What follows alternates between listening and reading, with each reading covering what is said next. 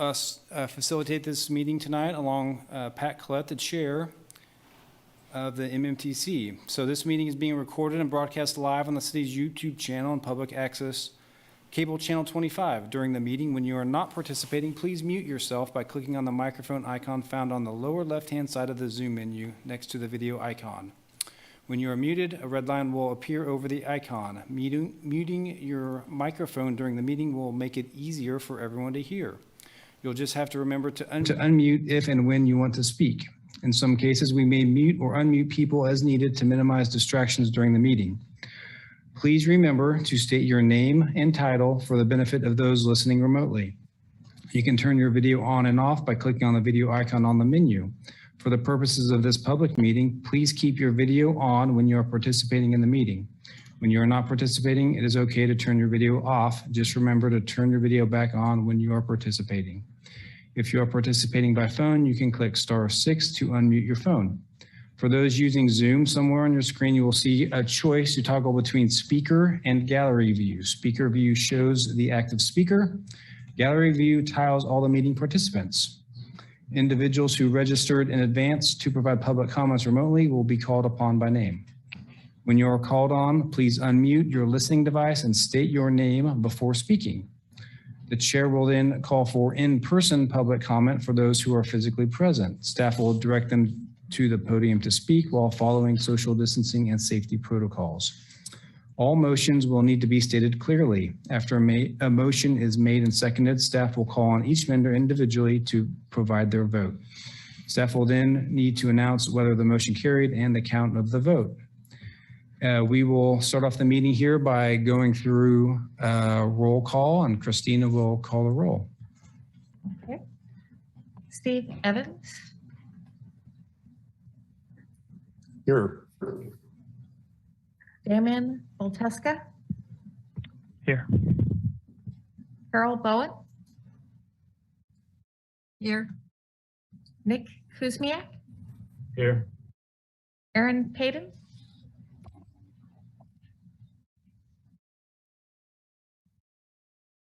Aaron Payton. Courtney Buffington. Here. Patricia Collette. Here. Charlie Bryan. Present. And Gregory Critchlow. Here. Okay. All right, thanks, Christina. We'll turn the meeting over to the chair, Pat Collette. Thanks, Dave. This is MMTC Chair Pat Collette, and this is our December 6th meeting of the Transportation Commission. This first session will be a study session, which is the strategic plan discussion. And we have City Manager Craig Owens here to present some information about the strategic plan and how that relates to the operations and function of MMTC. We really appreciate you being here, Mr. Owens. Well, thank you very much. Can everybody hear me okay? Yes, good. Yep. That's a good start. Well, thank you so much, Craig Owens, City Manager. I really appreciate being able to spend just a few minutes with you. You're my very first board and commission meeting that I'm going to go out and talk to you about the strategic plan. So I hope this goes as well as I have envisioned in my head, but I'll get better with practice, I'm sure. But hopefully you're all very aware of the strategic plan that we engaged in over the last 2 years that was initiated in pre-pandemic, and that we went through and did a lot of engagement with the community and built a strategic plan off of what we did, the listening that we did with the community. I want to talk a little bit about, we had a strategic plan prior to that, and it worked well for the 3 years that we put it into place. One of the things that we observed about the strategic plan was that it wasn't comprehensive. It kind of added a few projects on top of everything else that always happens, right? And so one of the things we wanted to address was make sure that what we have in a strategic plan encompasses all of the work that we're setting out to do on behalf of the community. And so that's what this one has set out to do. The reason I wanted to visit with you and a handful of other, we have 48 boards and commissions, and I'm spending some time with about a dozen or so that are the most active and that I think will interact a lot with the strategic plan. But we found that it's vitally important. You all are doing such heroic work in the policy level to help give guidance and policy to the city commission.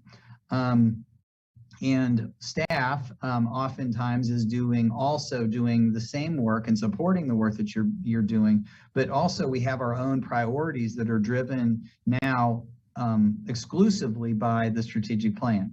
And so obviously the more alignment we have with everything that we're trying to do for the community and the better understanding we have of the work that we're doing as a community, no matter whether we're volunteer board and commission members or elected city commissioners or the staff or the professionals that are doing the day-to-day work and execution, the more alignment and understanding we have, obviously the better we're going to be at delivering what the community has asked us to do.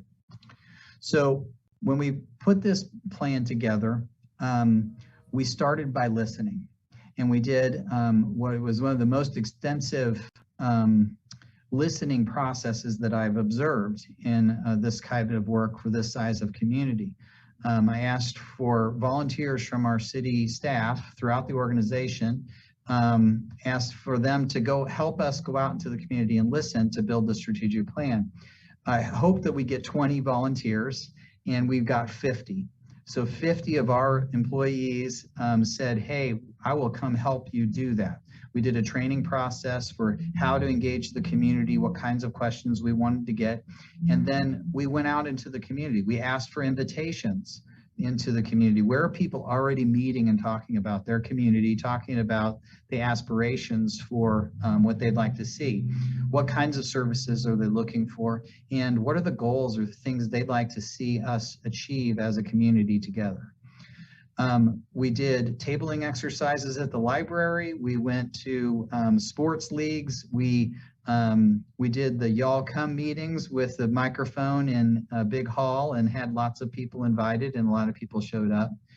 But we knew that we needed to try and engage the broadest level of community members that we could, and we were intentional in trying to find people that don't always get invited and that don't always show up, but are very important members of the community who really need the services we provide and have strong opinions about how that is, those services are provided and the things that we're going to do, the goals that we have for the community. And I was really proud that I think we did a very good job. We had about 3,000 people end up giving their thoughts about what did they want to see for their community. And the value of having about 50 different people in our city organization, which comes from the community. Most of the people that serve the city professionally are part of the community and come from all kinds of different parts of the community. So by them going out and asking people, hey, invite me to your next meeting, or I know you're talking about this, I think we did a good job of kind of getting a broader cross-section of opinions and getting people to the table. So about 3,000 people participated. We brought in all of that data, and we kind of assimilated it and organized it into 5 different areas. And if I can be permitted to share my screen, I'd like to show those. And this is coming straight off of our website under strategic plan. So are we seeing it now? Yes, we see it, Craig. Five dots? Okay. So we organized what we heard from the community, and I'm hopeful that many of you participated, if not all of you participated and gave us your thoughts about this as well.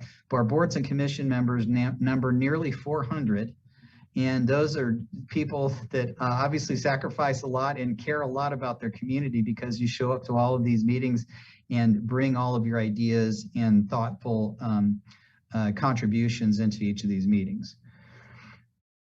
So we organize these around 5 different areas. The 5 different outcome areas. These are the things we believe that we're trying to achieve as outcomes. Unmistakable identity, strong, welcoming neighborhoods, safe and secure, prosperity and economic security, and connected city. So that's how we grouped and organized what we heard from people, that's what they wanted for their community, for Lawrence. We then spent a lot of time trying to describe what it is that we meant by those things. And so each of those statements, we spent time for 2 audiences primarily. One is those 3,000 participants. We wanted them to come back and experience the strategic plan, see what we put together, and say, yes, they heard what I offered. That describes the community that I want. It's important that that language meant something to them. The second audience really is to our employees, to the people that are going to be doing the work. And I would extend that to the boards and commission members, those of you that are making decisions to guide policy and to give advice to the city commission. We wanted the language on there to sound familiar and say, yes, I understand what that is, and with a clarity that helps guide the work that we're doing. The next level that we put into this was building a scorecard. So we wanted to be assured that this isn't just a lofty document with pretty words. We wanted to start measuring how we are making progress towards achieving these outcomes. This is about a 3 to 5 year time span.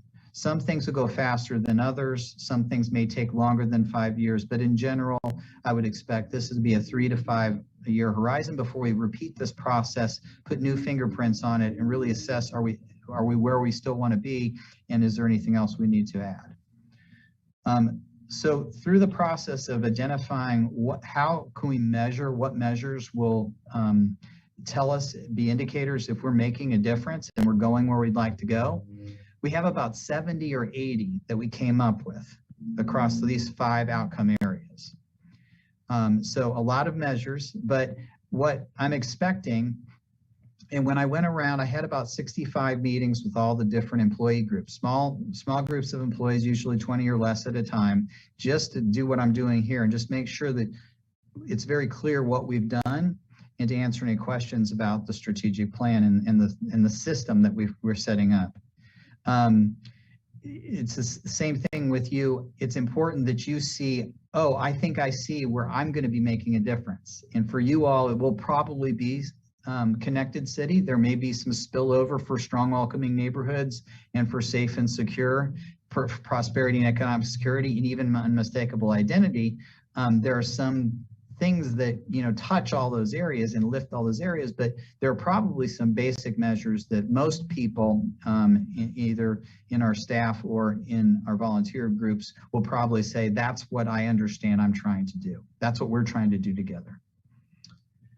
The second piece of this, which distinguishes it from our last strategic plan, is, and it makes it harder, I believe better and more sustainable, but harder, is that we added what we call the commitment areas. The commitment areas are because we understood and we heard that not only is it what we're trying to achieve that's important, but how we do that work is also very important. The way we do it and the way we achieve our goals is very important as well. So we've also put these lenses in place so that we measure success through these lenses, these 6 different areas, and we have to keep each of these in mind as we're planning for our work, as we're accomplishing our work, and as we're measuring our success and reallocating our resources. So those 6 commitments are community engagement, efficient and effective processes, equity and inclusion, sound fiscal stewardship, engaged and empowered teams, and environmental sustainability. I'll offer an example of how these work in tension with each other. They work in harmony and support each other when done well. They can also be in tension. And an example that I'll use is perhaps we would move along here and assess that under sound fiscal stewardship, we have the lowest tax rate and we have the lowest utility rates of any place around. Okay, so great marks on sound fiscal stewardship. We're getting a lot and we're not spending very much money. But what if in that process, we actually didn't pay our employees well, and we weren't fair in our employment practices or the way we're compensating, and we didn't have enough people to actually be successful in delivering the basic services that we're expected to do. So our engaged and empowered teams, our measurements of how we're doing with those groups might fail. So we can't ignore any one of these 6 just to get results in the other. We have to see those results across the board in each of those areas. Okay. So fundamentally, that's the way this system works. That's the framework that we've built.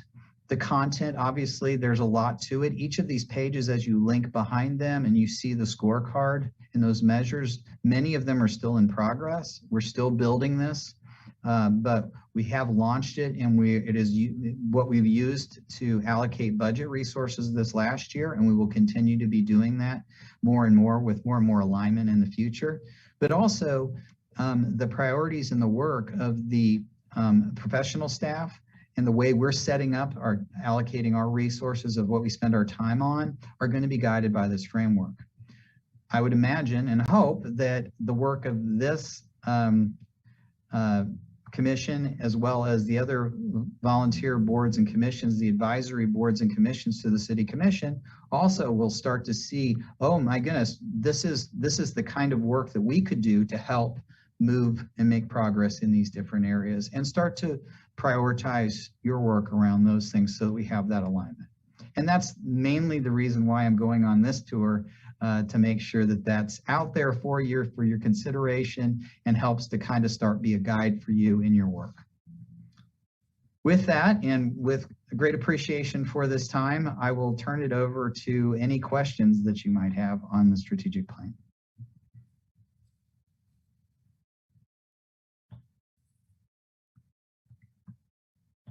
And stop sharing.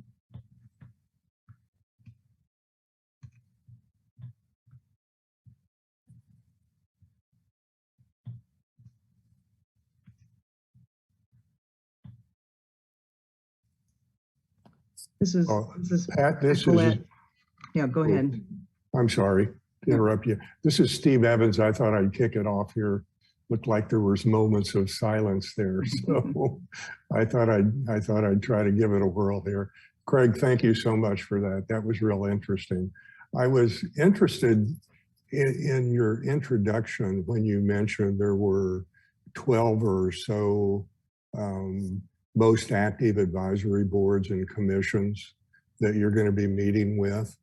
And we, over the years, have had discussions about land use planning and sustainability and various things that touch our world. And we've even had a few really good meetings with the Planning Commission, the Sustainability Advisory Board, and probably others that don't come to mind at the moment. Where I'm going with this is, I wouldn't say that all of the commissions and advisory boards are in silos necessarily, but it seems like there's an opportunity to overlap in terms of not only interest, but actions taken and knowledge. We've had, some meetings where we look at PowerPoints and, we're certainly getting a knowledge base from that would influence us. But I think what I'm trying to say is, if there were a mechanism for active participation in decision and policy making between the boards, I think it would raise the level of the effectiveness of, what you all are trying to do. And all of that in light of a group like ours that meets once a month for 3 or 4 hours.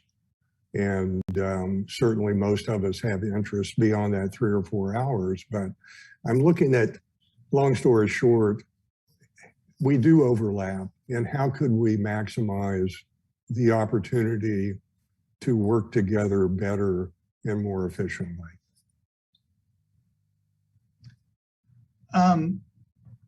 Well, I think part of it is understanding what you're doing. You know, I will say it is not, you are in service to the community, but also to the city commission, the elected city commission. They appoint you. They also appoint me, and then I'm responsible for the carrying out and executing the work of this remarkably diverse organization, and the things that we do and the services we provide. So I'm pretty sensitive to the silos or the overlap or the lack of coordination and cooperation that can happen. And it is not in anybody's best interest when we can't be well aligned. And so, you know, we have 48 boards and commissions. It is by far in multiples of the most that I've ever served with and experienced at a city. I don't know what intentionality there has been about designing and talking about the purpose of each of the boards and commissions. I think some are statutory, some have been prescribed. Most are probably a solution to problems that manifested themselves decades ago. And so I think it's worth at least talking about what is the work, purpose, and mission of each of the boards and commissions. And my hope is that if we're all focused on the same place, and that is the strategic plan, that you won't have incongruity, you will have better alignment. And so that's why I'm visiting. That's why I'm highlighting this and asking that this become more central to your agendas, formal and informal, so that, you know, even though you might not meet with another citizen board, or you might be talking about some similar issues, you're both guided by this document, because ultimately this is what our community, this is what our city is invested in and setting out to do.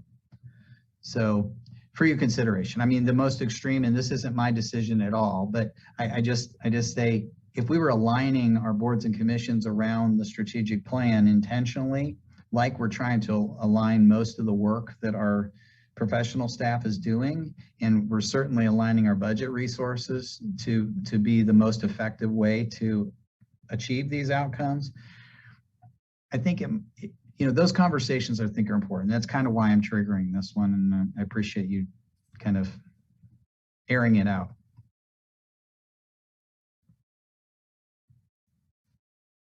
Other questions or comments? Nick Kuzmiak, MMTC. Sorry, I had jumped in here. So, Craig, I don't know if you're aware of this, but Commissioner Collette and a small group of others, I don't know exactly when it happened. I think it was right after our retreat in January or February. They crafted a list of, let's see, 2021 goals and objectives that are kind of more detailed based on the outcomes of the strategic plan that they support, as well as a list of action items for how to accomplish those goals. So I don't know if you're familiar with that one, but we kind of took it and ran with it back in early 2021 just to see if we could better, I guess, recalibrate our goals in the context of the strategic plan. So it's not in this agenda packet, but if you look at the most recent meeting in November, every time that there's a link to the calendar, the second page is that list of strategic plan related items. So if you're interested, I'd be curious to hear your feedback and see if that's kind of what you had in mind. I don't know. I would admit that no, I haven't done that, but it sounds like planning, and I think that's probably what you all are excellent at in trying to get your alignment. So I think that's great. That's what should be happening, and I appreciate that. And probably you'll get better at it as we get more detail into the plan, and that we start to see some of the work being done, and we adjust to it. So I I haven't seen it, but my guess is that it's pretty good. And the staff members here that are your liaisons, most of them have spent hours and hours and hours with me on different Zoom calls trying to get more detail put into these plans. And they're very, very familiar with what the work that we're trying to do. So I would imagine that they're very attuned to the alignment of your group's goals.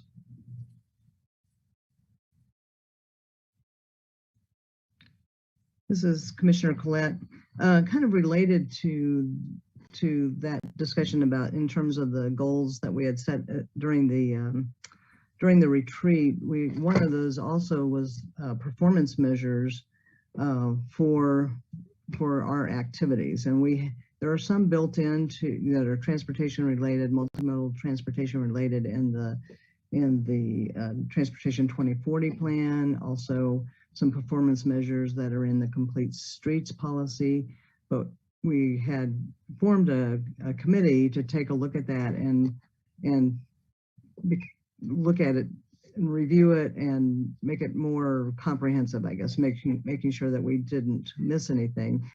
In talking with staff, we've kind of delayed that because, we knew that performance measures were being developed this year as part of the strategic plan. And so we wanted to coordinate with that and make sure that we were online. But one of my concerns, I guess, with that is that when we look at those performance measures and where they are for the things that right now that are probably most relevant to us, it's not very visible to the public, because you can go to the Transportation 2040 plan, or you can go to the Complete Streets policy and you see those there. And I just wondered if, in terms of developing that evolving the strategic plan, what thoughts you have about performance measures and, access of the public to those different elements, and how, and also how we can feed into that and make sure that people can find, transportation related performance measures. Yeah. Well, I'm a real fan of performance measurement, and I've become realistic about how many other people like us there are. I think what we tried to do was those that are interested in it, I think what we tried to do is harvest existing measurements that were already there. Because it isn't just that Craig got here and now all of a sudden we're starting to plan. There's been, such great work that already exists here in the community, some that the city did, some that the county did, some that our not-for-profit partners have done, the state has done, other agencies have done. So I think what we tried to do was harvest the great work that had already been done and kind of coordinate it into one place so that we're not having to look at lots of different scorecards. We like to get ourselves focused on a few things that are, understandable.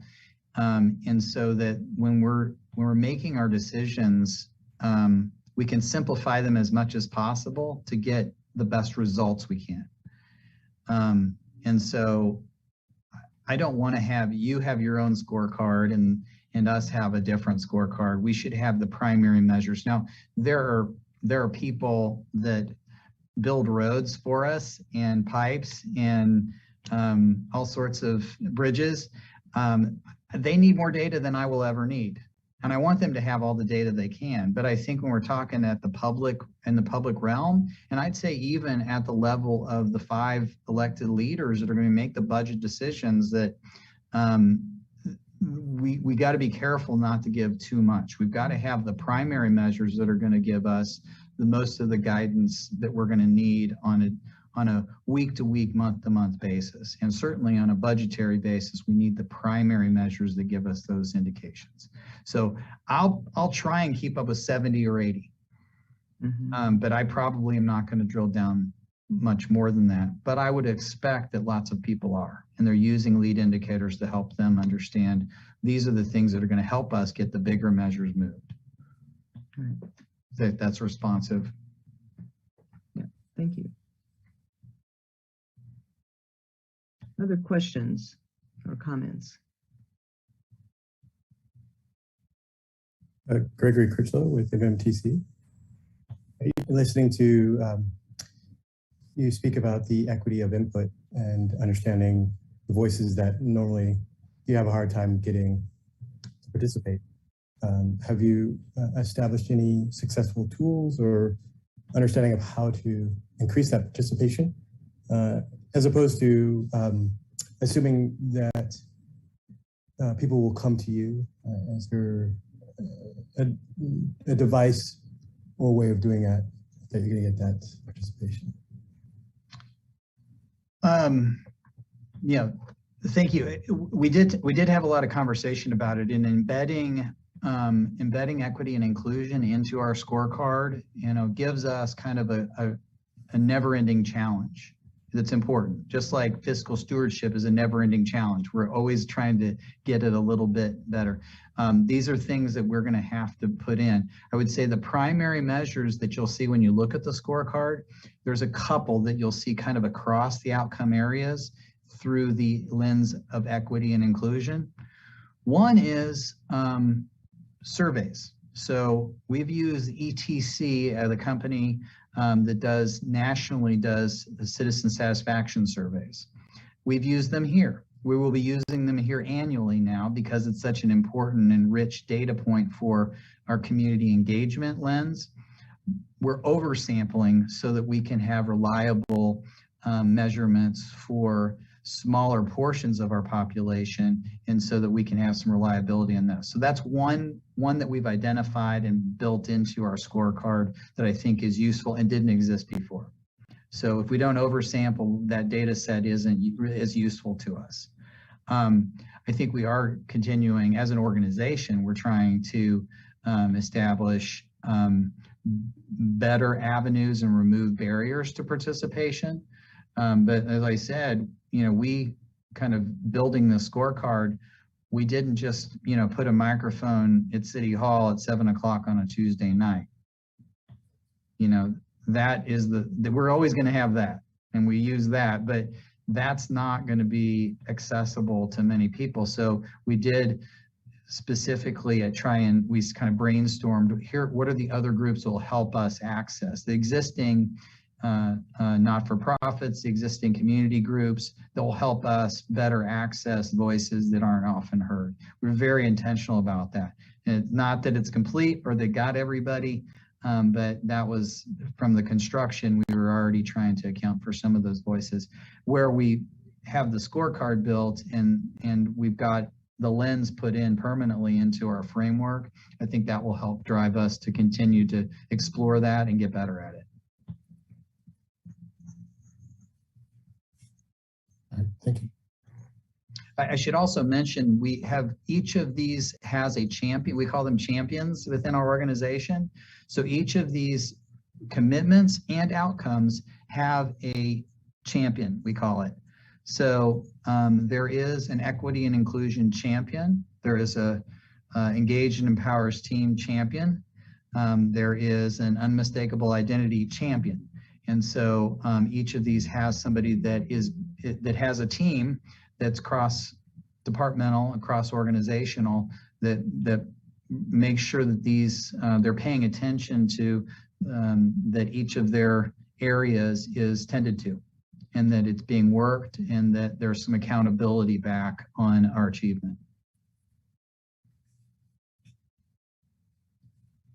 Yeah, sorry, Gregory Critchlow, MMTC.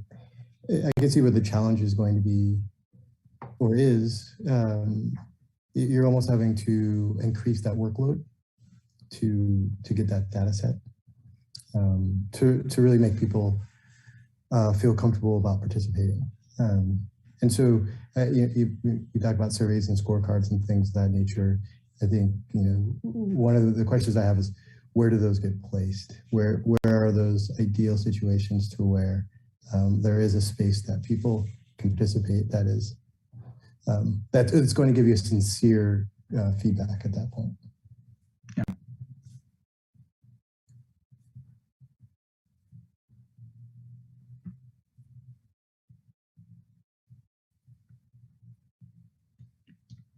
Pat Collette, MMPC. Greg, could you give us an example of a champion and a champion team, I guess, for one of those, just to get a sense of, how those are cross-departmental and, what's involved in that, and you could use the equity inclusion or another that you're, comfortable with sharing with us. I'll give a couple little examples, but I'm really giving a warm-up warning shot to Melinda, if she's available, because she is one of our champions, to kind of talk about how does she lead. She's a champion for connected cities. And so maybe Melinda, you can talk a little bit about this. I'll pick a community engagement as one of the commitment areas. I'll talk about that a little bit, and then turn it over to Melinda to give an example for the Connected Cities outcome team. So the community engagement champion is Porter Arneal, who's the director of communications and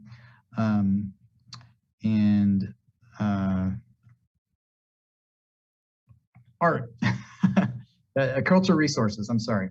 More and more on one side than the other, I think. So he is the champion, and we have representatives on his team that are in each of the outcome teams. So he's got somebody that from public safety, at least a couple people from public safety that are part of his team that are in the safe and secure outcome team. And that regularly talk about the work that's going in there and how they're making progress against the measurements, but also the activities that they've outlined as how they're going to make progress. We've got somebody from MSO that is primary role is communications on that team.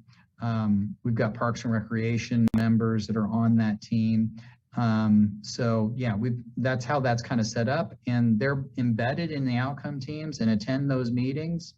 And then they also occasionally get together and meet as a team to make sure that they're sharing notes about how we're staying in line with and equitable about how we're serving each of the outcome teams. That's an example. Melinda? Melinda Harger, Assistant Director of Municipal Services and Operations. So again, I'm the champion for the Connected City Outcome Team. And on our team, within our team, we have, again, members from each of the commitment teams, and we have representation across several departments.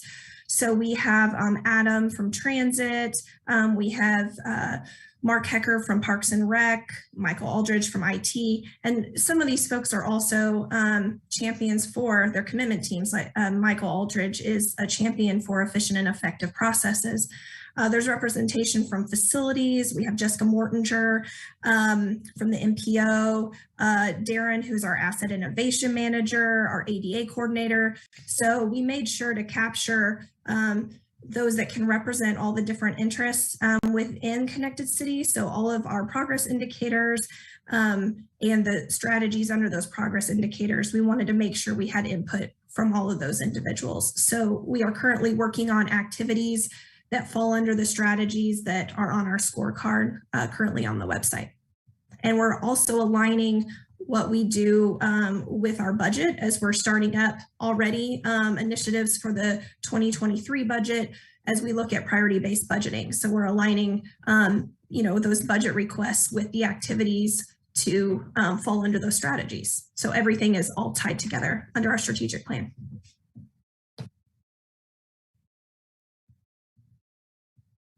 Great, thank you. Other questions from commissioners? This is Commissioner Bryan. Thanks, Craig, for doing this presentation tonight. I think it's been a really interesting kind of watching the city go through their planning process for this, and now to get a chance to see the indicators. I'm on the website looking at the Connected City indicators, and I noticed that each of these has a little option that says click to explore data. but when you click on it, it just takes you to a login page. Is that just a technical glitch, or is there, I guess I'm trying to figure out, like, can we get deeper into the data to look at the number, how it's changed over the years, if in fact there are annual data points or biannual data points and such? Or is there a way to know what the source of the data is that's not listed on the graphic? City Manager Craig Owens, you might have just ruined Melinda's evening, but our intention is to put as much data as we have behind there. You'll notice that there's some really beautiful orange cones. Yeah. On here. There, you'll see those in other outcome areas, and that's a little bit of a source of pride for me, and I'll tell you why. And I think that you have very many technical people on this call, so you'll appreciate it a little bit more. We had the option to pick alternative data sets just because we had that data, instead of sticking with the ones that we've put up here and knowing that we have to build that data that we don't have yet, because it's the better indicator. It's the better indicator of us getting where we want to go. And so I'm kind of proud of us sticking with that. Now that's just going to mean that we have one less year, and maybe we can't have the look back year that we might have with some stuff that we've been collecting, but we will build these, and I think they'll be more useful as this moves over time, because we did this and had the discipline. Now the data integrity or the accessibility electronically on here, we need to continue to work on that. Some of these have a lot of data behind them, and probably it's just not accessing right. And some of these probably are just very immature in their in the data development at this stage. Okay, thank you. Melinda Harger, Assistant Director, MSO. I can speak to that a little bit. If you click on the graphic to get the additional information, it's taking you to our OpenGov website, and it does require a login the way it's working right now. So I went ahead and logged in, and I'm able to see the additional information, but I will talk with our strategic initiatives person to see how we can make that more public friendly, so folks don't have to register in order to view that. Thank you. I mean, I wouldn't mind registering, but it doesn't give me an option to do that either. So. Yeah, the City Manager Craig Owens, the intention is to get as many people that care to jump into the game here and help us and help do the find insights from their various perspectives. So whether it's you're a community member, volunteer, or somebody that's working on our streets actively, we want to share all that information and look at the same information.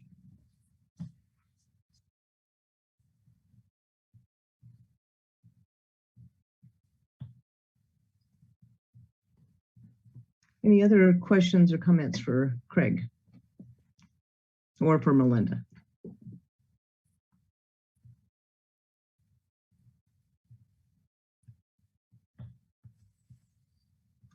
Well, I don't see any others. We really appreciate you being here this evening and making us one of the 12 that you reached out to and the first. So it's really helpful to kind of have a heads up about what's out there right now and be able to watch that development as we move forward and see how we can interface with that. So I really appreciate that information and will help as we develop our plans for 2022.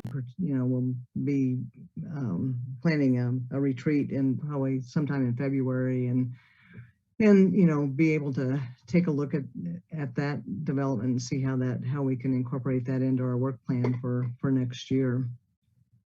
So that's wonderful. Thank you for being here. City Manager Craig Owens, thank you all very much for having me. And if you want to give any feedback back to your liaison so that I can get better at this, I would greatly appreciate it. But thank you for the time. I know you have other things on your agenda, and I really appreciate all the work that you do as volunteers to make a big difference in our community, because it definitely shows. Thank you. Great, thank you. All right, we have about 10 till 6. So why don't we take a 15-minute break and reconvene at 6:05. Commissioner Collette, this is Commissioner Bryan. Mhm. I know we were, asking questions and engaging the presenters. Was there going to be any discussion amongst ourselves? Oh, certainly, yeah. We definitely can do that. Thank you. I didn't really have a whole lot to talk about, but I was kind of curious on our staff memos. We've always, well, for quite a while, we've seen a standard item on there says alignment to strategic plan, and then usually it's just the label, like connected city or whatever. And as we get further into this, kind of being aware of the performance indicators, I think it would be helpful to start to see those as well. And just from staff's perspective, which performance indicator would be connected or, aligns with whatever the issue is that we're addressing. Is that going to potentially impact a number that the city cares about? If so, is there any way to even project how much further they think the measure might change? So I think it helps to bring these things to our attention. So Right. that'd be kind of my additional feedback for staff, just helping us to sink ourselves into what our alignment looks like. And they're probably more familiar with that than we'll ever be. Right.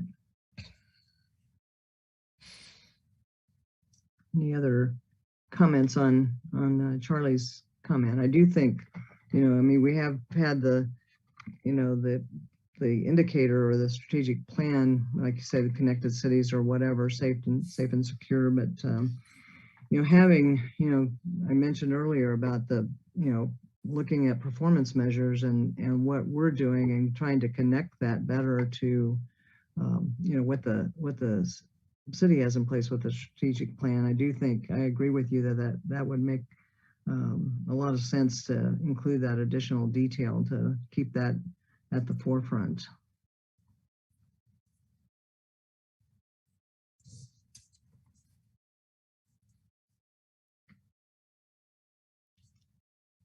Anything else before we?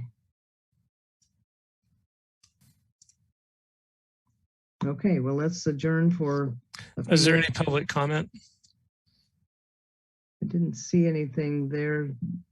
Dave, is there anyone who's registered for public comment? This is Dave Cronin, city engineer. There's no one who registered and there's no one here in person. Okay, thank you. All right, well, let's adjourn and reconvene at 6:05.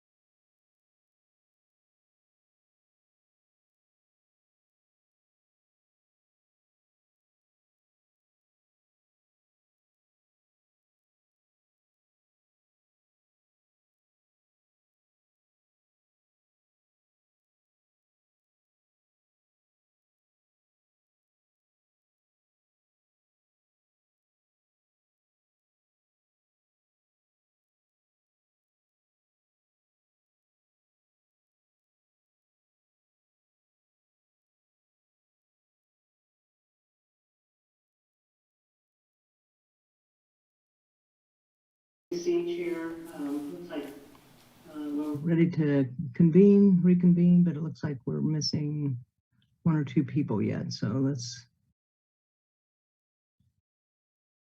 get started here in just a few seconds.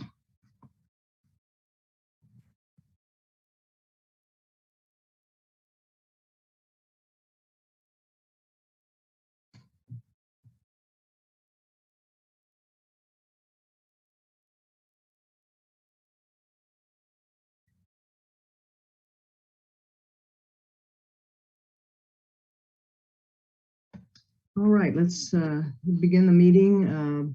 This is the December 6th meeting of the Multimodal Transportation Commission. This is Chair Pat Collette, and I would like to see if we can take roll. Tina Perkin, City of Lawrence MSO. I'll start roll. Steve Evans, Here. Damon Boltuski. Here. Carol Bowen.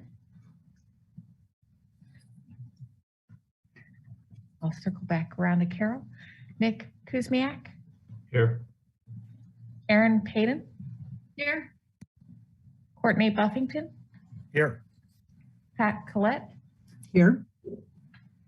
Charlie Bryan, Here. and Gregory Critchlow. Here, sorry.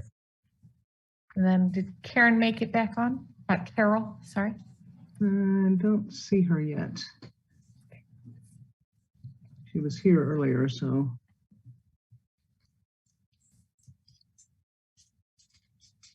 This is Dave Cronin, the engineer. I see her logged in, but her camera's off and have not heard from her, but I'd recommend we move along and we'll catch her with a roll here in a bit.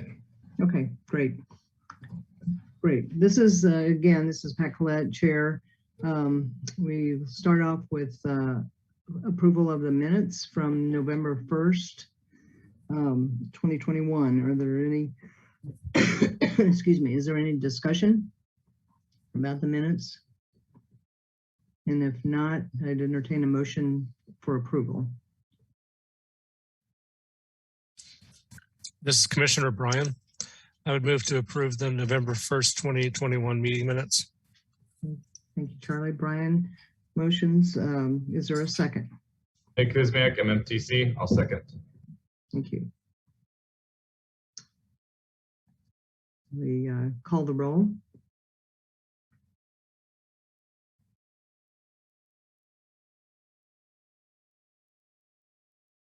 Okay, so.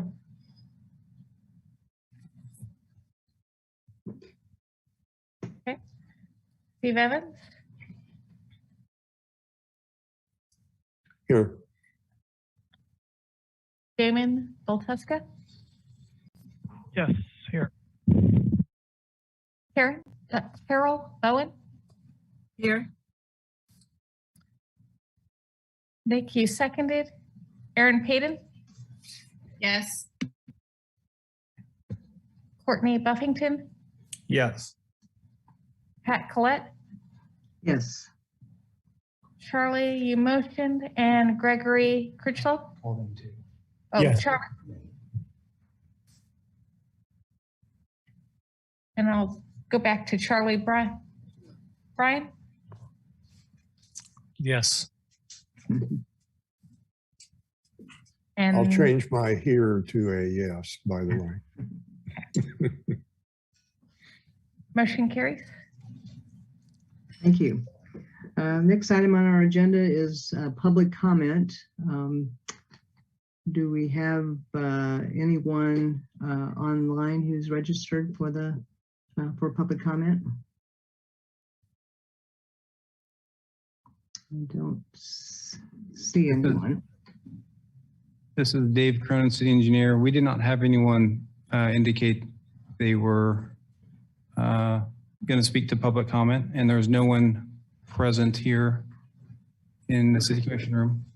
Okay, thank you. we'll move on to the agenda items. So the first item is consider city staff recommendation of a shared use path on both sides of the street for the design of Wakarusa Drive between Clinton Parkway and Research Parkway. So is there a presentation for that?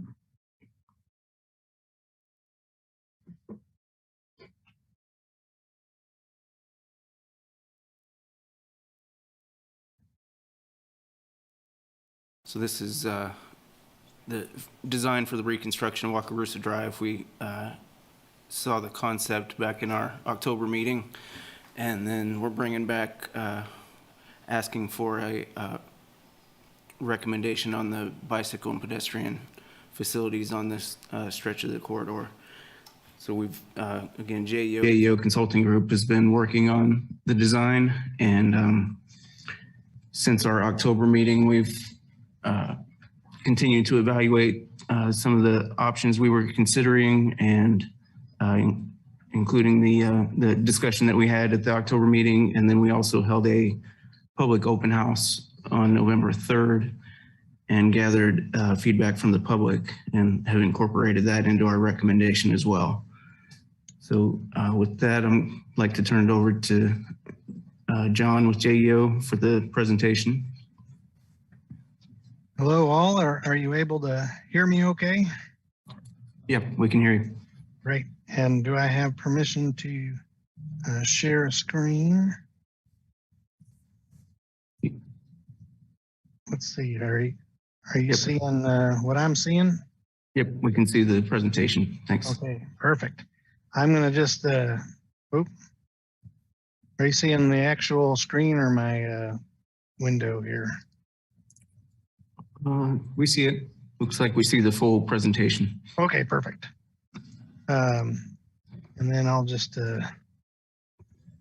maybe turn off my video as I go through here so you can just focus on the beautiful presentation instead of my tie tonight. Thank you for having us back. John Marburger again with JEO Consulting Group. Wanted to just kind of touch base again after our previous meeting. As Dustin mentioned, we actually also met on October 21st with Brandon Woods Homeowners Association, and we're able to, provide a little bit more opportunities for discussion with some of the folks that back right up onto the corridor. But I'll just jump right through some of the initial overview stuff. A lot of it will be similar to the last round, and so I'll run through a little bit quicker this time, but feel free to stop me if you have any questions. But basically, we want to go over the project limits, the bikes and pedestrian accommodations, the intersection type, particularly at 18th Street. And then I want to really slow down a little bit on the public and input section and the recommendations. And the goal tonight really is to come out of tonight's meeting with at least what I would consider an informed consent, that there's nothing as we leave here tonight that anybody's going to really lose a lot of sleep over. And so that's kind of the goal, and that allows us to continue moving the project forward towards final design. And if we really have some solid things set up now, we'll be a lot more efficient and be able to save costs and time down the stretch. So that's why we're doing all this work up front to hopefully get something that everybody's at least understands why the decisions are being made that are being made. And so as far as the project description, again, this is the same corridor we've seen before.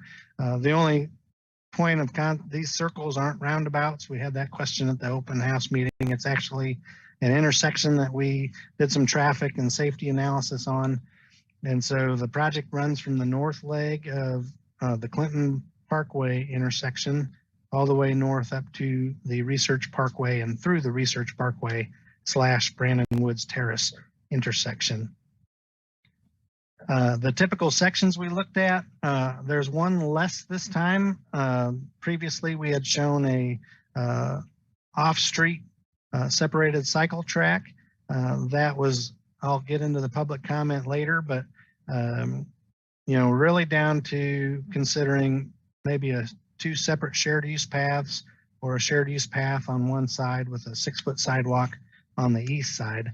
The other thing I added to this slide, I put a blue dot over here on the left side of the typical sections, and that represents a fairly major water main that feeds the Wakarusa water treatment plant.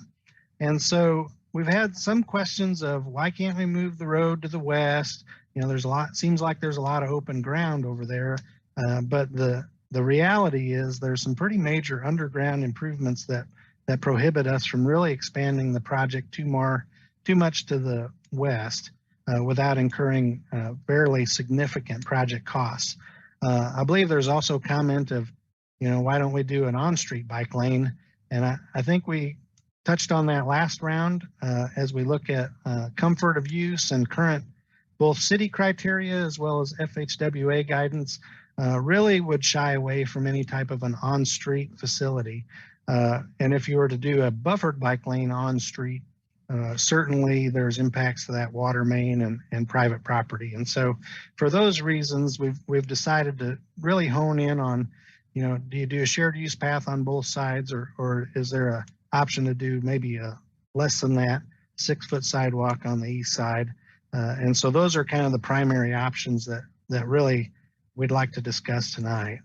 This next slide's a little bit technical, but bear with me.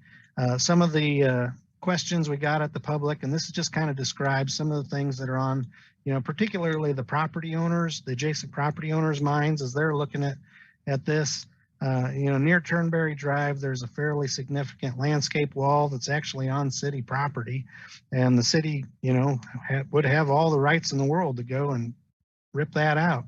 But to the extent that we can minimize impacts to, say, trees that are on the right of way or other landscape features, you know, it's worth taking a look at what we can do. So this picture on the left basically shows the existing curb line, and then the new curb line will be about 5 feet behind the current. And then we've got basically a 2-foot paved buffer area and then a 6-foot sidewalk. And if we do that option, you know, we basically don't have to touch that existing landscape wall. If we were to do the shared use path option, you know, we may end up having to move that landscape wall about 3 feet further away from the road, but certainly still able to accomplish, you know, either the 6-foot sidewalk or the shared use path option. The cycle track, of course, would be even more significant property impacts. On the right side, this is a little bit further north up the corridor as we back up to Spyglass Court. And one of the things we heard from adjacent property owners is that property, the ground slopes away from Wakarusa Drive to the east. So again, the back of the curb is about 5 foot behind the current back of the curb. And if we do a 6-foot sidewalk, we're able to basically tie in pretty close to where the slope ties in today.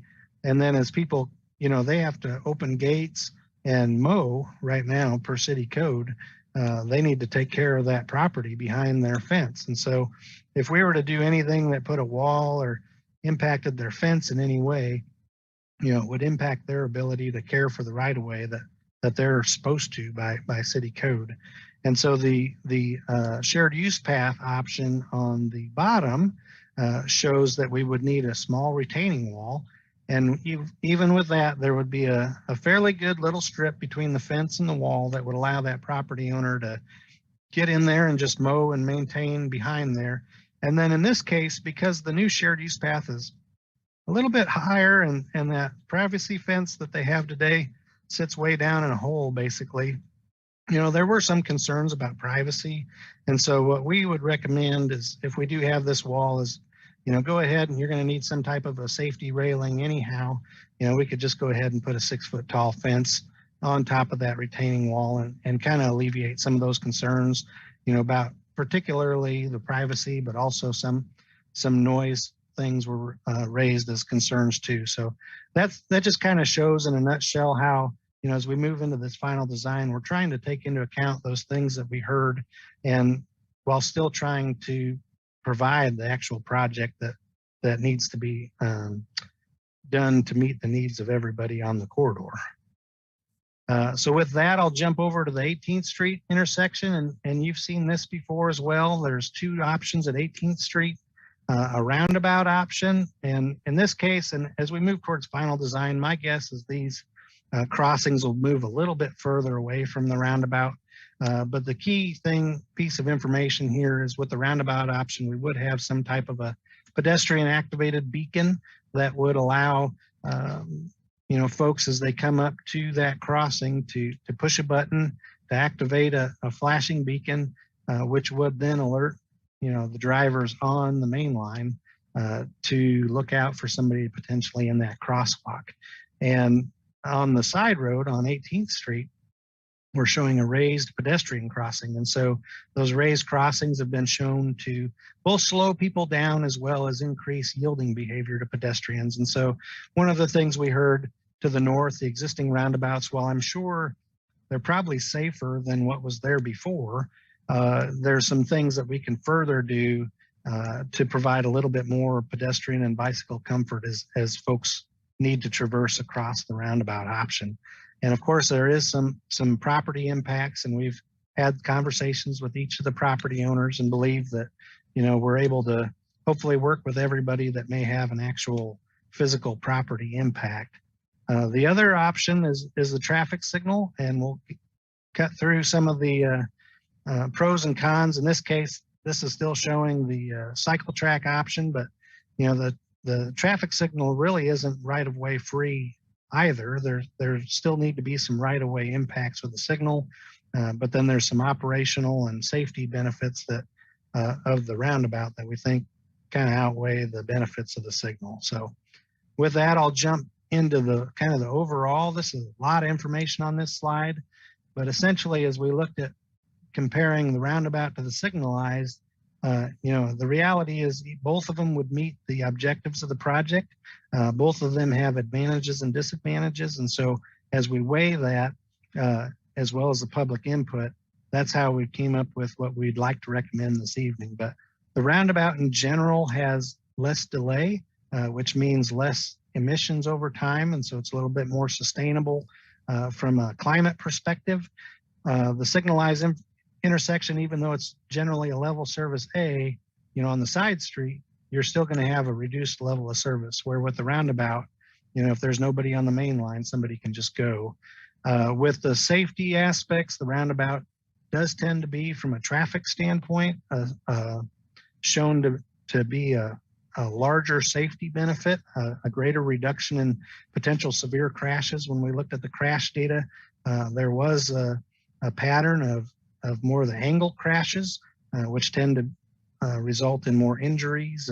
And so if we can reduce the angle at which people are coming into that intersection, and if we can slow people down as they approach the intersection, both things that roundabouts do, that's where that additional safety benefit comes from. When we talk about right-of-way, the roundabout does take more right-of-way. As I mentioned, both options you're going to need a little bit, but the roundabout certainly does have more significant impacts. And there's utility impacts with both of these, as would be associated with the right-of-way. And then the initial costs, we've got a red number here. So the roundabout, when you add up, the right-of-way costs and the pavement costs and some of the other ancillary features, utilities, et cetera, the roundabout does cost about an extra $500,000 or so initially, but over the life of the project, over the next 20 years, we anticipate about a $200,000 savings. Excuse me, I jumped to my next slide. About a $200,000 savings in travel time benefits, and about $1 million of savings when you look at the safety benefits, when you put costs to those crashes that may occur with either option. The roundabout outperforms the signalized option. And then when we look at just operational savings, not running electricity to a traffic signal or going out there every year to maintain the equipment, in the future, even after the life of the project, that traffic signal, you're going to have to replace and update the equipment, where with the roundabout, the physical infrastructure is in place. So it has a little bit of what I would call maybe a reserve capacity, if you will, for future maintenance benefits. And then when we look at pedestrian accommodations, we talked about this pretty much in length last round, but The roundabout does have the advantage as people come into the intersection, slowing people down. You have the center turn lane, the raised median that provides a little bit of a refuge, and then adding those extra considerations at the roundabout, whether it's the pedestrian beacon across Wakarusa or the raised crosswalk across 18th Street, where with the signalized crossing, it's going to be more your traditional push a button, get a walk light with the phase that you're on. But then you still have, folks that turn right on red, et cetera, that would happen at any other signalized intersection. So from a public input standpoint, we did have that open house, as Dustin had mentioned, on November 3rd. And we had about 23 people actually sign in. So that there may have been more there, but that's who signed into our document. And so I'm just breaking down, from what we heard from the sign-in sheets. So when we look at pedestrian and bikes, almost half of the folks that came and most of the folks that came, again, are area residents interested in impacts of their property. And so most of those, had written down that they would prefer the 6-foot sidewalk option versus the 10-foot shared use path. And about, roughly a third of those folks didn't indicate a preference one way or the other, so which kind of indicates to me that they either, don't feel like that either option would impact them, or, they're more concerned about the, driving up and down Wakarusa than walking or biking. And so with that, one of the things that maybe the discrepancy, what we heard orally versus what we saw written down, as we described the 6-foot path, a lot of people, I think, took that and said, oh, there'll be less impacts to, my trees or landscaping. But then as we talked in person with folks and talked about how with a 10-foot path, the city would take over maintenance of that and clear snow as they would on any other recreational path. Several folks indicated now, oh, that maybe switches my vote, if you will. It's not really a vote, but certainly their preference that now they wouldn't have to, remove snow and get through their gate and all that. So there's certainly some benefits, even though, the shared use path takes up a little bit more room, has a little bit more expense.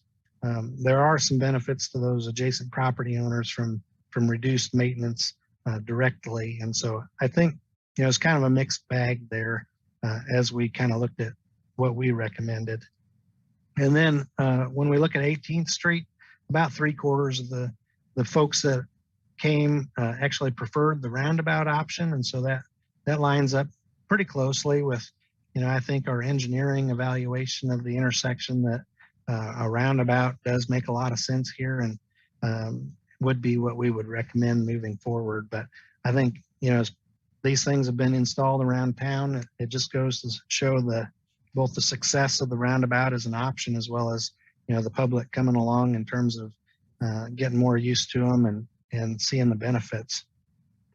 When we look at construction cost estimates, last time, I think we tried to look at things a little bit as incremental. This time, there's a lot of information here in this table, but essentially, as we step through it, on the left-hand side, we've got sort of our bike ped accommodation options. And then on the right-hand side, the 18th Street intersection options. And so as we put those together, there's different combinations that we could come up with more for a total construction cost. So if we just build a road and don't think about anything else, that's about 5.1 million. Obviously, we're not going to do that. And so we look at, the next row down, which is a 10-foot shared use path on the west side, but then doing that 6-foot sidewalk on the east side. And with the signal option, that's kind of the basic package, I would say. That's about $6.75 million, and add about $500,000, as I mentioned earlier, for the roundabout option. And then the 10-foot shared use path on the west side and 10-foot shared use path on the east side, that kicks those dollars up just a little bit for both options. And then the cycle track, of course, is the most expensive option of all. And so as we look at within this matrix, where we landed was somewhere in the middle, feeling like the roundabout, definitely had some clear benefits and support from the public. And then the shared use path having the benefits of, when you think about users who may not back right up onto it, there's some clear benefits to the connectivity to Clinton Parkway. And then also, the reduced maintenance for actually property owners that would actually back up onto this thing. And so that's where we're looking for our overall recommended design elements tonight. What we wanted to put forth in front of you guys would be to recommend that roundabout be installed at 18th Street. To install dual lefts. I didn't really talk about that this time, but we talked about that last time. Dual left turns at Clinton Parkway, and then a two-way stop control intersection at all the other intersections. So Innsbrook, Turnberry, Research Parkway, they're going to have center turn lanes, which will improve safety and operations there, but the side roads will still have stop signs. And then as far as the roadway cross section, what we're recommending this evening and putting out there for discussion would be a shared use path on both sides of the street, and then a raised median or center turn lane throughout. And that really is about slowing folks down and providing that extra safety benefit with the turn lanes, getting the turning slow moving vehicles out of the fast moving inner lanes of the roadway.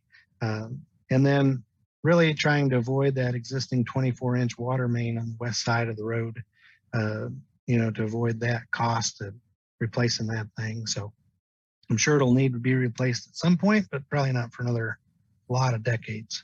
So we'd rather not get into it now. So with that, I'll just discuss real quick next steps.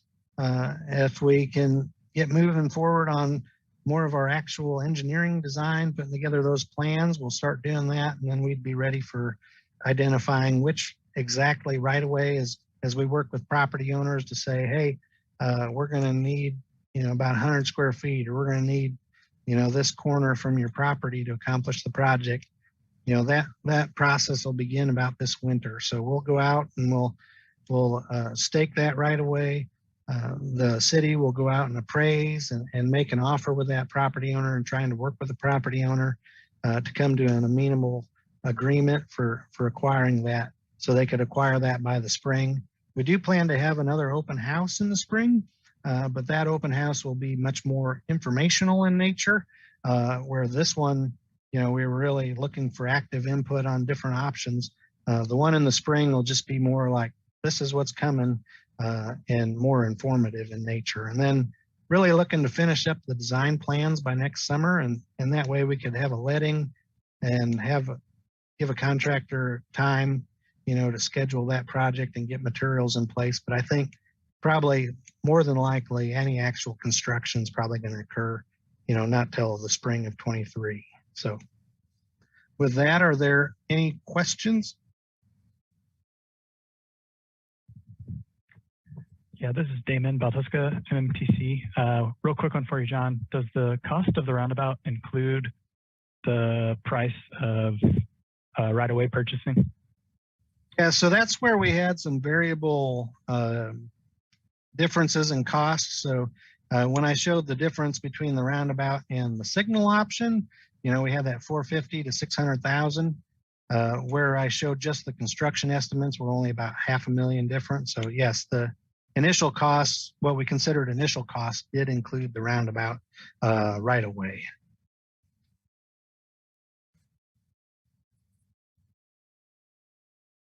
Other questions or comments?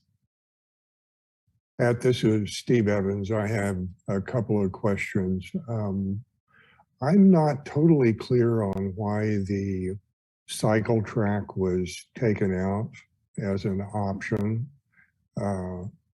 I may not be unhappy about that, but I'm curious about why.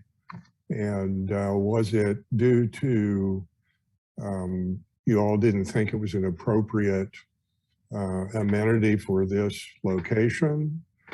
Did it have to do with dimensions and the water line? I'm just kind of unclear. I know there was a lot of interest from the commission in a cycle track, and I'd like to know a little bit more. I think we would all like to know a little bit more about why it's not an option at this stage.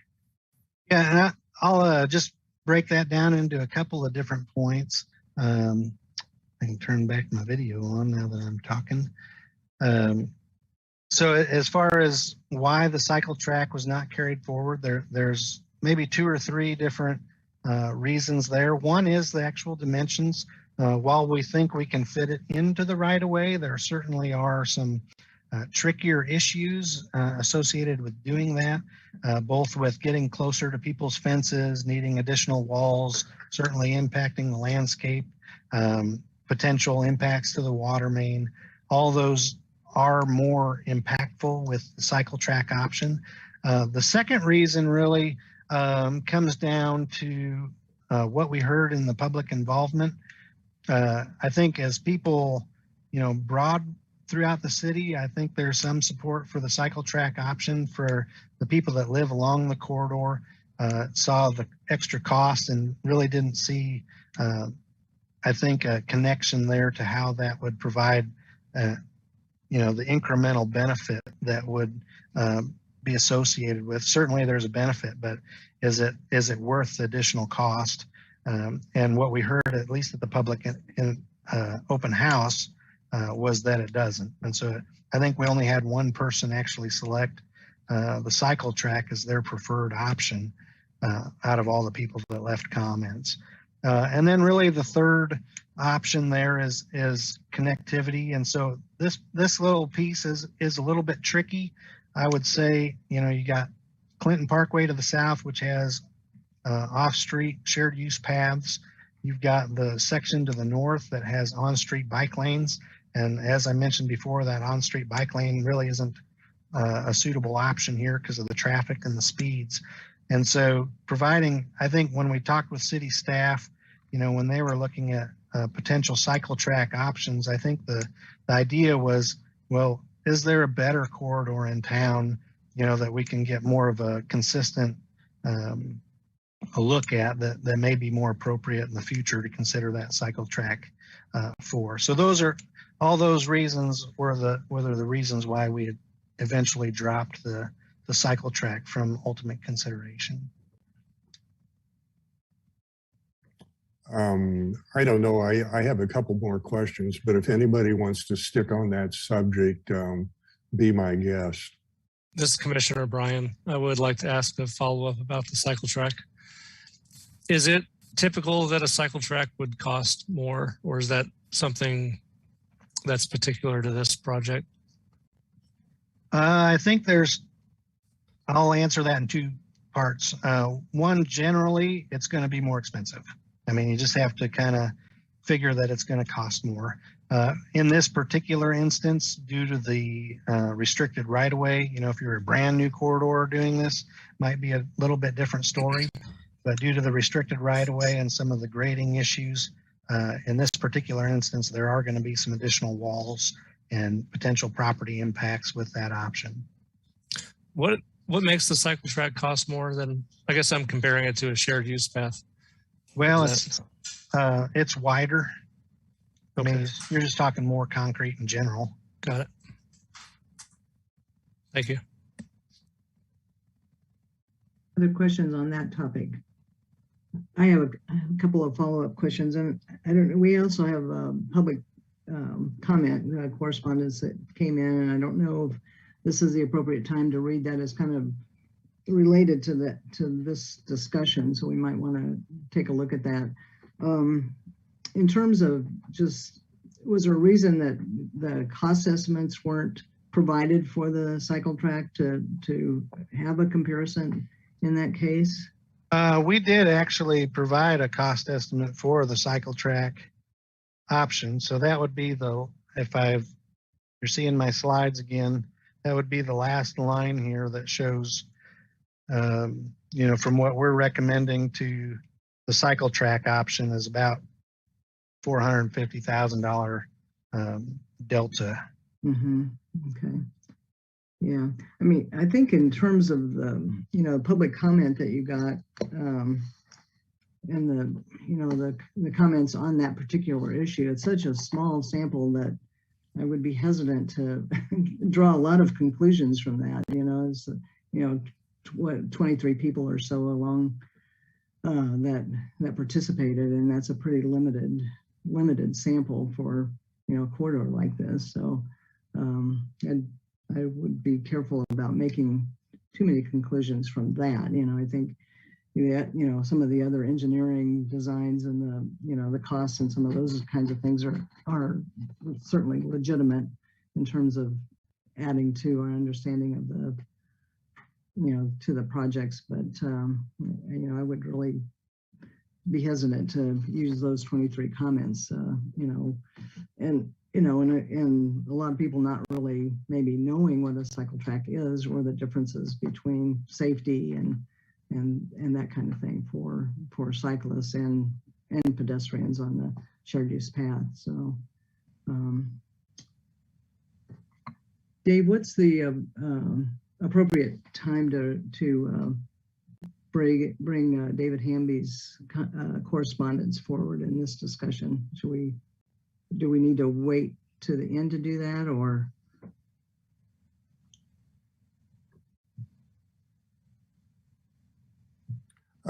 Pat, could I make a suggestion? Sure. I think maybe we ought to treat it as public.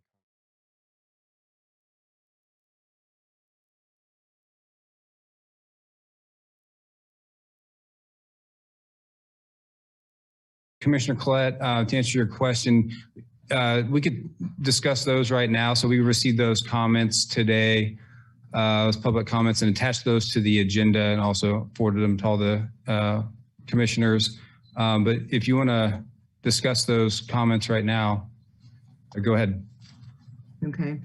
Well, basically, you know, I don't know if we want to read through the whole thing. We all have a copy of it, but as a commuter cyclist, he you know, was really asking that we reevaluate the options for bike ped facilities and consider on-street buffered bike lanes with a shared use path on one side of the street. So that's you know, that's a different option than what we were presented with as far as cycle tracks. But you know, in terms of a buffered bike lane for commuting cyclists, because I mean, I do agree with his points in terms of the safety of cyclists going through on shared use paths. And, you know, that's been a discussion for us, and we have on our agenda for a study session in January is talking about, you know, better control marking of intersections on shared use paths and intersections as far as unsignalized intersections. So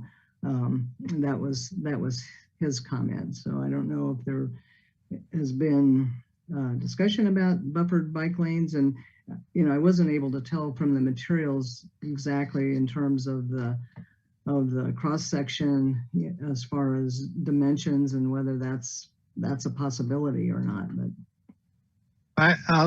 if I may just address that quick. When we first looked at this thing, you know, looking at an on-street facility that was not buffered was not going to be an option because it doesn't meet the current city guidance, nor does it meet FHWA guidance for the volume of traffic and the speeds. And so I know the commuter side is a lot different from the, you know, the small children and the school crowd, and there's as you know, a wide variety of users. And so certainly something that's separated is preferred on this corridor. The reason that we looked at a cycle track that would be behind the curb as opposed to a buffered lane that would be on the street is primarily because that option would allow us to reduce the overall impacts of the project and the costs of the project to fit within the corridor that we're given. And so if we were to do an on-street buffered bike lane, I think that water main for sure would be impacted for probably at least half the corridor, and you're probably taking a lot more property from adjacent property owners all up and down the corridor. So I see where he's coming from with that comment. I believe the study reference was maybe from the 90s, but we do, the options that we're recommending do follow the current FHWA guidelines, as well as try to fit within the corridor that we have been given. Pat, I'd like to jump back in if I could. This is Steve Evans. I think that my analogy on how we're evaluating this and probably other projects around town that we look at, my analogy would be kind of top down or bottom up.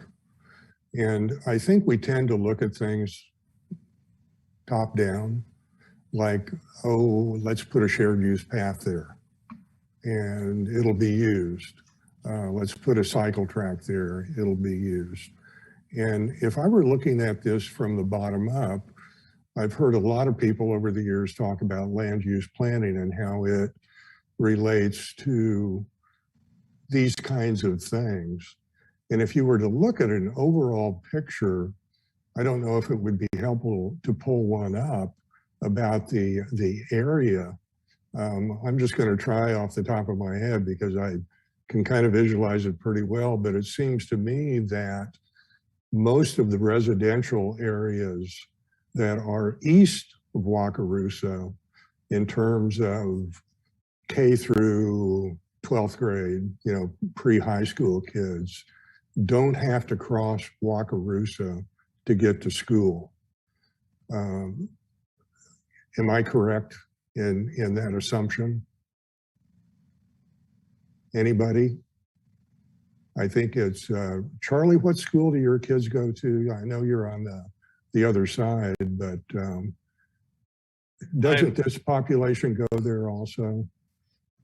Yeah, this is Commissioner Bryan. I would say I'm sure the school district tries to avoid that, but they've changed boundaries already in the recent past, and they have kids that have to cross 6th Street, and Right.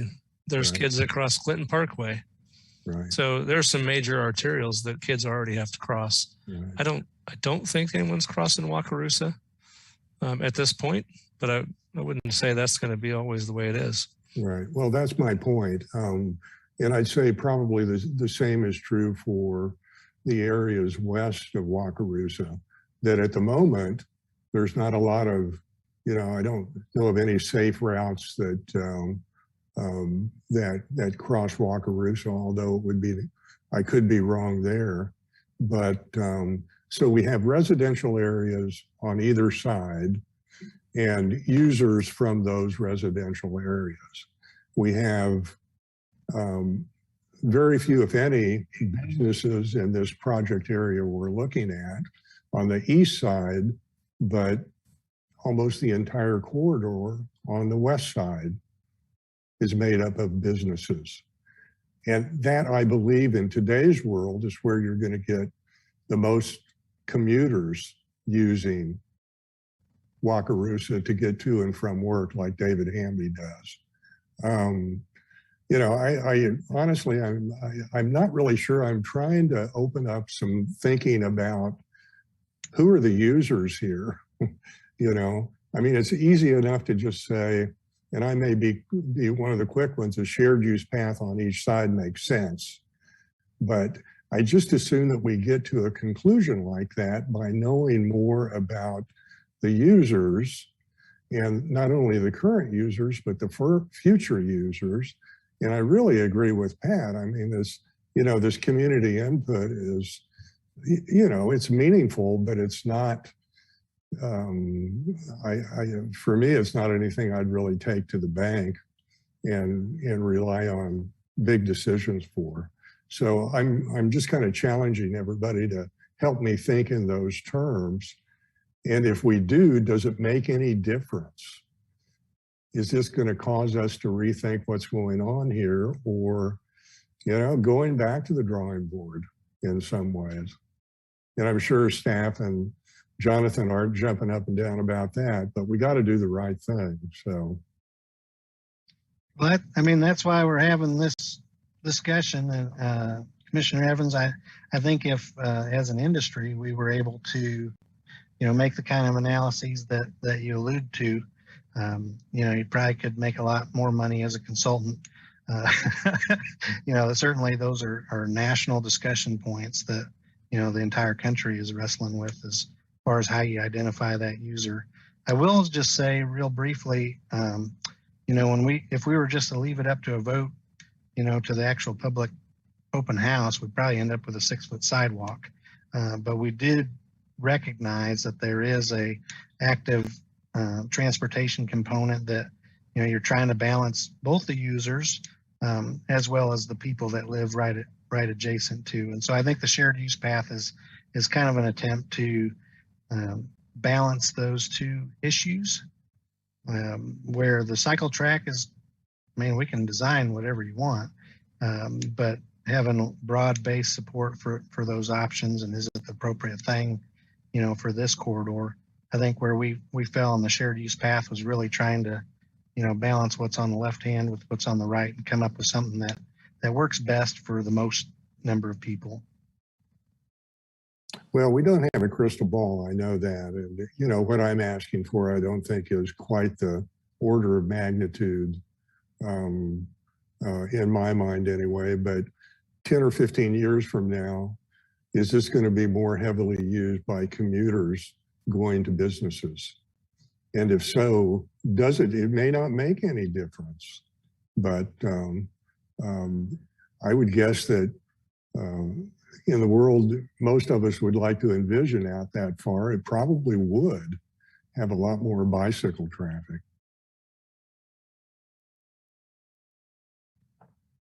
This is Commissioner Collette. I think, you know, with the number of curb cuts, you know, so if you have a long stretch without curb cuts, that works reasonably well for cyclists. But the more curb cuts you have along the corridor, the more dangerous it is for cyclists. I think, you know, shared use path works well for pedestrians, and especially, you know, talking about the beacons and that kind of thing. But at the speed at which, you know, bicycle is traveling, you know, it requires a stop at every intersection, because there's no, you can't be sure that with, you know, with the two-way stop, that those two-way that the automobile traffic is going to stop there, you know. So you really are at much more danger in a shared use path. But you know, when you've got a stretch without those, then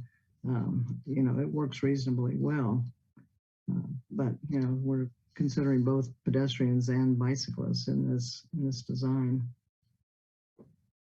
I believe Commissioner Buffington had something to add. Thank you, Court Buffington, MMTC.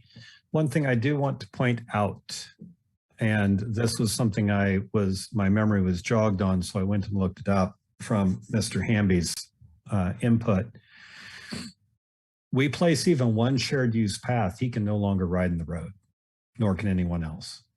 City Ordinance 8615 states, wherever a usable path for bicycles has been provided adjacent to a roadway, bicycle riders shall use such path and shall not use the roadway. This really gives me cause for pause. This is Commissioner Payton, and I'm sure there's someone that can speak to this better than I can. I remember this came up several times in Bicycle Advisory Committee, and that is, from what I understand, something like it has to be bicycle specific. So I think maybe a bicycle track would be considered that, but a shared use path is not. So for instance, on Clinton Parkway, you don't have to ride on the shared use path. You can ride on the road.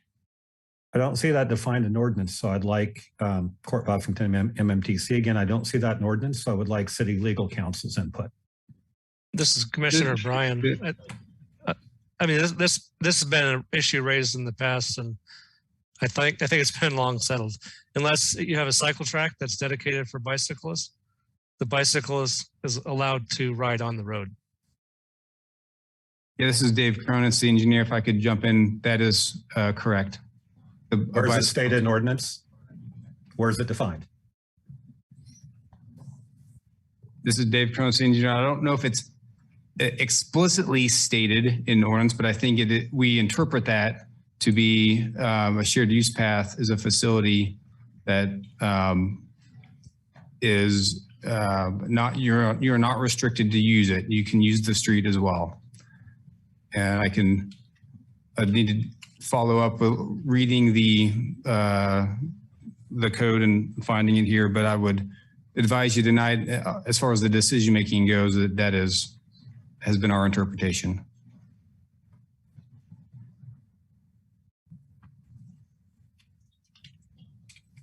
Commissioner, Bowen, Commissioner. I'd like to speak from pedestrian perspective, following up on Steve's comments. We are at the bottom. I am not comfortable with shared use paths. To me, they are a recreation path. And if you're walking on a business street, especially on a hill like Wakarusa, the cyclists are either going very fast down the hill or they're struggling to go up the hill, and that it creates a hazard for pedestrians. The only saving grace I see is if a pedestrian wants to cross the street, if they had that median, it's somewhat safer. I just don't like shared use paths.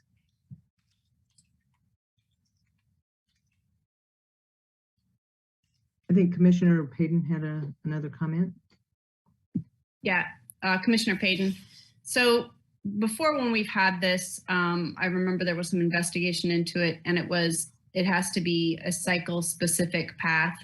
And I think if you think about a shared use path versus on-street bike lanes, and you're thinking about what we've talked about a lot in the past, which is all users being able to use the whatever infrastructure we're putting in, a shared use path can be used by anybody, by the 6-year-old on a bike or a person walking, whereas on-street bike lanes can't. And so when we looked at it before, it was, I believe it was examined, and like I said, there's probably someone that can speak to this better than I can, but it was examined and concluded that it had to be a bicycle specific infrastructure, and that Lawrence, at least at that time, didn't have anything that we still don't, because I think it would be a cycle track. It would only be bicycle infrastructure that would be considered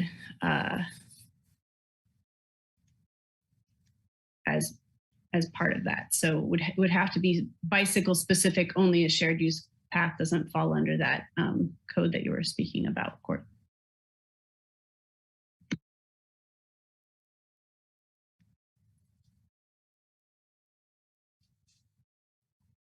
Kuzmiak, MMTC.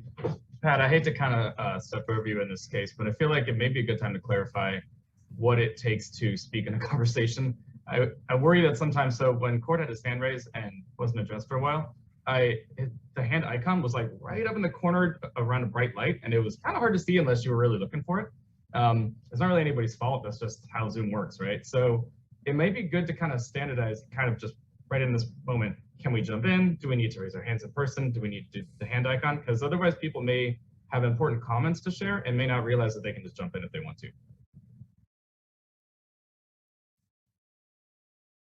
Generally, I think, it's worked pretty well as far as people being able to jump in or raise their hand and, and jump in. But, if people think, we need to be more formal about that, we can certainly do that with the raised hand icon on the screen. Is there any thought about that as far as anyone who's feeling like we need to, standardize that more? And it's certainly, Nick, that's certainly something we definitely need to consider to make sure that everybody has the opportunity to speak and that we don't miss anybody. Yeah, and I think in general, this is obviously not the appropriate venue for this. We should do it during staff items or commission items or something. I just wanted to make sure kind of in the moment, while it's been a kind of immediate issue, that we don't let it go by.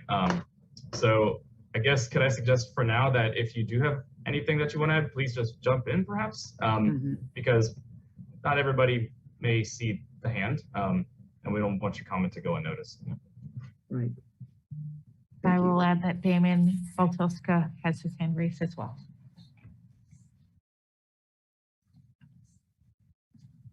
Yeah, thanks. I'll try and use the hand raise icon or raise my hand from now on. Yeah, I just wanted to jump in talking about, I read through all of those public comments that were gathered in the neighborhood, and a lot of them mention safety.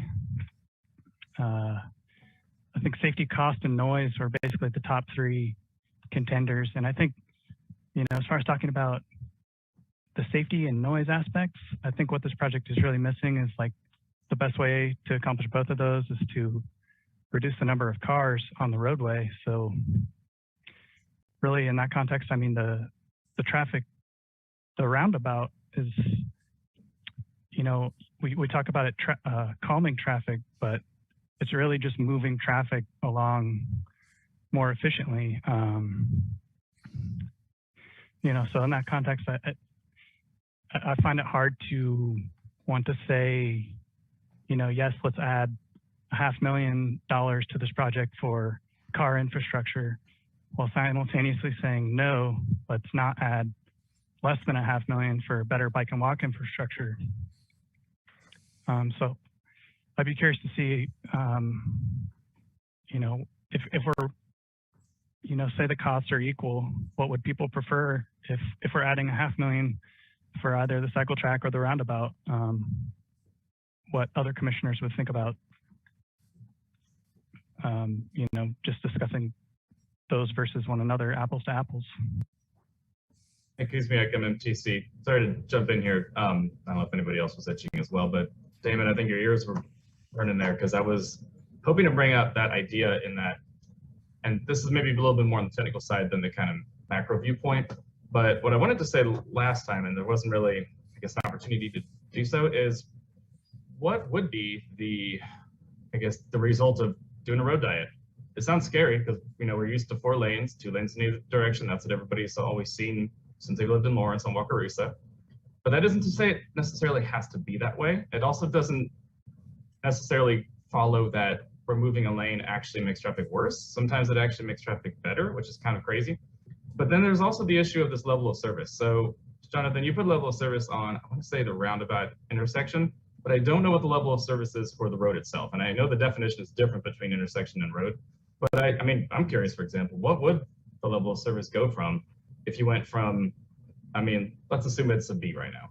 If you went from a B to a C or a high B to a low B, what would that mean in measurable terms on somebody's commute? Would that mean an extra 10 seconds going up Wakarusa? Is that worth the price to pay for greater safety?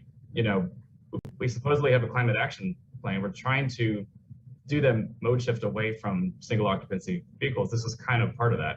And then even on top of that, as Damon was saying about reading the comments, yeah, those same things stood out to me as well. Noise, safety, car traffic, and even something silly like, oh, Wakarusa's a drag strip. Well, what you need on a drag strip is parallel lanes. It's really hard to drag race back to back. Or for example, the issue of noise. Car tire noise increases significantly after about 30, 35 miles an hour.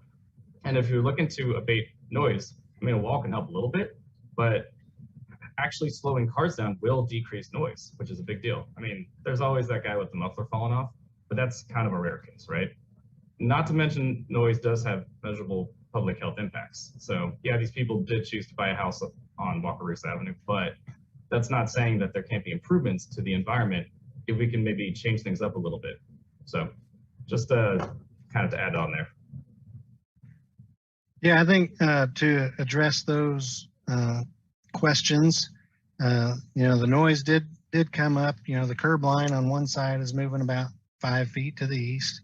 The curb line on the west side would move 5 feet to the west. So if you figure the traffic's going 50-50, should hopefully be about a wash in terms of noise. With respect to speed management, one of the things, actually 2 of the benefits, I guess, of both of the raised center turn lane where we have it, as well as reducing the lane widths. The goal behind those 2 things is really to try to create a corridor where people don't feel like it's an open freeway. Incidentally, the on-street buffered bike lane, I do think would have some operational impacts with respect to how fast people believe they can go. versus being right up against a vertical curb.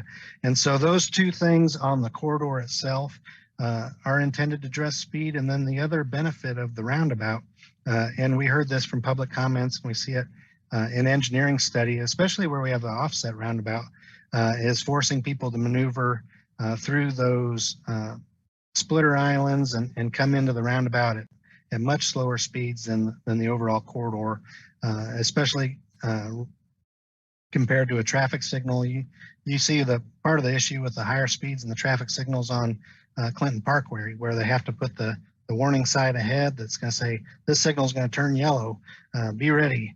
And so as you get that higher speed, those do become concerns with the signal. So the roundabout, the center turn lane, the narrower lanes, all those are really intended to address some of those speed issues that you brought up.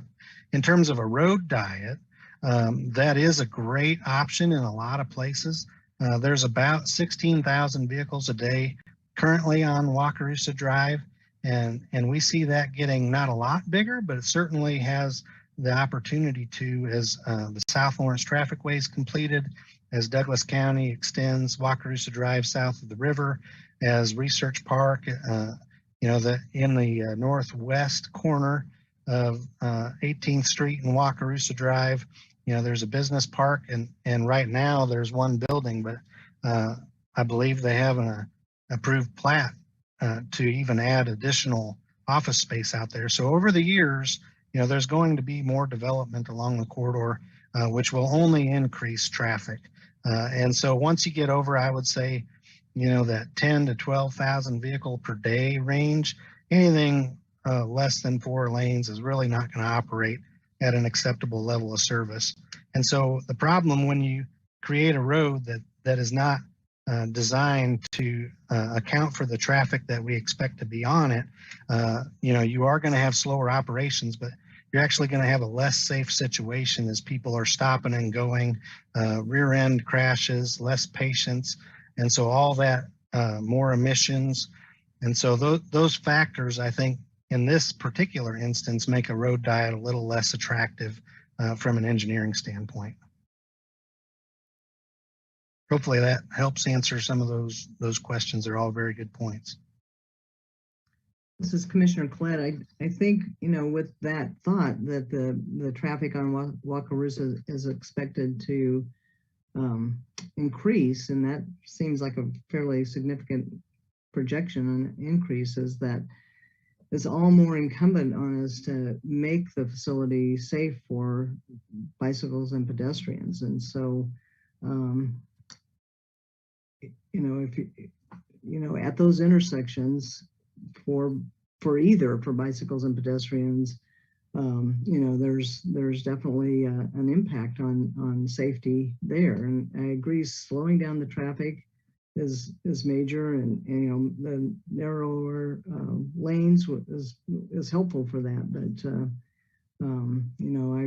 having that additional traffic on Wakarusa is just going to exacerbate the problem.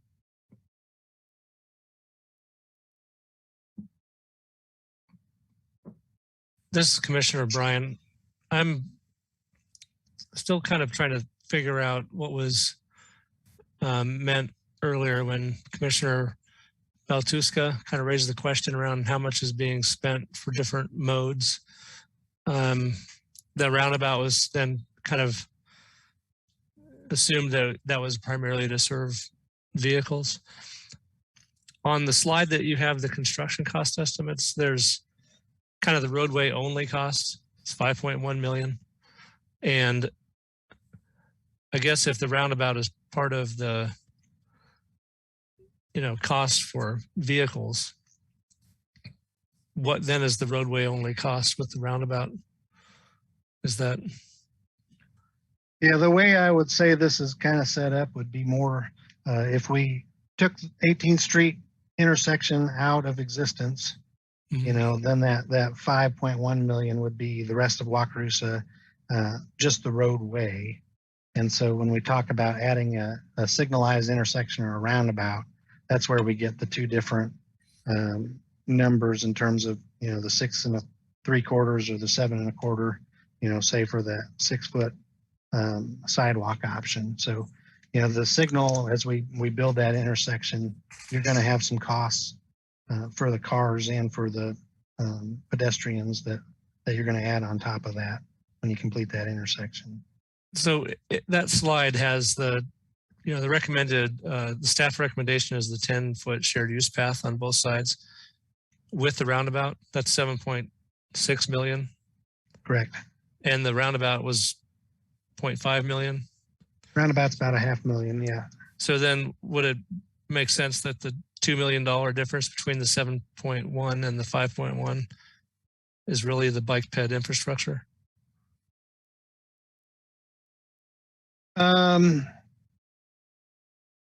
The shared use paths? And completing the actual intersection itself of 18th Street, whether it's a signal or a roundabout.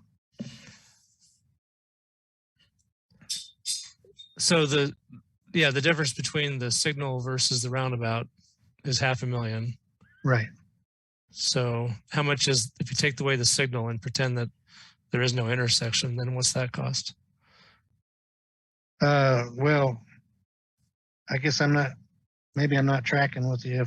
Well, I'm just trying to get clear on this comparison that the other commissioner presented. Like, if the roundabout's costing us $500,000, then we should spend as much money on bike ped. And I feel like it hasn't been called out, but you're spending quite a bit of money on bike ped for the 2 shared use paths.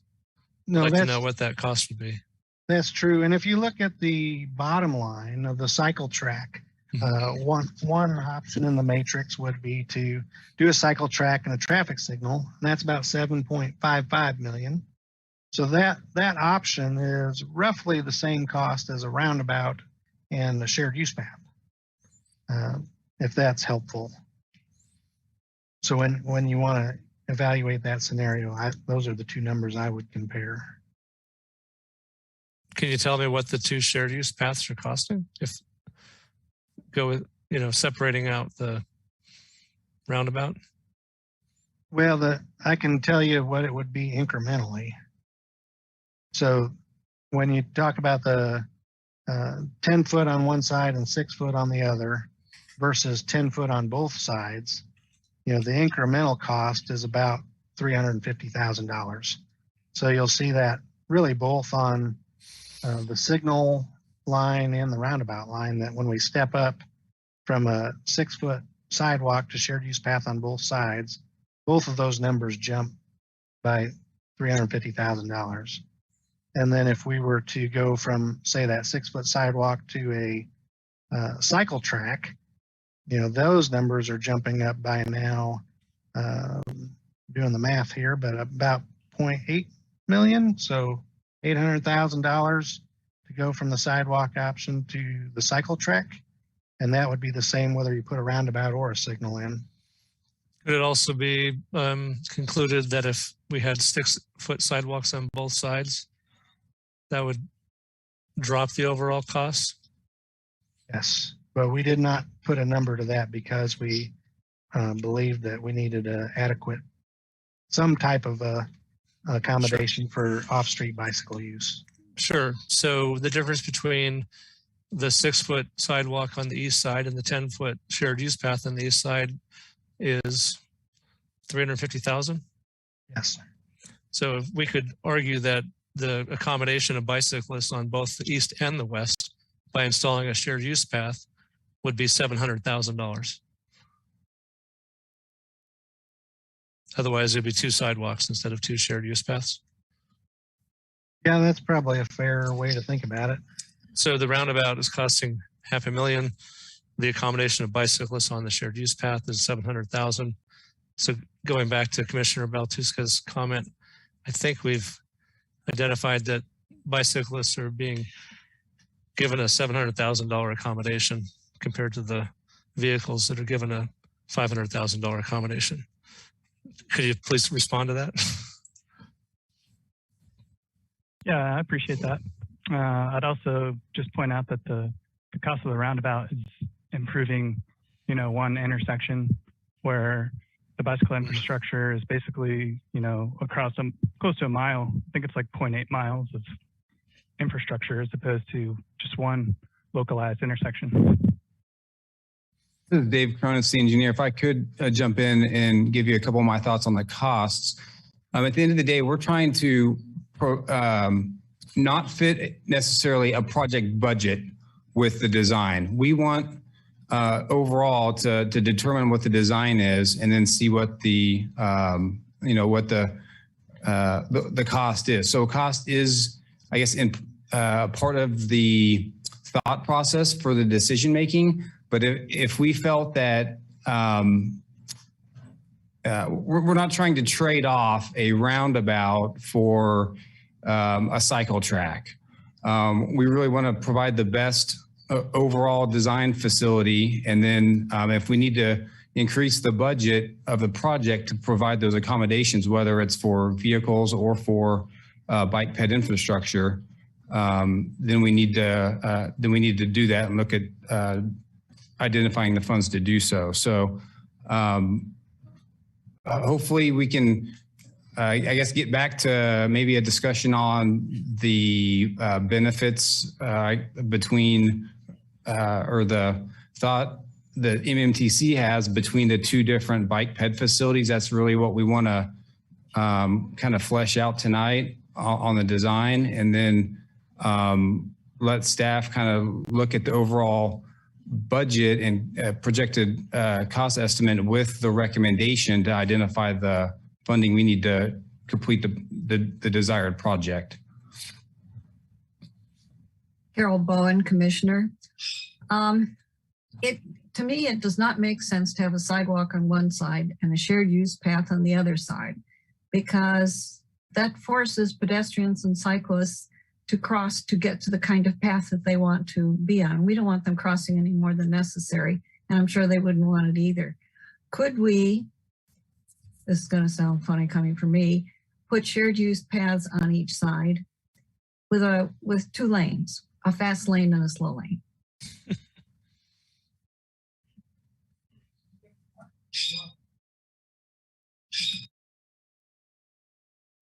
Yeah, this is Dave Cronin, city engineer. There's no criteria or way to have a fast lane and a slow lane for shared use paths. But I think, when we're looking at the context of the situation, that's kind of why we leaned to having the shared use paths on both sides.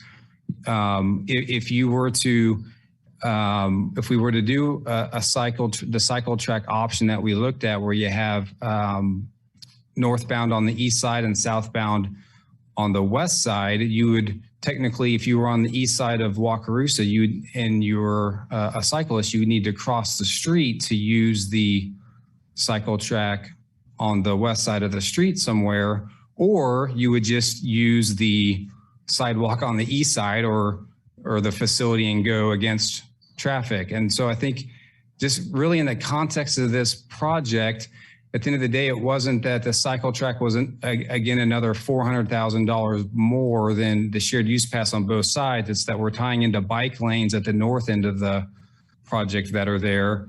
And the south end at Clinton Parkway, there's shared use paths on both sides. And there's a signalized intersection where you could then cross, either direction from either the east side or the west side of Wakarusa across Clinton Parkway. So I think that's, it's a combination of, the context of the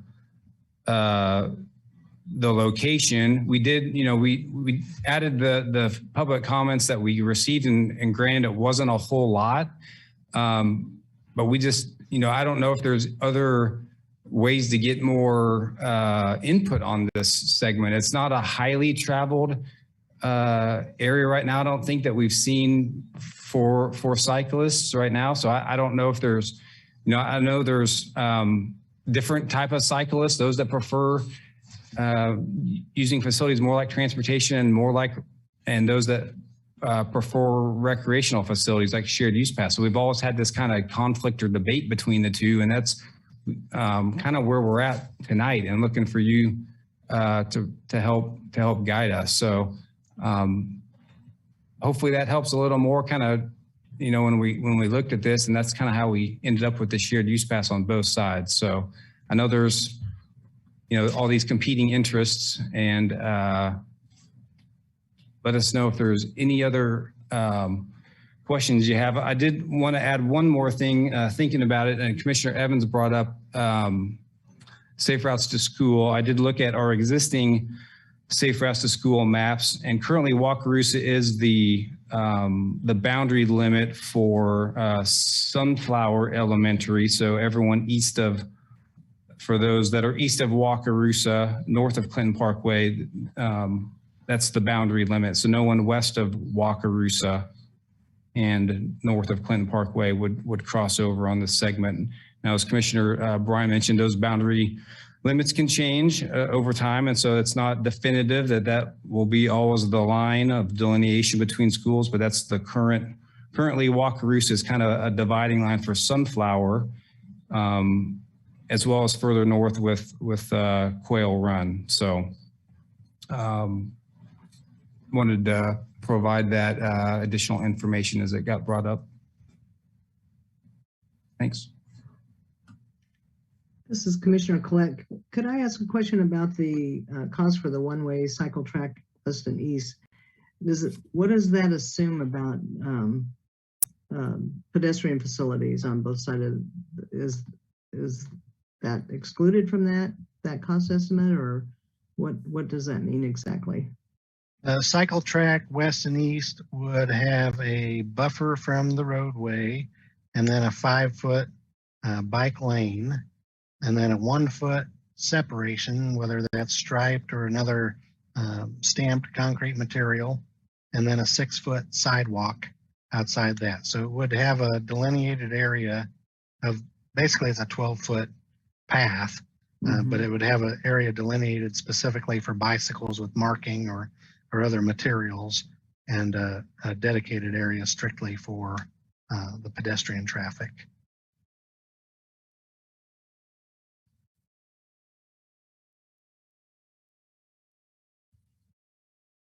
Thank you.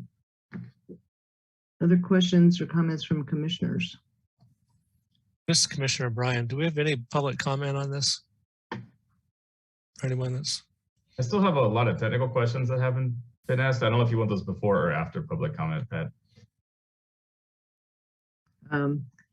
Let's take public comment, and then we'll get to the technical questions. Michael Alman.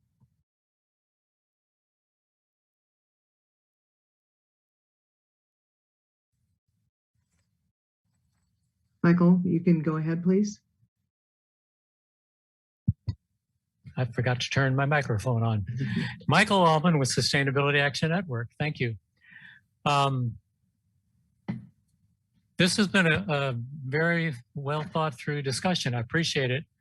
I first of all appreciate that the consultant, but also staff, seems to have gotten the point that we're trying to move away from on-street bicycle lanes on high-speed arterials. This is a great example, and that's what people have been saying. So this is good that you're not recommending that. That said, I would encourage the commission to pause a bit on your thinking about what are the different options we're looking at here, and step back a little bit, because for example, several times we mentioned, and it happens all the time, talking about motor vehicle infrastructure and bike ped infrastructure and how we balance and make them safe. The thing about bike ped is that that's not an appropriate analogy anymore, nor appropriate for funding or for design. This community in the last several years, similar to not having bicycle lanes on the street, this community is moving away from mixing the mediums. We're moving towards separating the mediums. City Commissioner at the time, Mayor Boley, made a very strong point about that. Commissioner Bowen has wanted separation. Sustainability Action Network has been advocating for separation of all modes for quite some time. And we're not unique. I'd like to point out that the Sightline Institute in Seattle say a bicycle friendly means a complete continuous interconnected network of named bicycle tracks, each marked and lit. It means a parallel network interlaced with other urban grids, the transit grid, the street grid for motorists, and the sidewalk grid for pedestrians. It means separation between those grids. We are looking at that in this community, and we should keep that in mind in any of these projects. What is being discussed here as a bicycle track is not a bicycle track. It's plural, bicycle tracks. It's two separate bicycle tracks, one way. And that is not the way to normally do a bicycle track. It's very unorthodox. One problem with that is that, as the consultant points out, it costs more. Well, no, the two cycle tracks cost more. A true cycle track, a two-way cycle track, a 10-foot wide two-way cycle track would not cost any more than a 10-foot wide shared use path. The problem is when doing it this design, this proposed here tonight, is that it's 12 feet wide. That's that much more concrete. And also on a side note, if you wanted to do on-street, that would be twice as expensive because you're talking about 12-inch depth concrete as opposed to 6-inch depth, but that's an aside.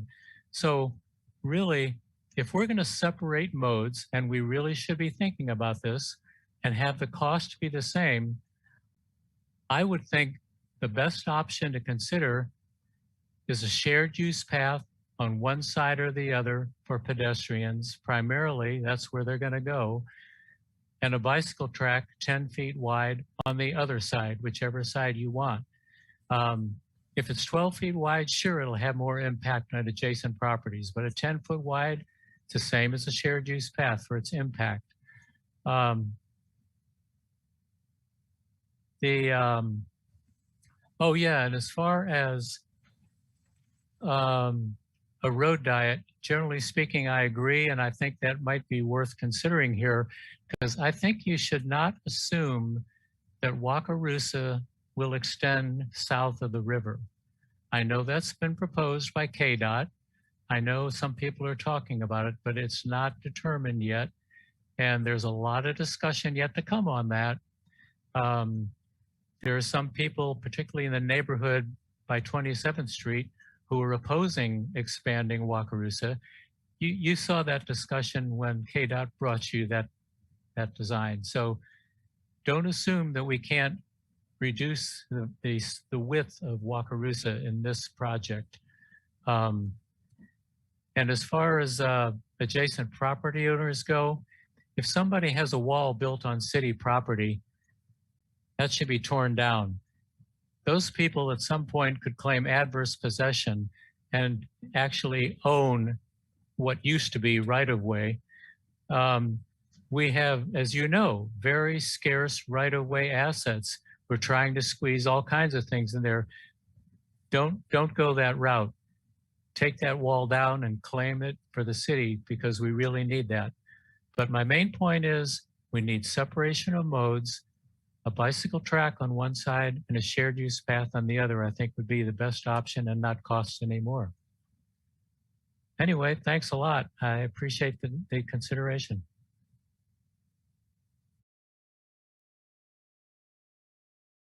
Thank you, Michael. Back to Nick. Yeah, unless there's any other public comments out there. I assume not. But... I don't see any, yeah. Okay. Nick Kuzmiak, MMTC. Thanks, Pat. First off, I would say it's been really nice to see the greater acceptance of roundabouts, as Jonathan pointed out. That was kind of a surprising result of the survey, and I'm glad to see it, honestly, especially from the business that would actually stand to lose some land area. So I think that shows that even with an unpopular engineering tool, if it's the good one, if it helps, if it's safer, it actually can gain acceptance over the years as people start to realize that, yeah, maybe they were initially wrong about these things. So I feel like that's kind of a motto that we shouldn't necessarily let slide. That's an important consideration, that even if it's unpopular, once you realize that it's an improvement, it may become accepted over the years. I wanted to bring back up the idea of road diet, and this is more a question for the city, but I mean, it seems like the city didn't even consider potentially reducing lanes on this road, which I think is understandable. That's kind of historically how this has happened. There's usually not a reduction of capacity. It's always an increase or maintenance of what's already there. But I've been sort of looking up in the background here. There's a whole bunch of case studies around the country of kind of similarly suburban Midwest counties who have successfully done road diets on actually more heavily traveled streets. So just because it seems like high traffic doesn't necessarily mean that it's out of the question to do a road diet. So I would kind of urge, I don't really know who's in charge of deciding how these things start out, probably city, possibly us, but that we at least think about it. Because if you think about the options that are always presented to us for road redesigns, it's like, here's the status quo, here's something that would be terrible for bikes and pedestrians, here's something that would be a little bit better for bikes and pedestrians, but there's never something that would be slightly worse for cars, pretty much ever. So it seems like if we're truly going to be the multimodal transportation commission, then we need to weigh advantages and disadvantages to all modes of transportation. Minus, of course, transit, which is kind of their own thing, right? But I mean, the fact that that wasn't even an option, that nobody can answer what the level of service would have dropped to and the travel times would have increased to given a road diet kind of shows a lack of imagination and also maybe a lack of awareness on our various citywide plans. So T2040 and Plan 2040 both have metrics that kind of ask for better multimodal connection, safer neighborhoods, and also just less vehicle miles traveled. We've not been doing a great job on those for T2040. In some cases, we're actually trending down. So if we do want to follow these strategic plans, it's going to take some sacrifices, some more imaginative thinking, and maybe looking at occasionally disadvantaging drivers, right? I mean, bikes and pedestrians are disadvantaged all the time. It seems reasonable to occasionally have a bit more give and take to get that multimodal focus that we're trying to get, right? In addition to T2040 and Plan 2040, we also have this climate action plan that was presented to us last time or the time before, which again is probably going to include a lot on trying to reduce vehicle miles traveled and the share of trips that are taken by personal automobile. The easier we make it to drive, whether that's in transit or parking at your destination, the more people are going to drive. I mean, it's induced demand, basically. Even the strategic plan that Craig just presented has a couple of outcomes that would be served well by doing a road diet on this street. So I feel like we really owe it to ourselves and constituents to look a little bit more deeply in trying these more, I guess, unconventional approaches to roads. So that's just kind of a challenge to you all on MMTC and on city staff as well. Consultants, there's only so much you can do because the city only gives you a scope, right? So unless you want, scope creep, or it's kind of hard for you to do too much within the bounds that you're given. So anyway, just want to let that sit with everybody. On the technical questions, I wanted to see, Jonathan, could you go back to that 3-foot clear area on the east side? I may have missed it the first time. Things were going quick, but is that an issue of grading or easement or setback, or what's the reason why we can't scooch that further away from the street and closer to the fence line? Primarily because there's a electrical transmission line we need to accommodate. And so, just from a maintenance and allowing, we're going to have fiber optic and all kinds of other private utilities we're going to have to put in that little corridor. And so just having that space, we wanted to leave a little buffer. And it can't go under the sidewalk? Well, I mean, every time they have to get in and change something, they could, tear that sidewalk up. As far as, the electrical, I'm not Evergy, but I'm guessing they don't want to put their transmission underground. So are there actual poles in the way in that 3-foot clear zone then? Mm-hmm. I see. Okay. That seems to me like probably the biggest issue, because that's always kind of a pain in the neck to move those poles. So that's what it is, I guess. It's just kind of unfortunate that, for cars, if they're driving along this road and they make a mistake, they get a pretty good clear zone either to the left or the right to kind of slow them down, correct their mistake. The problem is pedestrians and bikers are in the clear zone. So there's only this 2-foot buffer no steel barrier, no trees, really nothing to prevent cyclists and pedestrians from being kind of in the in the runoff zone. So it's sort of obviously not endemic to just this street. It's really just American street design in general. But that's kind of why I was pushing to try to scooch that a little bit further away, just to make it at least a little bit more safer for people who are right up against a 45-mile-an-hour road. But it sounds like it's probably not going to happen, so it is what it is. You said earlier the back of the curb has been moved 5 feet, but that's just because we're widening the road, right? To add that center lane? Right. Okay. Just making sure, thanks. Instead of a retaining wall, is there any way to sink the east side path to make it slightly at a lower grade than the road itself? Then you would have a wall between the road lane and the sidewalk, and you wouldn't have to build that retaining wall up to a fence. I mean, you're going to have a retaining wall either way. I think we would prefer to not have it right behind the back curb. Is that because you're worried about cars jumping the curb and kind of catching some air instead of just running off the sidewalk, or is it a more expensive kind of wall, or what's the concern there? No, I think it's if for whatever reason the vehicle makes a mistake, and just from a roadside safety standpoint, providing that clear area closer to the back curb. Okay. And drainage. I mean, the other piece is right now we've got that sidewalk that drains back toward the curb. And there were several comments of folks kind of worried about putting more water on their properties. And so all the designs have that sidewalk draining back toward the curb. So if you sank it down, you'd have some issues with that. Okay, so is the stormwater pipe then directly under the sidewalk right now, or is it under the street? No, it'd be behind the curb, but. And since we're probably not going to be replacing that stormwater pipe along with this job, then by lowering the grade to avoid the retaining wall, then you probably have to encroach on that actual pipe in the vertical space, right? Well, I mean, your pipe's got to have gravity to get the water out. So you can't just lower the pipe an incremental amount, right, and have gravity still do its job. It's got to be up higher. Okay. So it sounds like then really from a utility side, there's just not a way it's going to happen. So, okay. What else? Okay. So I really like seeing the raised crosswalks that cross 18th Street at that, I guess it's at the traffic circle. Sorry, roundabout. Are there any rules against having a raised crosswalk against a crosswalkaroo? And Dave, that's more of a question for you. Are there any rules against that? Like, thou shalt not do raised crosswalks on arterials? Dave Cronin, city engineer, there is our fire and med does not allow us to do raised crosswalks, traffic calming devices on arterial streets. How do they deal with it on other streets?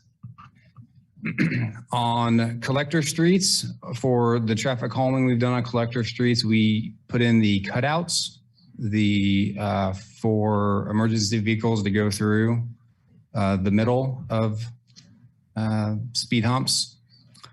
And we've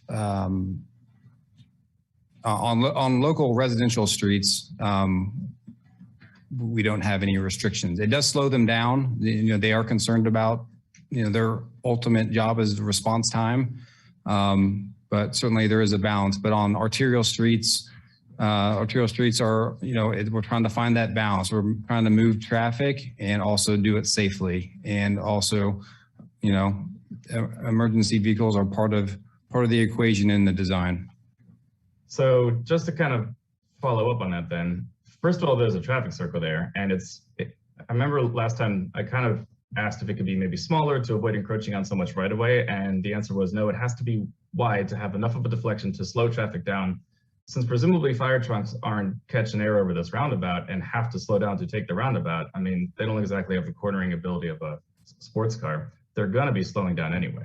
So is it so much to ask to slow down maybe 5 feet earlier to also slow a speed hump that in non-emergency times would increase the safety for pedestrians and bikes crossing the street? And the reason I kind of point that out is that most fire and medical departments, their main mission is kind of more abstract. It's not necessarily the statistical improvements of service times and everything. It's basically preserving the life and health safety of the public. And if the public is crossing more dangerous intersections, health and safety are not being improved. So having an additional safety barrier for pedestrians crossing this really fast street would actually be doing what the fire department says it wants to do by preserving health and safety, right? So, I mean, if there's an FPA code that is completely immovable, so be it. And I remember we ran into this on East 19th Street where the bare minimum that they could possibly have was 20 feet curb to curb. And we went 26 just to kind of throw them a bone. But I mean, I'd be really curious to see if there's actually some immovable barrier or just they make a fuss, you know? Dave Cronin, city engineer. It's not an option. I can tell you that. That in the code, in the fire code, I think at the end of the day, the fire chief needs to approve of traffic calming devices, and it is raised crosswalks on Wakarusa are not an option on this project. So what does the fire chief think of the roundabout then? Dave Cronin, the engineer. I would guess that it does slow them down a little bit.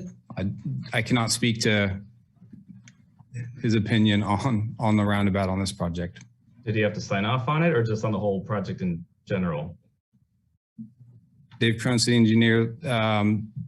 They do not need to sign off on the roundabout.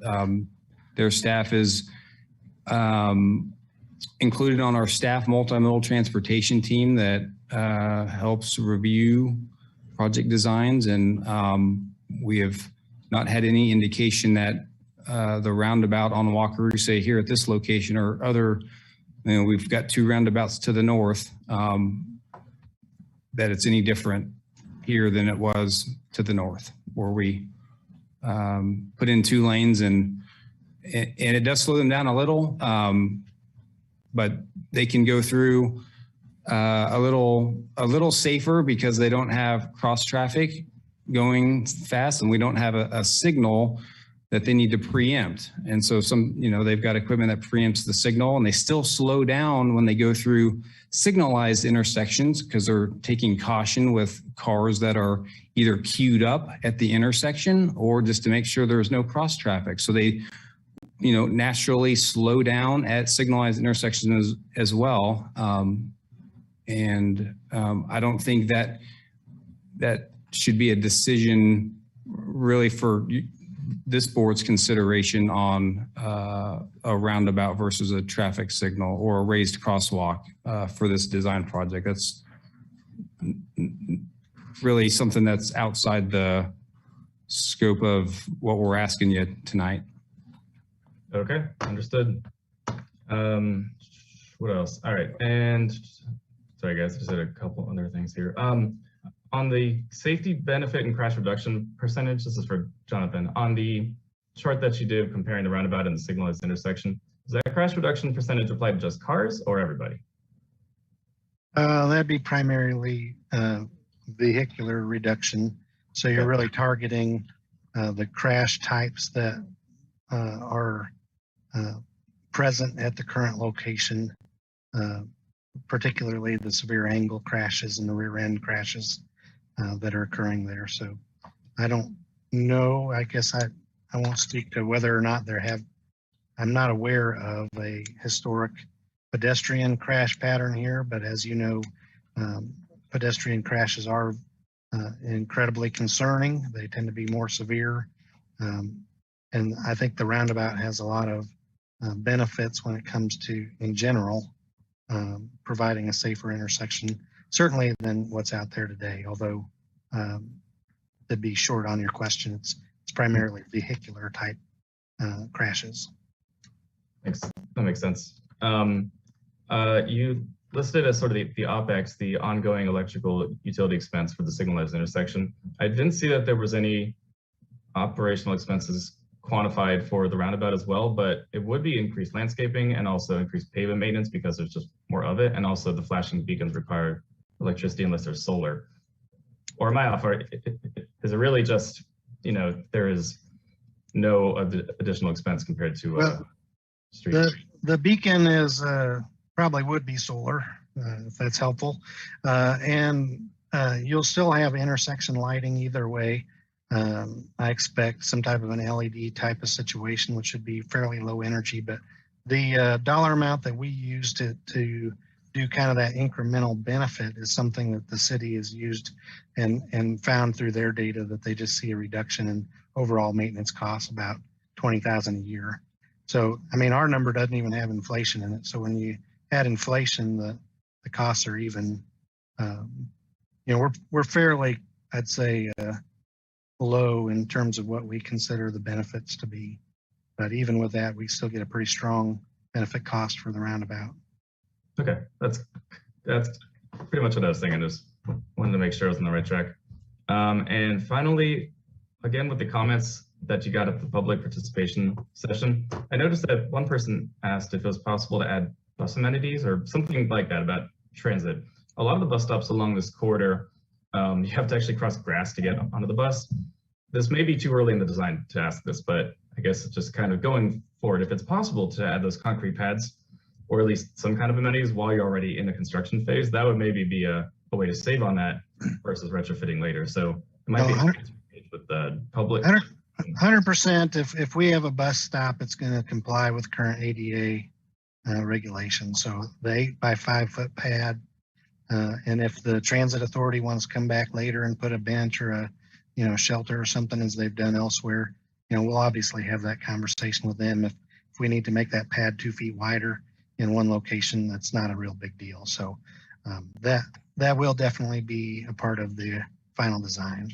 Okay, good to know. And sorry, I did have one more question. So on the roundabout, it looks like your design, which obviously is really preliminary at this point, but it extends pretty far into the side streets, and there are additional crosswalks. Well, yeah, there are additional crossings where it looks like, is that 18th Street crosses those small residential streets. Are those within the scope of your design, or are you just kind of showing them for continuity?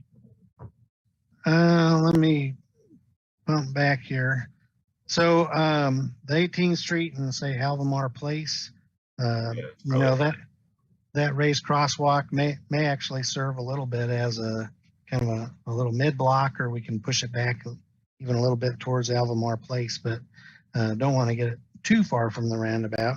On the west side, where the businesses are, there's really not an actual intersection. There is a driveway, relocated driveway back there, but as far as a public intersection, the closest one is not on the page. So right. I don't see an issue. Really should have been a little bit more clear in what I was asking, I guess. So on the east side of the street where it crosses Albemarle, is there any chance to get a raised crosswalk across Albemarle as well, or not really part of the scope? Yeah, I don't think we've determined how far back we're going to need to go. My guess is we'll try to stay in the west approach of Albemarle and not rebuild the entire intersection if practical, just to keep the scope focused on the scope. That's kind of what I figured. Okay. Well, thank you everybody for your patience. Thank you, Jonathan and Dave, for all your answers. Much appreciated. I am good.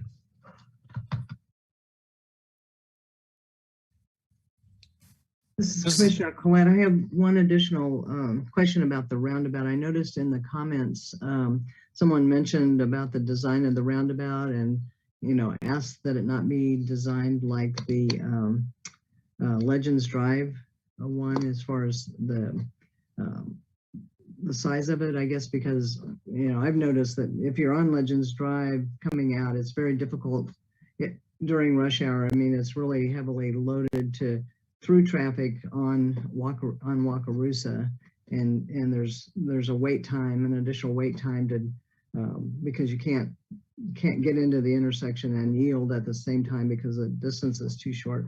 What are the thoughts about the design of this roundabout? Will it be similar to that intersection, or what are you? Yeah, you're going to have, I think, you know, the traffic signal at Bob Billings will somewhat meter traffic from the north. And so you do have that benefit being just a block away, or I'll call it a block, but fairly relatively close, you know, to meter the platoons of traffic. You know, from the south, you know, the distance from Clinton Parkway is quite a bit further. So, you know, the side street is going to have to wait. You know, that's the nature of the beast. You know, they can't turn left now, certainly, and with a traffic signal, they'll have to wait even more. So the roundabout advantage is, you know, when you can go, versus the traffic signal. But yeah, I mean, that's just the nature of one street has a lot more traffic than the other street. Side street's going to have to be a little bit patient, regardless of whatever the solution is here. Okay. This is Commissioner O'Brien. I wanted to get clarification in the comments that Dave made about what we're being asked of tonight. It sounded as if you are specifically saying the roundabout is not something that you're asking for us to weigh in on. Is that, am I understanding that correctly? This is Dave Cronin, city engineer. We didn't ask that in our action item. Our technical opinion is that the roundabout is the appropriate design for that intersection. We really wanted to focus the discussion and get the recommendation on the bike ped facility. So we were intentional on just including that in the action. If the majority of the MMTC would like to include a recommendation on that intersection, we will take it.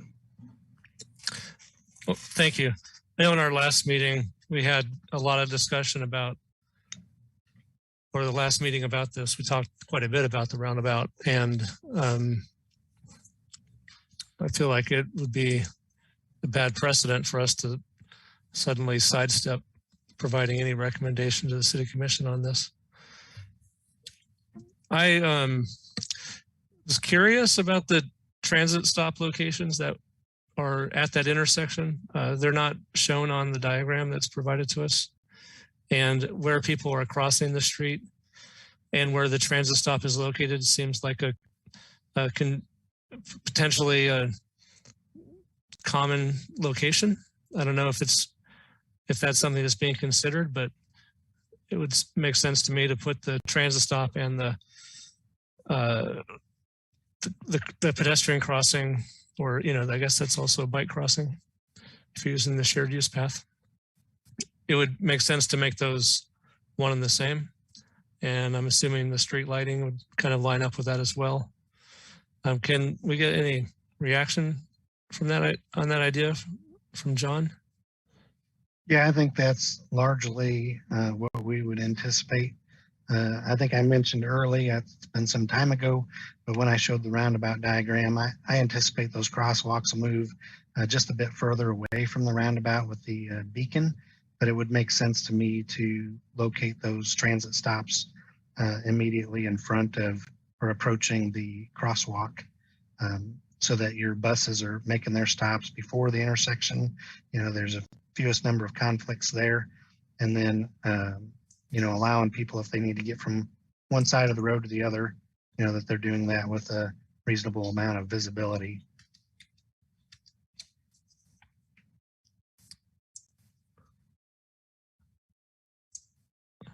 This is Commissioner Bryan again.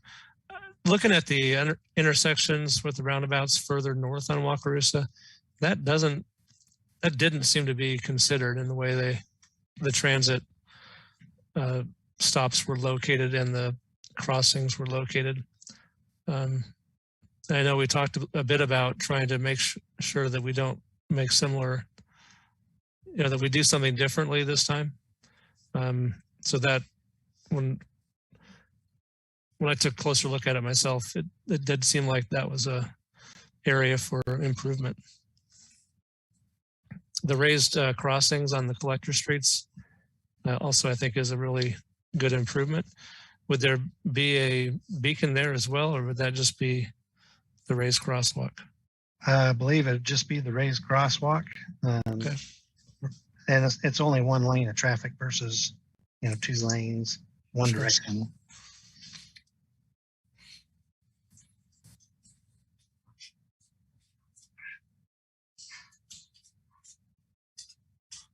Carol Bowen, Commissioner. I have a follow-up comment on environment. The commission really needs to start keeping tabs on what it's doing. Other than vehicle miles traveled, we should be keeping track on how much we're increasing pavement, because that affects your watershed, it affects the temperature, and it affects air quality.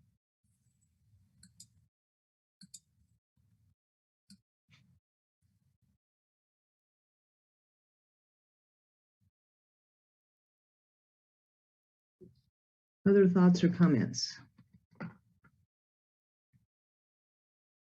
don't know if we're moving towards any kind of consensus on recommendation yet. Does anyone have any thoughts about that as far as how you're leaning and as far as the discussion of options? This is Commissioner O'Brien. I'm ready to make a motion if you guys are ready to consider something.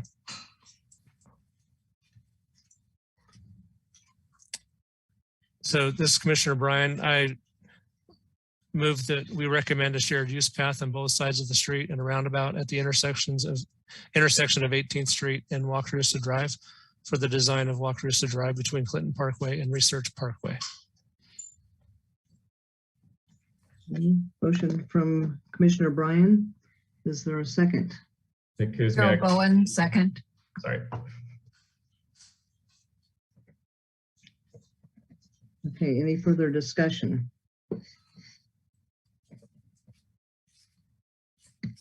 There's no other support for cycle track over shared use path, whether it's like Michael Lawman said, if it was two-way track on one side, shared use on the other, that way it's a cost neutral decision. Would there be any support for something like that, or I'm just curious. Carol Bowen, I found that very intriguing, except that this has been on the drawing board for quite a while already. Otherwise, that would really be interesting. Yeah, and I think if I may jump in, the only concern I have about that, I think for a long corridor that may make some sense. The part of the issue is you may need an additional sidewalk on the side. You have a cycle track where you have properties backing up on both sides. I don't think it's maybe optimal to require pedestrians to cross the street to use their dedicated facility. And then the other piece in this particular corridor is how we tie into the existing on-street bike lanes to the north. And so that is a consideration maybe in the future. If to the north is redone, there's an opportunity to repurpose. You know, we're building a 10-foot path either way. But I think for this discussion, I would feel a lot more comfortable if we called them both shared use paths at this stage in the game. Kuzmiak, MMTC, I fully agree. And thanks for kind of explaining it. I feel like part of the issue, well, I feel like there's two issues with the idea of having a cycle track on one side and a larger sidewalk on the other side, is that on the ground, they may not look very different unless you put signs and different paint and stuff like this is for cycles and this is for people on foot. People will just kind of use whatever they feel like it, depending on what side of the street they're on. Most people are probably not going to cross the street just because they want to. And if they do, then that's more times they needed to cross the street than they actually did. So I feel like since intersections are kind of the conflict points for bikes and pedestrians, if we can at least cut back on a couple of crossings, that would help. And I think functionally, there may not end up being a whole lot of difference between having a cycle path and a big sidewalk versus just two shared use paths. I think the average non-policy wonk is just going to see those as two big shared use paths. So absent a whole lot of signage. Yeah, I think the comment that I have is just that that we continue to look for opportunities for cycle track and you know, in an area where it's provides a lot of connectivity along a corridor. So you know, if we're voting on a shared use path in this case on both sides, which, you know, I think that over the sidewalk and the shared use path is definitely preferable as far as I'm concerned, but that I really want us to, I would really like to see us continue to, continue to look for those opportunities for cycle tracks in the city. I think I interrupted someone else. Is there another comment? I was just going to this is Commissioner Bryan. I was going to just say my preference really would be the one-way cycle track on both sides. But in our discussion, I see the merits of the shared use path on both sides. I feel like we're always in the same situation where connecting to existing infrastructure narrows our courage to make a change. But I think having a cycle track somewhere, and in this case, personally to me, I think that people would use it as a two-way cycle track, even though it's really a one-way cycle track. But I think that's another one of those, another day, another place. One day we'll see a cycle track. I think the shared use path, the case made for it was pretty strong. So. And one additional comment that I would like, this is Commissioner Collette, one additional comment that I'd like to make is that, as these policies are developed early next year in terms of unsignalized intersections and crossings of shared use paths across those, that we make sure that we keep this project in mind in terms of optimizing that safety on the crossing streets for both pedestrians and for cyclists.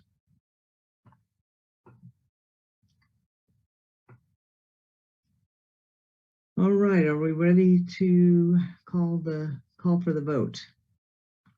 Do the okay, we do the roll call, please.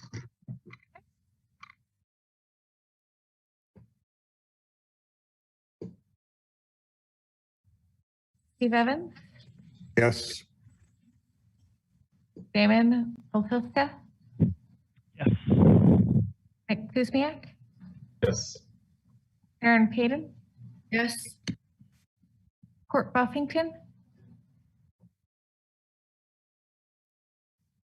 I believe court he logged logged off. off. Pat Collette, Yes. Gregory Critchlow, Yes. Carol Bowen, Yes. and Charlie Bryan. Yes. Motion carries. Thank you. Commissioner Collette, move on to the next agenda item, which is to receive the final report on the neighborhood traffic management program, public outreach and education campaign. Well, thank you, Jonathan.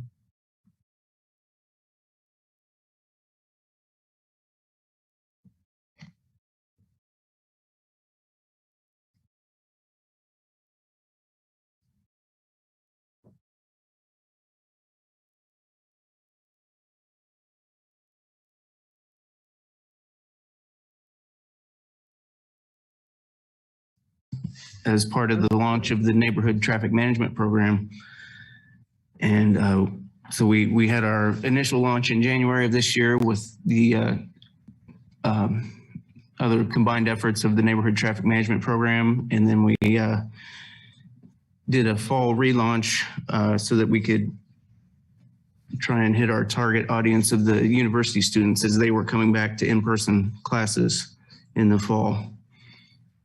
And so we, Alta, in addition to designing the campaign, implementing the campaign, they also have compiled a report kind of summarizing what we did and how we did it and what the impact was. And with that, I'd introduce Kathy Seabour with Alta Planning and Design, and I am going to share her presentation while she speaks. And so I need just a second to get the screen share going here.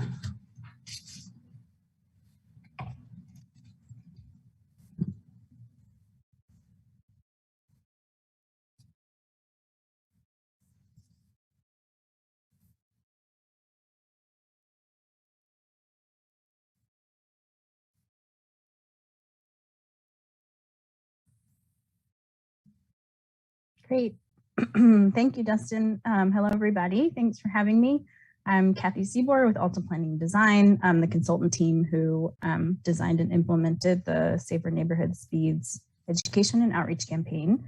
And as Dustin said, I'm going to report out about the campaign, which wrapped up in October. I believe most, if not all of you, are familiar with it, and your guidance helped us shape it. So thanks for your contributions. And as we discussed together in the past, when I've attended the meeting, outreach campaigns have an important role to play in traffic safety in combination with engineering and enforcement and other policy changes. So we're excited to tell you about what the campaign, the role that it played in traffic safety in Lawrence. I also just want to apologize in advance. I'm a little under the weather, so I have a scratchy throat and a little bit of a cough. So next slide, Dustin. I will give a quick overview of the campaign. Next slide. So the primary goal was to help make neighborhood streets safer, more comfortable, and accessible for all people. And to do so, the campaign focused on shifting 3 specific unsafe driving behaviors on neighborhood streets.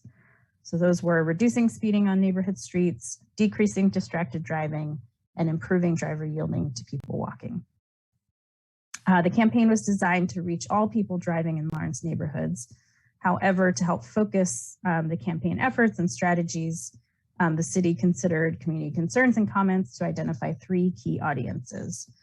Drivers driving on neighborhood streets specifically, especially where the city planned to reduce speed limits. Drivers under 30 years of age, including students at high schools and universities, and adults dropping off and picking up students at K through 12 schools. Next slide. A critical part of this effort was to create an engaging, memorable, and in particular homegrown campaign. So we launched a survey to have the community help guide the messaging and design. We had over 1,000 responses. And those responses helped choose the graphic style, color palette, and messaging for the campaign. Next slide. So here are the final designs, which I imagine you're familiar with. Each one of them addresses one of the key behaviors, and the characters were designed to represent vulnerable road users and everyday drivers. And we did modify the teal graphic, the slowdown graphic, this fall to speak more to students. So you'll see that image later on in the presentation. Next slide. As you might imagine, the campaign was delayed and affected pretty significantly by the pandemic. So ultimately we launched in January 2020, however, still with limited in-person outreach and limited return to campus as well. And despite those conditions, had a pretty impressive impact, and in big part thanks to community members who helped spread the word as ambassadors, which I'll talk a little bit about. So the initial campaign ran from late January through April, and then the fall kind of refresh was August through October when university students returned to campus. Next slide. So we created a suite of materials. Those included the yard signs that presumably you saw everywhere, posters for store windows, educational handouts that PD used and that schools distributed, stickers to increase engagement, these large magnets on city vehicles, and then ads inside of the buses to increase visibility. And then for the fall push, focus on the fall focus on universities, we produced t-shirts at the recommendation of city and JEO interns, which proved to be very popular among students. So next slide. The campaign was promoted through a wide variety of communication channels. In the interest of time, won't read through this whole list. Next slide. And then, a big piece of this was really about connecting with people and not distributing the materials, yes, and then also connecting with people. So Because of the limits on in-person events, we designed an outreach and distribution model that really focused on a couple of primary strategies. The first was campaign ambassadors. So active community members who volunteered to pick up a bundle of materials and distribute them to their neighbors. And each campaign ambassador also received like a toolbox that included FAQ and checklists and tips for doing outreach about the campaign. And then also distribution through community hubs. So that was specifically parks and rec centers where materials were available to the general public. We also, as I've mentioned so far, partnered with PD for their enforcement efforts, K through 12 schools to send communication and distribute materials to families. We partnered with community leaders. Here's Lisa Larson in one of these photos who helped with postering at local businesses. And then in the fall, partnered with KU and Haskell to reach those audiences specifically. And this fall, fortunately, we were able to start doing in-person outreach and attend and do outreach at events. And as part of that, we incorporated a personal pledge for people to commit to driving 25 miles an hour or less on neighborhood streets, which I'll also talk a little bit more about in just a minute. So next slide. So here's a summary of the campaign in numbers. The campaign distributed 19,000 materials through all those methods I just listed, reached more than 85,000 people through social, community, and paid media, including 350,000 paid social media impressions, meaning like that's how many times the paid media ads were shown. And then this fall, hosted or attended 5 community events where we talked to 275 people, and of those, 186 took a pledge where they said committed to driving 25 miles per hour or less on neighborhood streets, and also identified why that was important to them. So next slide. So as part of the final report, we also put together, which I believe was shared with you all, or will be, we put together a summary of lessons learned and recommendations for future similar efforts. Some of these are things we already knew. Some of them were new information. That's on the next slide. We can switch to the next slide. So I won't cover these in too much detail, but you know, the highlight is really that trusted networks and partnerships were invaluable in raising visibility and credibility. In particular, when in-person outreach is limited, but this is, you know, that's something that's always important. And when you look at the research, you know, that personal connection, having the message come from a familiar source makes it more powerful.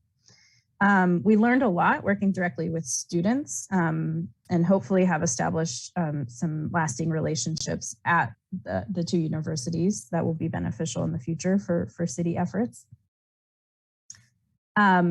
Yard signs proved to be the most visible campaign tool, and I'll talk about those numbers in a bit. Pledges were a great way to engage people on a personal level. And finally, just having a variety of strategy, reaching people at different times in different ways, you know, allowing for repetition for the messages to become familiar is a, you know, an important piece of behavior change. And related to that, part of this sort of takeaway was, you know, we would have expected that for the university audience, reaching them on campus or through campus channels would have been most important, but actually, even for the student audience, the yard signs were the primary way that they heard about the campaign. So next slide. This last section, I'm going to talk about the actual campaign impacts, how we measured that. And that was primarily through surveys, as that's the main way that we can really isolate the campaign itself, as opposed to what's happening on the ground, where obviously that's that's the most important piece of data, but we can't necessarily isolate the effects of the campaign on speed reductions. But Dustin will talk a little bit about that. So next slide. So we conducted 3 surveys. The first was the baseline community survey that I mentioned, where we got input on the campaign and we included a few baseline questions around perceived behaviors. In the spring, we conducted a post-campaign survey that asked some of the same questions to look for a change and some additional questions. In the fall, after the campaign refresh, we conducted what we called a mini survey, just a shorter survey to capture additional results and to also make sure that we were reaching the student population through the survey. And then finally, Dustin can speak to the speed data collection. Next slide. So as I've been alluding to, the yard signs, we asked people how they learned about the campaign. The yard signs were by far the number one way that people heard. So that was among the surveys between 67 and 79%. So it was 67% in the spring survey, 79% in the fall survey. And as I mentioned, even among university students, it was still 76%. Besides the yard signs, the other most popular ways or most common ways that people learned about the campaign was through local news, city communications, and that was even for student population. And then in particular for students were posters on campus. Next slide. Okay, so this slide looks at the before and after for a few questions we asked around perceived behavior in that baseline versus the spring survey. And what this tells us is that the percentage of respondents who said they believe people drive too fast on neighborhood streets decreased 10 percentage points between those surveys. And then moving along from left to right, the percentage who said that people drive while distracted decreased 10 percentage points. Those who agreed that people driving do yield to pedestrians trying to cross the street increased 4 percentage points. And the percentage of those who agreed that people who are driving yield to people biking increased 6 percentage points. So those are the kind of that was like the one set of kind of before and after comparison questions that we had. And then next slide gets into respondents' answers about their own driving behavior. So this is coming out of the both the spring and the fall surveys. We asked the same questions. So 68% in the spring survey said that they have positively changed their driving behavior since seeing the campaign. More specifically, 49% of those respondents say they stop more often for people trying to cross the street. And that increased even more in the fall survey, where it was 71%. And that was even higher, the far right column, even higher among university student respondents, where 76% said that they stop more often for people trying to cross the street since seeing the campaign. When looking at setting aside distractions, 40% of spring survey respondents say that they set aside distractions more often, and that increased to 54% in the fall survey, which actually there's a typo in the middle of this slide where there's the 54 and the 41. Those should be switched. So I'll be sure to fix that. And then about 40% in both surveys said that they drive more slowly, always or very often. And that number goes up with when you look at people who said that they, let's see, that goes all the way up to 79% if you're including some of the people who said that sometimes they drive more slowly. But when just looking at very often or always, it was 41% in the fall survey. Okay, one second, lost my place. And then one other notable result among university student respondents is that 75% of them said they are more aware of how their driving affects their community. And that was actually 68% among all the respondents, so even higher among students. And I think a big part of that was the in-person one-on-one engagement we were able to do, and the pledge, and actually having conversations with people. So we're pleased that we were able to fit that in at the end of the campaign. And from here, that pretty much wraps up my portion. Dustin, I'm not sure if you were planning to talk about the speed data. I think you might just need to unhide that slide if that's something you wanted to do. But I want to thank you all for your time and the opportunity to work on this campaign.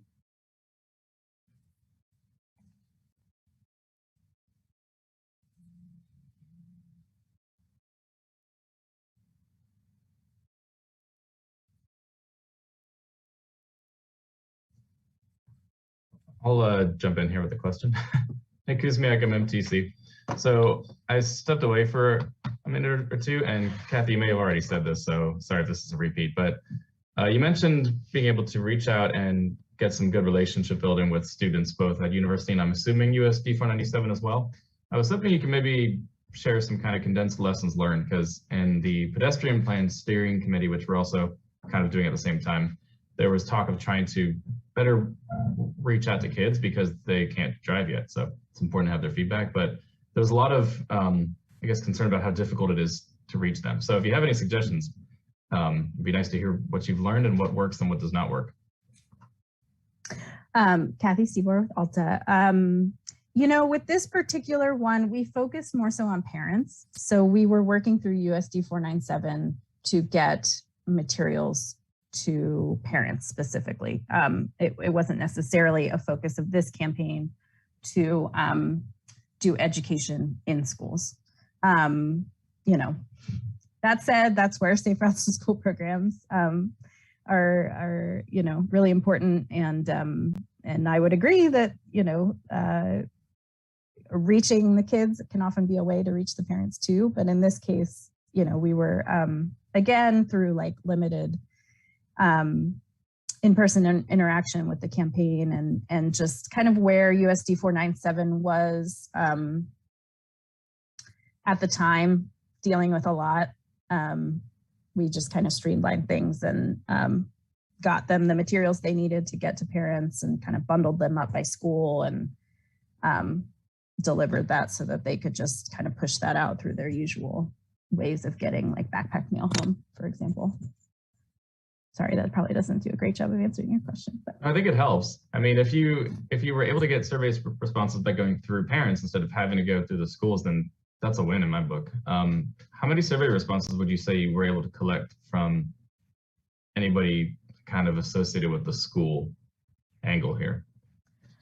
That is a great question. We didn't specifically ask about parents of kids. We asked if they were university students or secondary school students. And the response from, because again, our focus was drivers. The number of high school students was pretty limited. Sorry, I'm seeing if I can pull it up right now. But so in that fall survey we did, only 2% were high school students, but 54% were university students. So that was definitely like a bit more of our focus in the fall in particular. But really all around that was like the reason behind the fall refresh, was to get the, KU and Haskell as they're like coming back in person. So we were really focused on increasing that number. So we were pleased with the 54% of fall survey respondents who were university students. But yeah, I don't know about parents. We didn't specifically ask about that. It sounds like you were pretty successful then with the university outreach. Sorry if you've already said this, but what were your methods to try to get the word out to university students? Was it tabling, posters, emails, just anything and everything? Yeah, Kathy Seaboard, Alta. Yeah, it was a little bit of everything. There were a lot of dead ends, I will say. A lot of correspondence that was not returned. But we found good luck with the Student Information and Leadership Center. I'm getting the SILC. I'm getting the name right. Let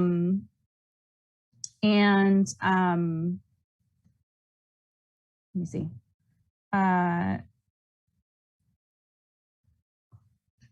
So in terms of electronic communications, we had good luck with SILC, and then also the This Week on Campus at KU, like the information that goes out, a couple of social media channels, including finally after a lot of not hearing back from Greek Life, they did post some social media for us, the KU Sorority and Fraternity Life Instagram.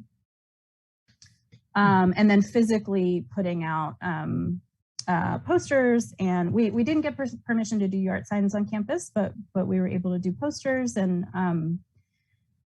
digital displays. So that made a big difference.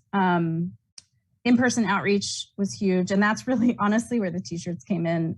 Some of the city interns had said, students will do anything for a t-shirt, they will talk to you. And so that was kind of a way to draw them in, which worked out well. And then at Haskell, we kind of went around in circles, and ultimately it was somebody who works in the administration there that kind of became the champion for distributing materials. And I'm hopeful that the city can stay in touch with that contact. Trying to think if there's anything else. Oh, and then Donna at Transportation, she, I think we could have done more with more time. And she tried to get some permission for us to do signs and whatnot, and wasn't able to do that, but she was supportive, at least in I actually can't remember if we followed through on this, but one of the promising ideas that we talked about with Donna was getting the transportation staff, like the parking lot staff, to wear the t-shirts and to put up posters in their booths. Well, sounds like a pretty good success story all around. So I'm glad to hear that you were able to find some ways to reach university students, and I'm hoping we can kind of piggyback off those in the future, because they do seem notoriously hard to get to. So it's good to hear that there is some, I guess, advantages to the way that you've approached things. Thanks. Yeah.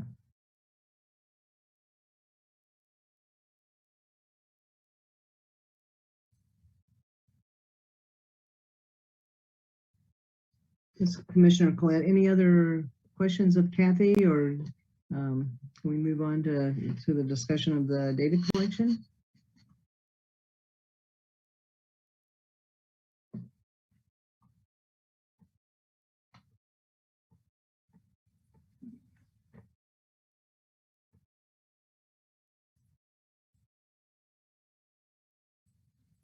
Justin Smith with MSO. I was having some trouble trying to share this exhibit earlier. I'm not sure if you can see it yet. So, yes, we can see it. So this is a map of the results of our speed and volume data collection. We selected 16 streets throughout the city that we considered to be kind of representative of the different types of streets we have in town.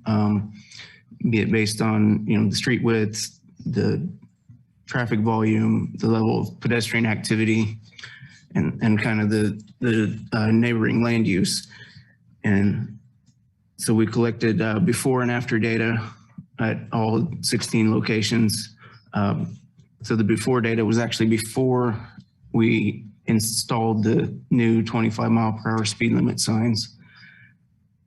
And then we collected data after the signs were installed, and then also collected data again after each location had had at least 1 hour of targeted speed limit enforcement by the PD. And so the map is showing the change in speeds that we saw before. we compared the before sign install to the after enforcement. There wasn't a noticeable difference after the signs were installed, which was not unexpected. So you can see we had 3 of the 16 locations had a decrease in speed of 3 miles per hour. 2 more were 2 miles per hour slower, and then 8 out of 16 were 1 mile per hour slower, or in total, 13 out of 16 saw a decrease in speed from before until after the speed limit signs and the enforcement. And we did a little more digging in the data and found if we did a weighted average, basically taking the volume and speed together, we saw about 1.5 miles per hour reduction overall, which is a little over a 4% reduction in speeds on these 16 kind of study areas, as we call them.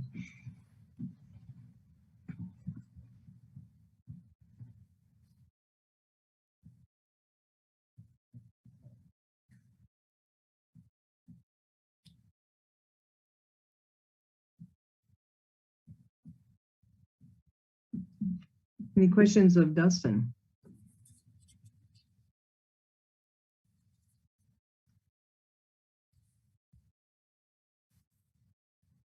Dustin, this is Commissioner Klett. Are you, what were your expectations, or did you have expectations in terms of what you might have thought going into this that would be, you know, a reduction in speeds? Did you have any preconceived notions based on other data that would have informed this as far as how well this did, I guess? Dustin Smith with MSO. I would say I didn't have an expectation as far as an absolute amount for what the speed reduction might be, but obviously expected our efforts to see reductions in speeds overall, which again we did have here.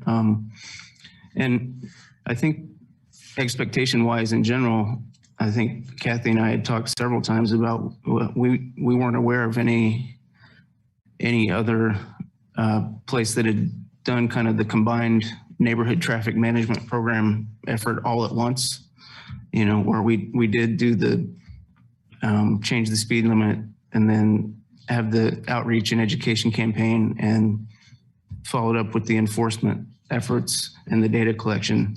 We couldn't find an example of anywhere that had done kind of a combined launch of all of the 5 E's at one time. So again, we're happy to see a reduction, but I think, you know, Kathy has, you know, I think her data was great as well as far as just getting the message out, and drivers are more aware of how their driving impacts the city as a whole. Will there be data collection like this at another point in time, just to see in terms of whether that, as people get used to seeing the 25 mile an hour speed limits, whether that changes over time, or was that a one-time collection? Dustin Smith with MSO. I guess we hadn't discussed that, but that would be an interesting thing to check back in later and see if there's a lasting effect from our efforts.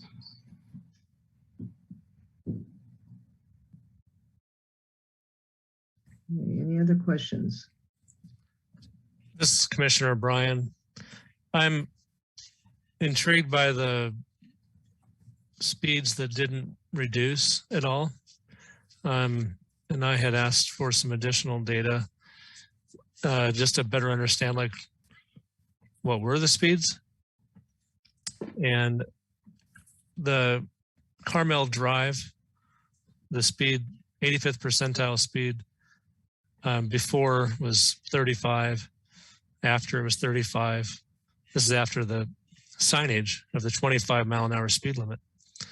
And then the post enforcement, the speed was then 34. what this tells me is that there's a problem on Carmel Drive. People are driving 10 miles an hour over the speed limit. And that's a safe routes to school route, I believe. I'm wondering, what is this? How are you interpreting this information, and what changes do you expect to make in the next, year or two to address these speeds that don't seem to be changing due to, a policy around the speed limit or signage to encourage slower speeds? Dustin Smith with MSO. I guess we haven't really had a chance to discuss, what options we might have to address some of these ones that, not only didn't change, but as you mentioned, are, the data is showing average or 85th percentile speed of 10 miles over the speed limit. That's definitely something that's on my radar, but again, we hadn't had a chance to talk about what we can do to address it. This is Dave Cronus, the engineer. If I could add, I think I would say that we just need to continue to push the program, all aspects of the program. Lowering the speed limit's not the one solution. We said that before. We're just lowering a speed limit doesn't necessarily lower speed. So it's part of the whole program, lowering the speed limits, doing some targeted enforcement to enforce the speed limits, pushing the education on these residential streets for those that live on these streets that are on these local streets that go in at higher rates of speed, just to remind them of the speed limit and the impacts. And then there will be streets where all of those things are not enough, and we need to go to the engineering solution, which is putting in traffic calming. And so, with the pilot program that we're doing now with the traffic calming in Old West Lawrence, we're trying to get at that whole neighborhood and do what's, instead of treating it street by street by street. And so while we haven't necessarily said, well, where we've done this, through this process on these 16 locations, we haven't discussed what are we going to do on Carmel next. But that needs to be in the conversation when we're looking at that neighborhood as part of the program. If we continue on with our program to look at traffic calming by neighborhood, to use that data to see what engineering solution may be appropriate. So I think, well, we don't have anything specific right now. I think, as we continue on with this program and the budgeted funds, we're going to be working through the MMTC to get some feedback on, how do we want to spend 2022 funds on education, enforcement, evaluation, and engineering, and see, what progress we make, and then, keep repeating that cycle. So, we were hoping to see more reduction. I think everyone is, but I think we want to keep making progress, and that's, this is the first year and first full year here, after getting traffic data with the COVID last year and the reduction of volumes, and we'll use this data going forward as we continue the evaluation process. I guess this Commissioner Bryan, what I'm taking from the data is we have to be thoughtful that the process of selecting a neighborhood takes into consideration actual speeds in the neighborhood. It might be important to focus on those neighborhoods that have persistently high speeds. And I think our criteria for selection was pretty open to whichever neighborhood applied. I'm just wondering, this is a pretty impressive amount of data that was collected, and how could this approach to collecting data around speed be used when we think about where we're going to focus engineering changes in a neighborhood? So if, for example, it's going to cost $250,000 to do improvements in a neighborhood, and the speeds in that neighborhood are already less than 30 miles per hour, then it feels less justified than going to a neighborhood where, speeds are typically 85th percentile is 35. So to me, the data is great, and we need to use it to hopefully make sure those investments are placed in the right place in our community. I think also this diagram, just kind of generally, I don't know if everyone else had a chance to see the data, but this depiction of the percentile speeds doesn't really tell anybody how fast, in fact, people are going on these streets. It just indicates a change in the percentile. So it'd be helpful to see this map with some way to visualize just how fast people are driving in our neighborhoods. I think that's what the community really deserves. And that's what they complain about.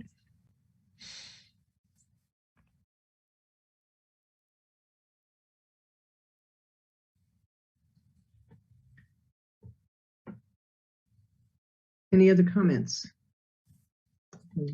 Carol Bowen, Commissioner. A couple of comments. I'm not sure that speed is the only problem with cut-through traffic. It certainly is a problem. There's some other behaviors as well. They just don't look. Their objective is to go from point A to point B, and they don't see the neighborhood at all. We only had 2 applicants, and both of them were from well-organized neighborhoods. I don't think that's the only type of neighborhood that needs assistance. Is there some other way we could do it? Other ways that we could apply this program?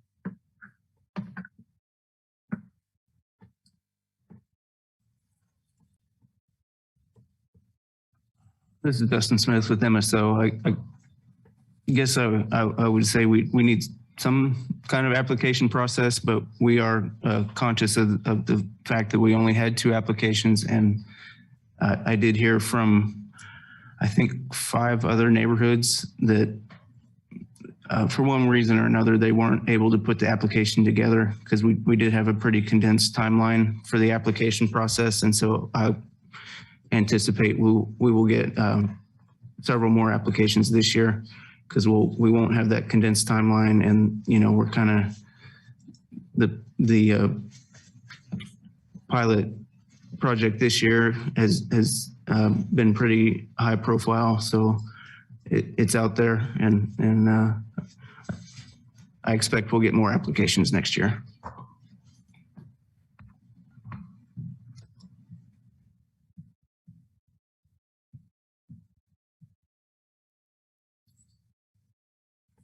Other comments?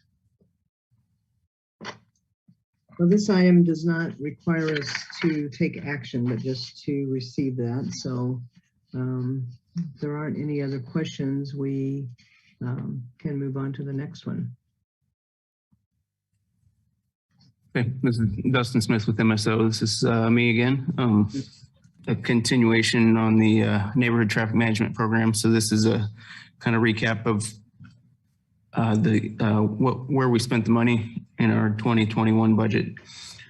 And I think we did kind of cover everything that we did as far as the program efforts, but I'll make sure I don't miss anything. We reduced the speed limit and installed the new 25-mile-per-hour signs.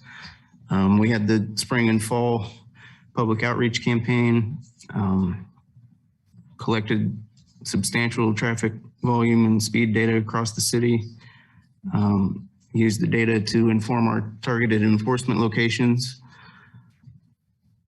And then, and we had our application and selection process for the pilot neighborhood-wide traffic calming project, which is ongoing right now. We've got our temporary traffic calming installations in Old West Lawrence. We collected before data, and we are finishing up collecting our after data this week, and then we'll do our data analysis on those temporary installations and use that to inform what, if any, permanent traffic calming we do next year.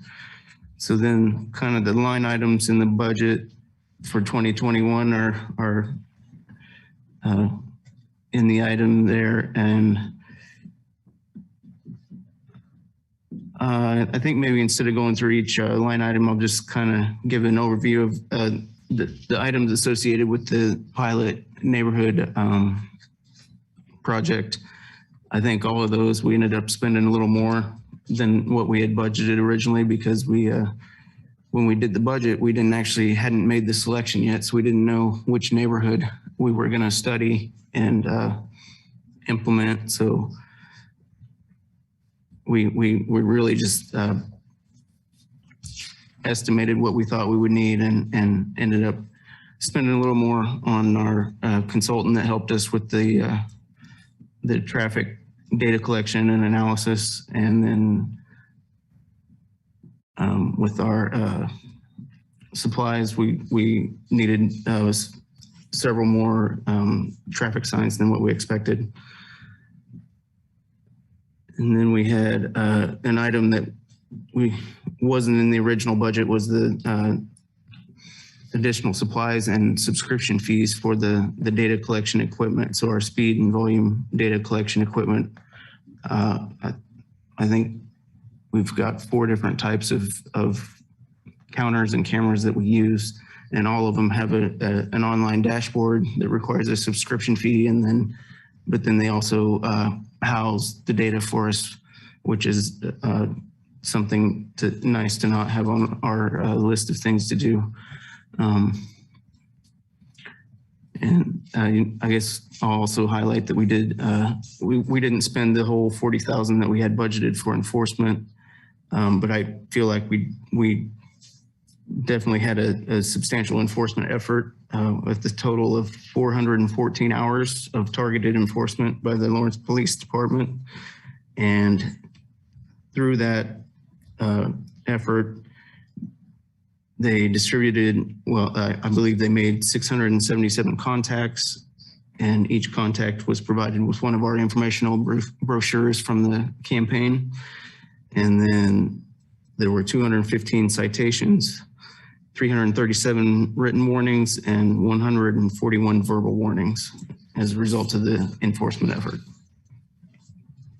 And then I guess the bottom line in our line items there is the rollover to 2022. And so that's basically our balance that we have left here at the end of 2021 that we intend to roll over into 2022 to help with the program efforts next year.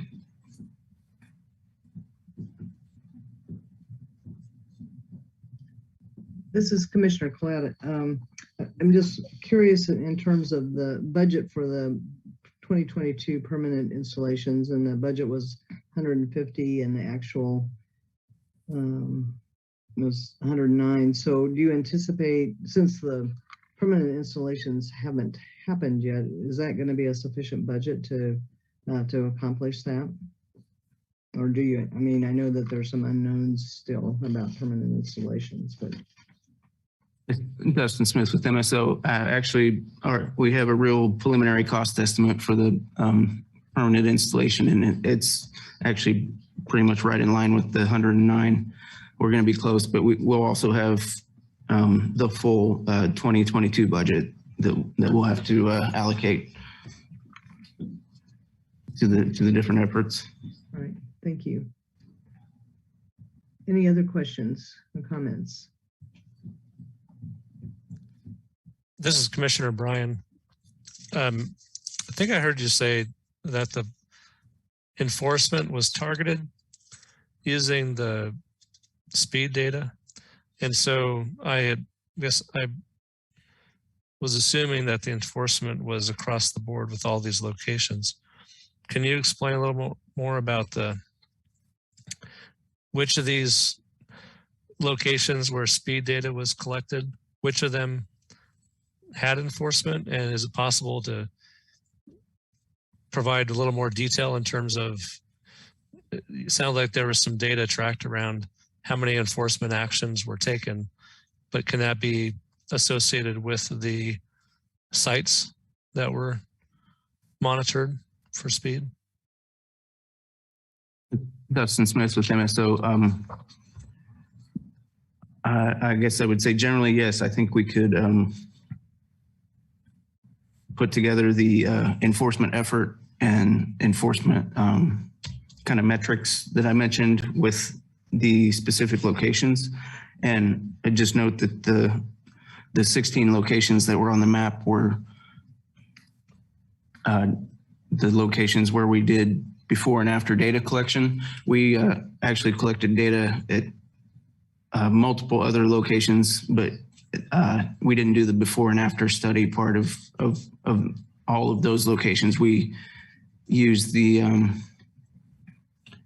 the traffic safety reporting tool on the city website, and as speeding complaints came into that dashboard, we would send the data collectors out, and if speeding was actually a concern based on the data, then we would send the enforcement out and again try and target it to the specific times of day when there were the most speeding vehicles. And so the map doesn't actually represent all of the locations we collected data. The map is just the before and after locations. We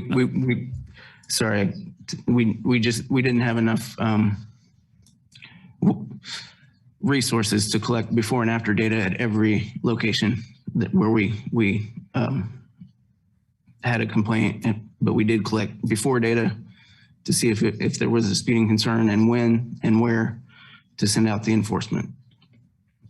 So would it be safe to say that the enforcement data, if it was represented in the table with the 16 sites, wouldn't include all of those enforcement actions? Because some of those actions happened in other locations that were not, where you did not have before and after speed data? Dustin Smith with MSO, that's correct. Yeah, the enforcement was pretty well citywide at multiple other locations other than the 16 before and after locations. I guess that, is it possible to have some better understanding of the locations of the enforcement activities, just to know like where were the hot spots? I mean, it sounds like, it's possible that certain areas of town had a lot of enforcement activity, but they're not represented in the pre and post speed data collection data. I mean, maybe it's a separate map. Dustin Smith with MSO. Yes, I think we actually, we started with a map that had all of the locations as well, but then the data we were trying to show was the before and after the change in speed.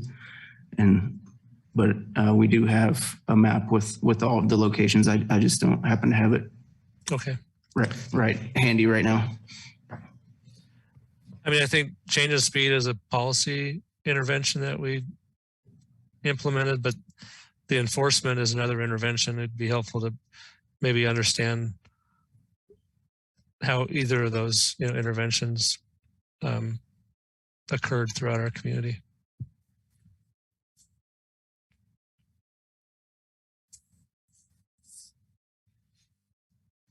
Commissioner Collette, is that something, Dustin, is that something that you could provide at the next meeting? The information, more detailed information about the enforcement? Dustin Smith with MSO. Yes, I think we could have that ready by the next meeting. I know, again, I think we kind of built the bones of that map at the beginning of this, but I think there are some additional locations that have come in since we made that map that we would need to add, but the map exists. We just need to add some more data to it. Great, thank you. Thank you. Any other comments on the plan? On the plan update?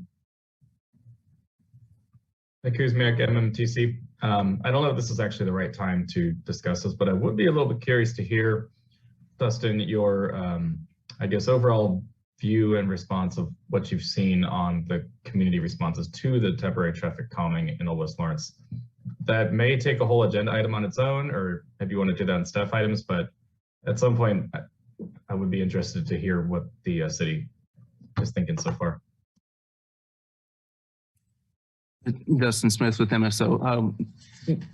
We've definitely heard a lot of feedback, but again, we're in the last week of our data collection for the after data, and so we'd like to have a chance to digest the data as well, and that will, in addition to the feedback, will inform the how we move forward with that project.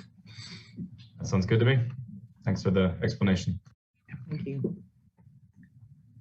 All right, I think, thank you, Dustin. I think we'll move on to the next agenda item, which is this is agenda item 3, provide a recommendation for bikeway improvements on Haskell Avenue and Monterey Way. And I think this came from a discussion at the last commission meeting. Yes, this is Dave Cronin, city engineer. So at our last meeting, when we presented the street maintenance plan, the MMTC had asked us to relook at what bikeway improvements were recommended on both Haskell Avenue from 11th to 12th Street and Monterey Way from Stetson to Grand Vista. So in the memo, I have included some of the characteristics of each street, including the width. So on Haskell, we'll start on Haskell, which is an arterial street. Posted speed limit is 30 miles per hour. The ADT is 7,800.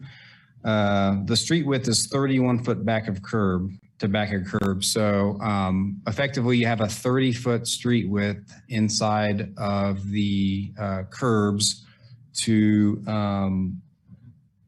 allocate street width between vehicles and cyclists. So when we're looking at, street maintenance projects, we are trying to improve the level of comfort and safety as we look to retrofit bike facilities on these streets until they are prioritized for the ultimate long-term improvements that achieve the level of comfort of 3 or better.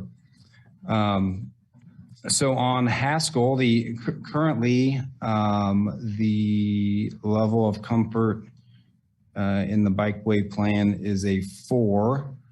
So there's a couple different options that we can do with that 31 foot back to back. One is no markings, so that would be a level of comfort of 4. The next would be to add sharrows, which is a level of comfort of 3, or we could add bike lanes. And to do that, we would need to stripe the 2 through lanes at 10 foot wide, and that would leave 5 foot of bike lane, 5 foot for a striped bike lane, northbound and southbound on Haskell. So currently we have sharrows on Haskell to the south of the project.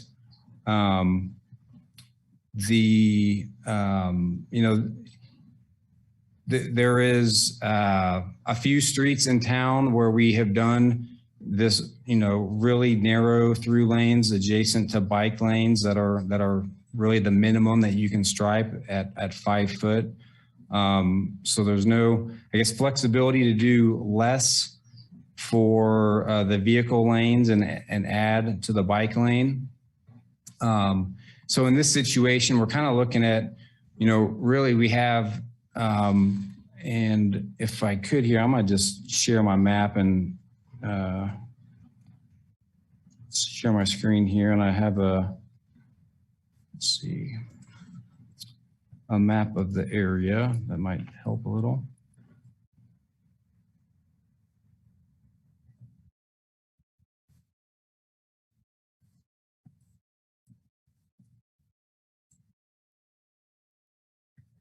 All right.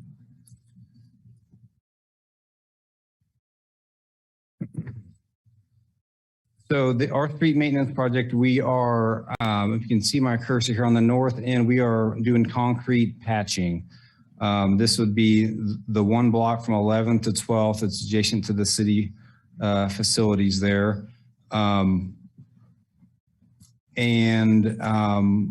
I think there really is two feasible options, in my opinion. One is to do sharrows, allow any cyclists that are choosing to use the road to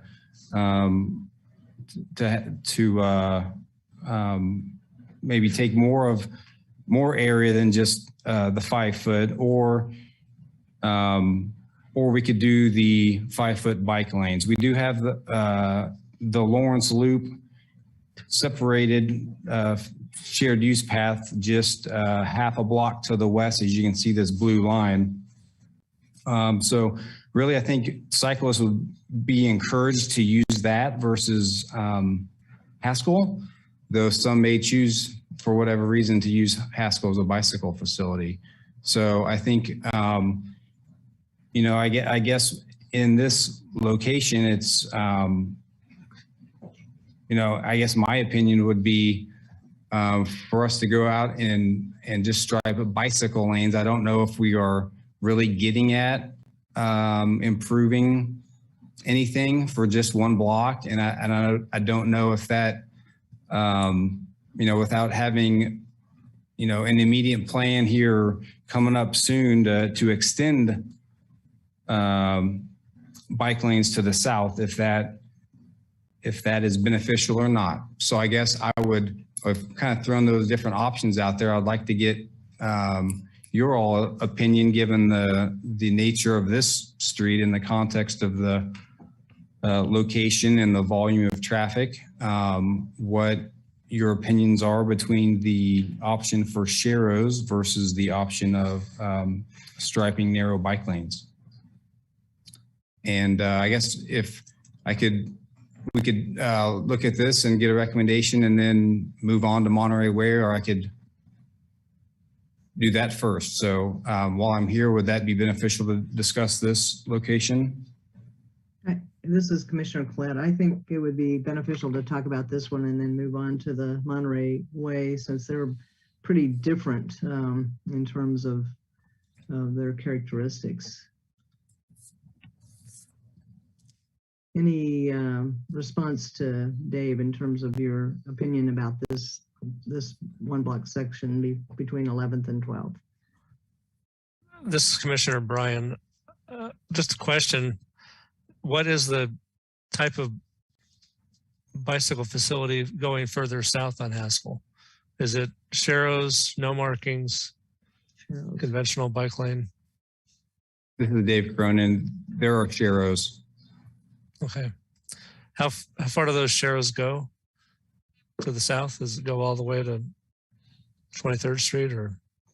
This is Dave Cronin. I believe it goes at least to 23rd Street. I don't know beyond south of that, but I'm fairly confident we have sharrows to 23rd Street. I can, well, go ahead.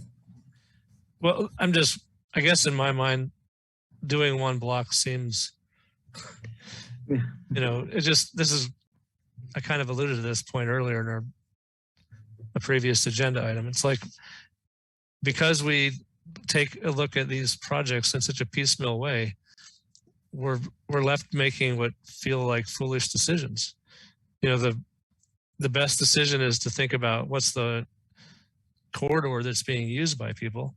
And if people are biking along this entire, you know, along all of Haskell, then they ought to have a similar experience, whether they're, you know, between 11th and 12th, or they're further south. And until it hits a major, you know, change like hitting 23rd Street, it would seem ideal to me that we would have a very consistent experience. And, you know, if the best experience on that road is putting in 10-foot travel lanes and then a 5-foot bike lane, my preference would be to see the whole road, you know, restriped. which gets outside of the scope of the street maintenance program. And that's how we're presented the problem, you know? So I feel like here we go again. Because of how we approach it, we can't solve the real problem, which is creating a entire continuous bikeway that feels appropriate. So I guess my position would be that we figure out how to fund the rest of the bikeway so that it's all continuous. And then it feels like we've accomplished something, not just changing one block. Nick Kuzmiak, MMTC. So Charlie, I can understand your concern about doing some kind of odd, inconsistent, small project. And yeah, I can agree it would look kind of silly to have bike lanes on one block, where it's a really long block, to be fair, and then Sharrow's on the rest of it. That being said, I wanted to kind of push back on a few things you said. One of them was you want a consistent experience from kind of end to end on the street. That sounds good in theory, but I feel like a lot of the streets in our town don't actually offer a consistent experience from end to end, and it seems a little bit unrealistic to ask for that on all of them. So for example, you know, 23rd Street changes significantly by the time you cross the Haskell Bridge, and then significantly once you cross Iowa again. So like, that's not consistent, yet we drive on it all the time, right? Or same for East 19th Street. There was a lot of foofra about, oh, this is a residential street, so we need to make it, you know, super, super safe for everybody. Well, it's not really residential the whole way, actually. And it's okay to maybe be context sensitive to what is around the street at the time. Now, with Haskell, as somebody who lives like 2 blocks away from here and I'm on the street a lot, it actually does have a change in feel once you cross that bridge right by Struct Restruct. It becomes much more residential south of it, and I believe the street might actually be skinnier, but I would need Dave to confirm that. I'm not entirely sure.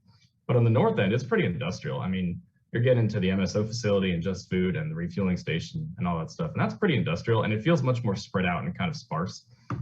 That's not to say that that makes bike lanes or Sharrows better one way or another. In that, I'm just saying that there is a different feel. As to the, you know, doing the piecemeal project instead of doing the whole thing, yeah, I would absolutely love to do something that's consistent the whole way through. But working within the confines of what staff's given us, I'm okay with taking what we can get. And in my opinion, if you were to do something that seems like a good idea, even if it's just for one long block, at least now you're priming the people in the neighborhood to be like, oh, this is kind of cool. Why don't we have this on the rest of the street? Think of a pilot episode of a, you know, program that was good that didn't go into a full season. Like most pilot episodes of shows that are good do launch into a full season, even if that wasn't planned immediately. So I feel like there's something to be said for the pilot project of making Haskell a little bit less crappy for bikes. I would also contend that even though the level of service, level of comfort is, you know, the same between Sharrows versus bike lanes, by adding bike lanes, you are adding a stripe that is actually making the car lane narrower. So it's going from basically 15.5 feet to 10. And yes, people can drive right over the white line if they so choose, but there is that visual element of making you a little bit more conscientious of how you drive. I'm like, I'd rather not drive over this white line if I had to. And yeah, like Michael Ullman has said, yeah, it doesn't really provide any protection at all, but it is something. It's some way to slow the cars down just a little bit. It's kind of the same difference between a single straight bike lane and a buffered bike lane. Realistically, there's nothing preventing a car from hitting you, but it feels a little bit more constricted. And I think that's kind of the magic here. So anyway, that's my piece. Damon, do you have a comment? Yeah, Dave. Oh, Sorry. excuse me. I thought you said. MMTC. I was just going to agree with a lot of what Nick said. I think, you know, the painted bike lane, while not probably ideal or the most, you know, world class, it's going to be probably the best we can get at this moment. And it's, yeah, a step above a Sharrow. And I think we just got to take what we can get. And that's all. Thanks. Well, I will jump in on this one too. And as much as I dislike Sharrows, I think I would vote for Sharrows in this case, only because the Burroughs Trail is so close. And I really think that if anything, psychologically, we should try to get people to use the Burroughs Trail if they're, you know, for the most part, getting along this corridor. As far as it gets away from Haskell is probably on 19th, and it's really not that far. So my 2 cents would be Sharrows. And I have to say, I really don't like them, but I tend to agree with Charlie in terms of the consistency. When you could get it, I'd probably take it. And this is subjective. I'm not sure where we're going to go with this, but with personal opinions like that, that's mine. Carol Bowen, Commissioner. I'm going to pick up on what Charlie was saying. We do this all the time. When we were discussing where to put the bus hub downtown, we were struggling with one block on Vermont Street. And then we were thinking, wouldn't it be nice if we could do the whole street so we could make sense out of it? We have to quit doing things piecemeal like this. There needs to be a plan for the whole street and all its different environs as you go up and down the street. All we do is create problems.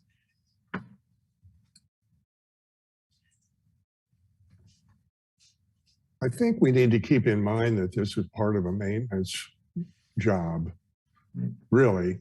And if we can do anything to improve this one block as part of that maintenance program, we should. But, you know, we can talk about other parameters and, you know, ideally what it would look like along Haskell. But simply staff is asking us, what do you want to do here? And I think that's just a simple question. And I don't think the magnitude needs to really go a whole lot further than that for the purposes of what we're doing tonight.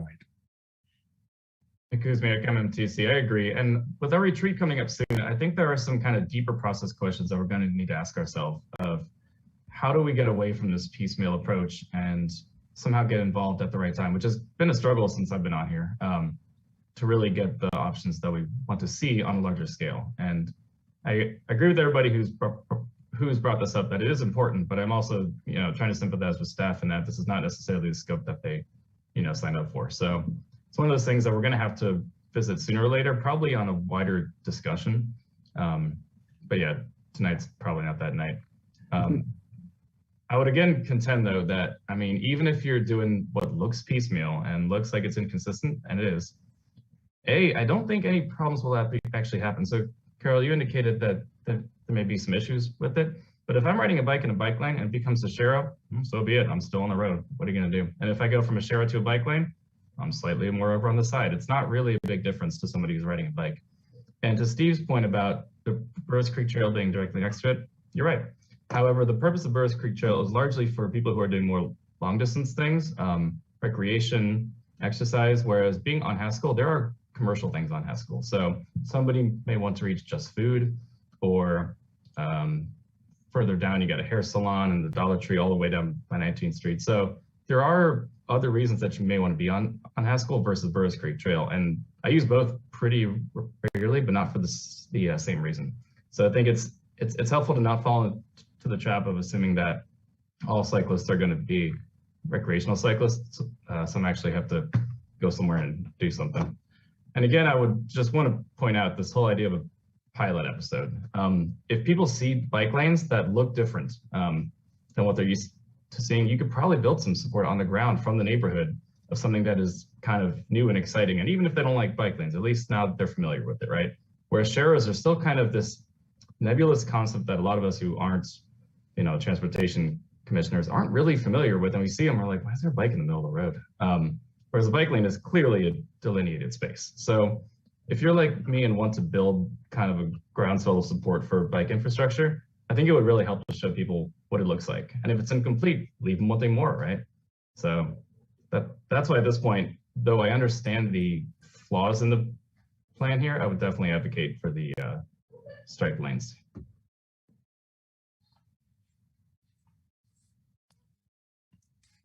This is Commissioner Bryan. David, what would you like us to make a motion to give you a recommendation on this? Or should we get public comment first? Yeah, this is Dave Cronin.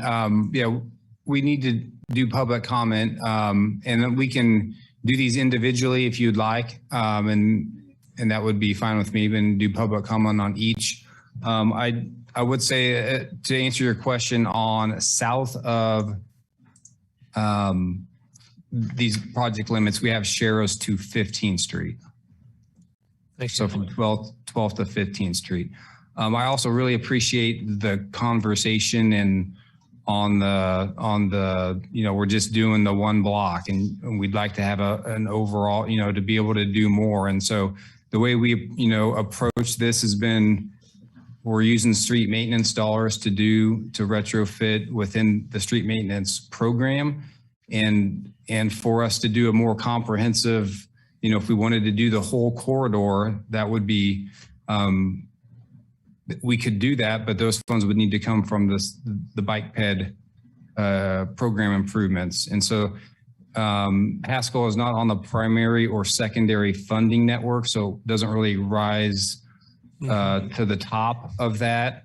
And so we haven't used we also haven't used those program funds to do retrofit low cost improvements. So that would be another, I guess, conversation in the future. If there was a desire to do that, would we ever want to use those program funds not to do the ultimate standalone improvement? So these, the same thoughts that this board has, or, that's the same kind of conundrum we're in on staff when we're looking at this. And that's, I guess, why we also have an advisory board to help guide us. And so I really appreciate the different thoughts on it. And then there's the perception too of just, what are you doing when you just do bike lanes on one block? So for some it makes sense and for some it doesn't. So anyway, that just wanted to say that. And I guess I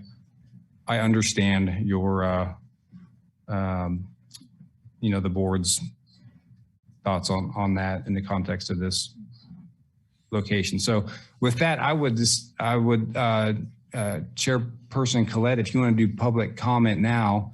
We had one member of the public, Michael Holman's got his hand raised, and also Jenin Amin had registered to speak on this item. So I don't know if they registered to speak on Haskell or Monterey, but I'll turn it over to you to decide that. We'll start with Michael. Hi, can you hear me now? Yes. Oh, good. Okay. Yeah, Michael Allman. I think mostly I'm speaking for my own neighborhood, Brook Creek neighborhood here, rather than any other group. We, as you know, are a pretty activist neighborhood. And when we see an issue that's important to us, we'll move on it. We have not moved on a bicycle facility on Haskell Avenue. And one of the main reasons was brought up by the city engineer, and I think Commissioner Bryan, is that the Burroughs Creek Trail is one block to the west. That's a preferred route for both recreational cyclists and commuter cyclists. So we're pretty happy with the fact that we initiated the Burroughs Creek Trail and it worked so well. Haskell Avenue, on the other hand, I think our neighborhood would actually fight putting white striped bicycle lanes on that street. I can't really say for sure because I haven't asked the neighborhood organization, but that's my impression. And the reason I say that is because it's 31 feet back to back, which is 30 feet clear pavement. And it's one of the major truck routes in Lawrence. It's the main truck route on the east side of Lawrence. And East Lawrence is much more industrial truck oriented than West Lawrence. So it is a very heavy truck route. When you assume the principle that narrowing the motor vehicle lanes by putting bicycle lanes there will slow the traffic, I do not agree. Motor vehicle traffic casually and frequently drive in the bicycle lanes on 19th Street and on 15th Street. I see it all the time. Other people have told me about it. It's not, they don't even notice sometimes that they're there. I don't feel it's valid to use the highly vulnerable bicyclist, child or adult, whatever, as a foil against the horsepower lanes to try to slow down those horsepower lanes. If you have an opposing motor vehicle lane that's too close, those motor vehicles are going to provide, some rationale for saying, oh, I better slow down, I might get hit. But they're never going to consider the bicyclist in the same regard. I mean, it's like a very asymmetrical battle. It just doesn't work that way. And particularly for a truck route, just go look at that street sometime. There are dump trucks after dump trucks. There are tradesmen's trucks. There are lawn maintenance trucks. There are grain trucks. I mean, there's, grain elevator right at 19th Street. It's a heavy, heavy truck route. So not only is it not a good idea for that reason, but in general, white stripe bicycle lanes are not a good idea on the street on an arterial, and Haskell is an arterial. Now, what you might consider, and like Mr. Cronin said, this is not up on the list for bicycle projects, but something appropriate there would be a bicycle track or a shared use path. And there is room on the east side, except for a few sections south of 15th and just north of 19th. Otherwise, there's a lot of room there. Lawrence Housing Authority, the great big Haskell mansions with their very deep lots. The 1200 block is kind of constrained as well. So it's probably not going to happen that way, but I'm with Commissioner Evans here. I hate Sharrows. I'm sorry, I hate Sharrows, but at this point, it's probably our best option. Now, at some point, Haskell will need to be rebuilt. That street is one of the most frequent ones that comes under the street maintenance program, maybe every 3 years. I don't know, Mr. Cronin can tell us. I've seen many, many, many times that they've done a mill and overlay. And it's because the subbase is really poor. It's old, and the pavement deteriorates fast, particularly with all the truck traffic. So you might consider, or Mr. Cronin or whoever might consider, a reconstruction of that entire corridor. I think that would be the most appropriate solution. So thanks. Thank you, Michael. Okay, I see Janan Amin is right. Are you interested in talking about the Haskell project or the Monterey project? Good evening. This is Janan Amin. Can you hear me? Mm-hmm.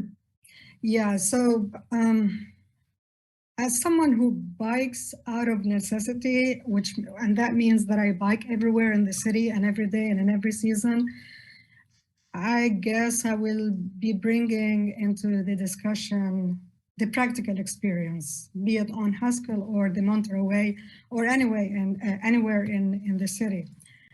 Well, as I said, I do not bike as privilege or for a leisure.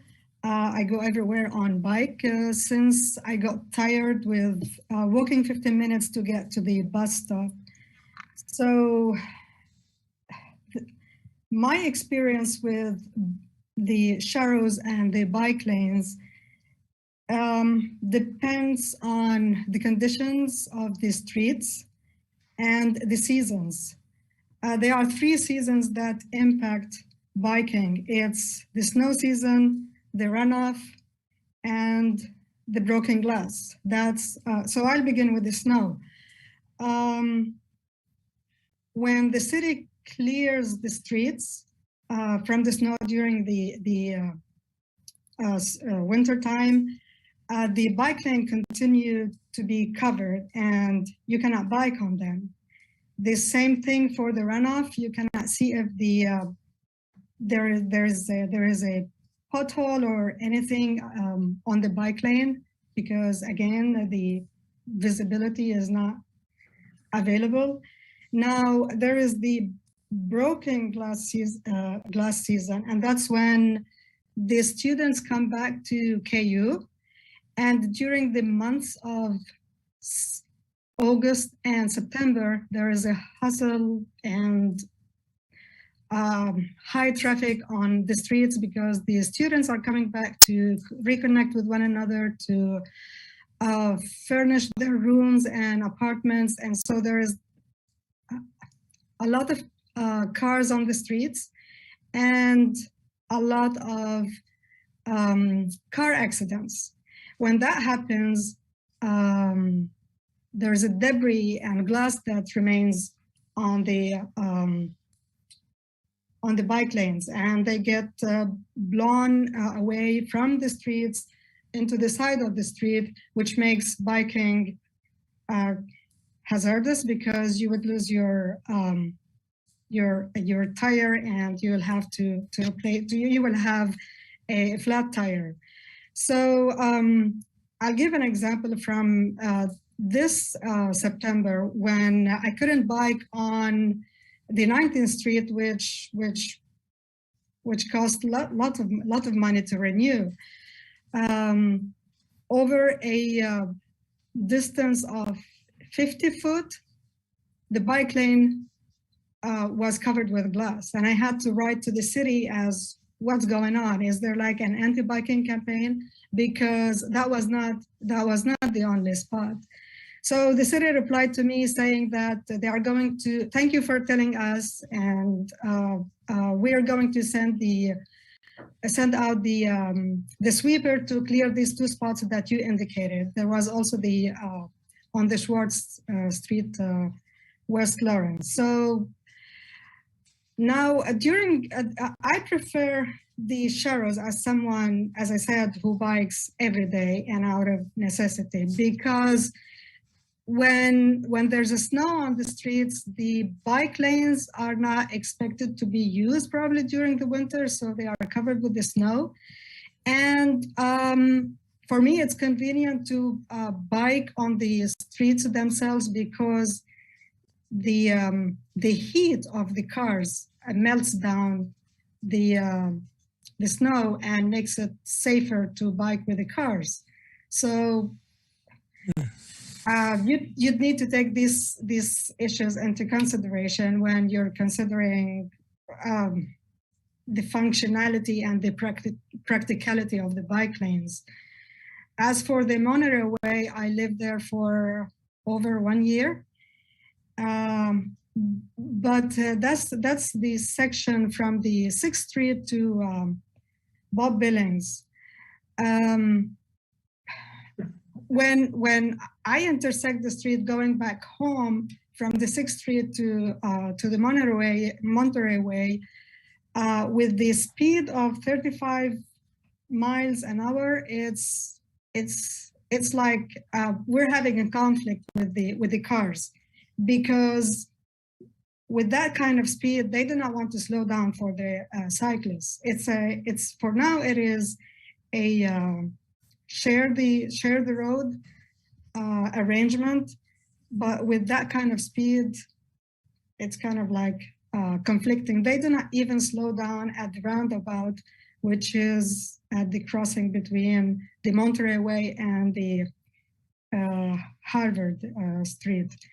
With that kind of speed also on that section of the Monterey Way, it's hard to have a peaceful night. And it's not only the apartments on that street that have their bedrooms overlooking the street, but the standalone homes, and same thing for the bedrooms in the townhomes.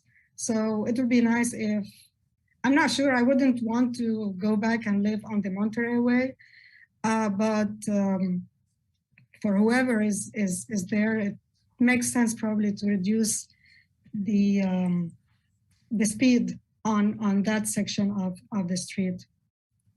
I think now for the piecemeal approach to addressing the streets, I would suggest, now the city raised the slogan of connected city. It is indeed connected city, but only for the motorists. Now, if I live in the Pinckney neighborhood and I want to go to shop on the 31st Street, the easiest for me is, in theory, is to take Kentucky. Which one goes southwards? Is it Louisiana or Kentucky? Because these streets are one way. So let's say it's Louisiana, I guess. I cannot bike on that street because of it connects me to the 31st Street, makes it easier and faster, but in practice, I cannot use that street because of the high speed of those traffics. So I'm thinking for this kind of thoroughways that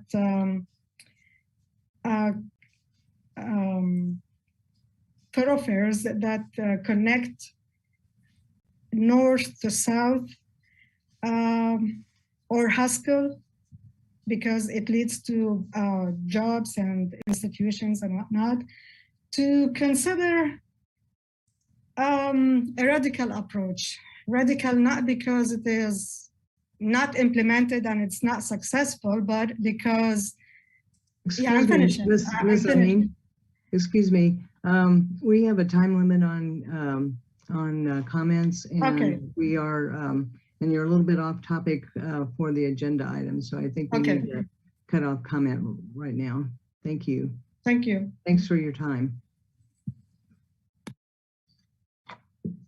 Okay, any other public comment? I don't see any. Any other discussion around the Haskell? My inclination is to, because it is a one block section and it's not on the primary or secondary network, that I would be inclined to be consistent with what happens from 12th to 15th with the Sharrow, in the particular circumstance that we do have Burroughs Trail just, a couple of blocks, 2 or 3 blocks to the west of Haskell, plus some connectors along the trail to get to get to the other street, to get to Haskell. So that would be my thought on that section. But recognizing the long-term need for really a corridor approach for Haskell, and looking, outside of the street maintenance program to develop that. And I'd be willing to make a motion just so we can see where we're at here. Okay, great, thank you. This is Commissioner Evans. I would move that we recommend the use of share rows in the 1 block area on Haskell between 11th and 12th. Thank you. Motion by Commissioner Evans. Is there a second? Commissioner Payton, I second. Okay. Second by Commissioner Payton. Any other discussion? Hey, Kuzmiak, MMTC. I would just like to register my, what's the word? Not with it here. I know there's a better word for that. Dissent. I think this is Commissioner Bryan. I think that's going to be when we both vote no. Yeah, so I just want people to remember to keep in mind, a lot of folks in this town don't notice anything is happening in the transportation space until it's literally on their block or they drive it. If we want to get engagement, we got to show people on the ground where they're at, what that looks like. If we do sharrows, they're going to be confused. They may not even see them. If they do bike lanes, it will be very obvious. I know bike lanes are not perfect. I know that street sweepers don't go as often as you'd like, or in some cases actually too often, but that doesn't necessarily mean that they're evil, right? I would also like to note that, yeah, it's a truck route. Trucks are not more than 10 feet wide. Unless you're transporting a mobile home, they are 8 feet wide. You're totally fine with the truck. There is no reason to worry about that.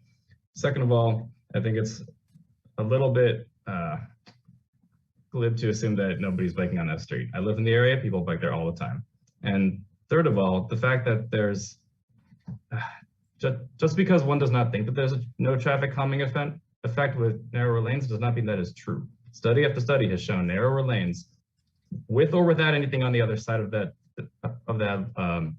lane marking, do have an effect on people's perception of how safe it is to drive, simply because it is different, it's narrower, it seems like you should be staying within the lines, And yeah, people may be cavalier about crossing the line sometimes, but nobody wants to run over a bicyclist except for absolutely insane people. So generally speaking, I feel like there's definitely a benefit to narrowing the street. And having had somebody killed on the street very recently, about 2 blocks south of here, clearly there's speeding happening. Slowing cars is important. I mean, let's not make sure that there's another person who dies at the next intersection in Haskell, right? So to me, this is really important to kind of think of the long view here, think of the community engagement and the other effect that striping has on cars. It's not just what is the kind of the easiest solution right now, but how can we look at all aspects and actually make a better situation here? Any other discussion before we call for the vote? This is Commissioner Bryan. I agree with Nick. For me, it's really, we have to start doing this right. And I think when staff presented this the last time, they looked at it and said, well, they're both level of comfort 3. So let's, you know, they didn't have a real way to distinguish between the 2 options. And I recall the one consideration was cost.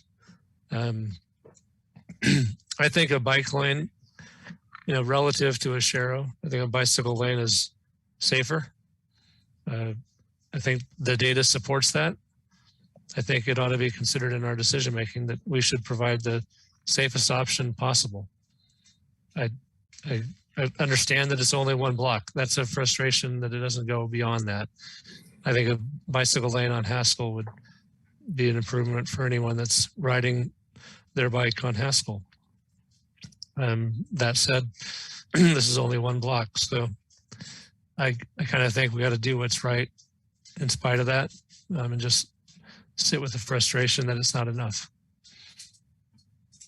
I think it's interesting that we acknowledge that it's not part of the priority bike network. I feel like what was kind of implied there was, you know, we don't need to regard it, but the fact is people ride their bikes all over the place, even when it's not part of the priority bike network. I think really the point of that comment was, you know, that we're not going to prioritize funding to invest in the bike network right there. But in the case of street maintenance, you know, it's a policy that we will always, you know, do whatever we can to accommodate people that ride bikes on that part of the street being maintained. So it's a long-winded way of saying I'm going to vote against the motion, primarily because of the safety concern. I think it's safer to have a bike lane than it is to have a Sharrow. Damon. Yeah, thanks. Damon, MMTC. Yeah, I actually got my mind changed with Michael Allman's comment. I think until we can actually provide you know, a real safer lane in the street or off the street, I think it's unwise to invite people to use that heavily truck traffic road. I think it's better safe to just encourage using that sidewalk for now. And if Sharrow or no Sharrow, I think that'd be the most wise in terms of safety. Thank you.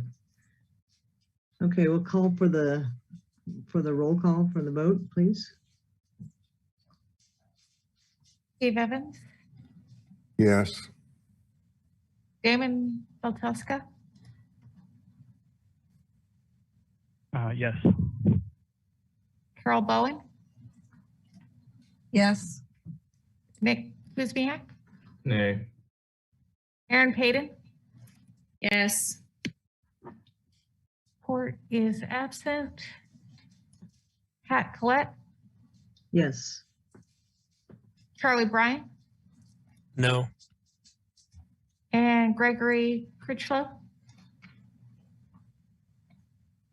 I think he logged off as well. Motion carries 5-2.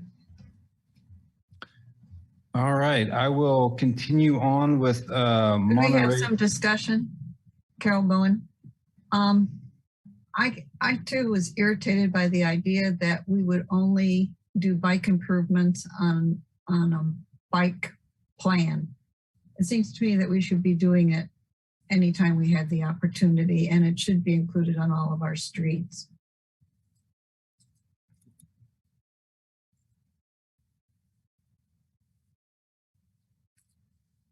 This is Dave Cronin, city engineer. Would you like me to continue on to Monterey Way, or is there any other discussion? Yes, please. Okay, so moving on to the other street that you asked us to bring back, a little different context of this location. So Monterey Way from Stetson Drive to Grand Vista Drive. It is a 36-foot back-to-back street, which leaves an effective street width of 35 feet. It's a collector street that's 35 miles per hour with an ADT, average daily traffic, of about 4,000 vehicles per day. So currently, there is striped bike lanes on the section of Monterey Way. They are not buffered bike lanes. And so as far as the level of comfort goes, it is a 3. So I had listed 4 different options for Monterey Way. One was no markings, level of comfort 4. Number 2 is add sharrows, which is a level of comfort 4. Number 3 is add conventional bike lanes, which would be to go back with what's out there, and that's a level of comfort 3. Or number 4 would be to add buffered bike lanes, also level of comfort 3.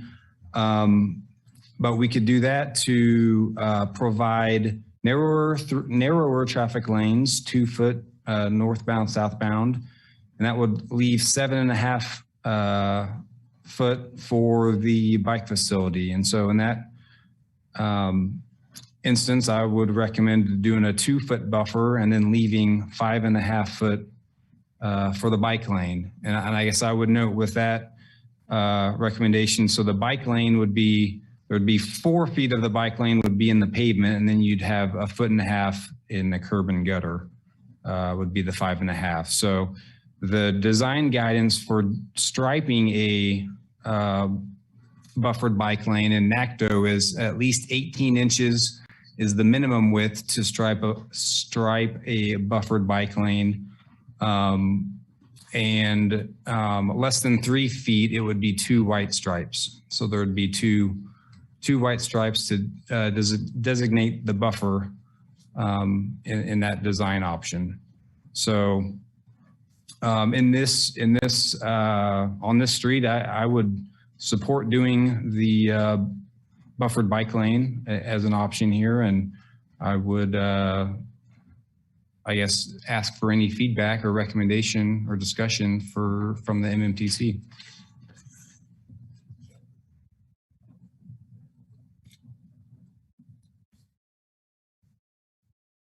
Comments or questions?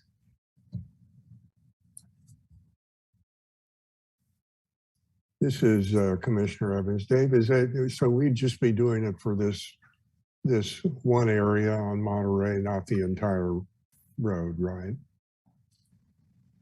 Yeah, Dave Cronin, city engineer, that is correct. So Monterey Way transitions into Grand Vista Drive to the north, which we are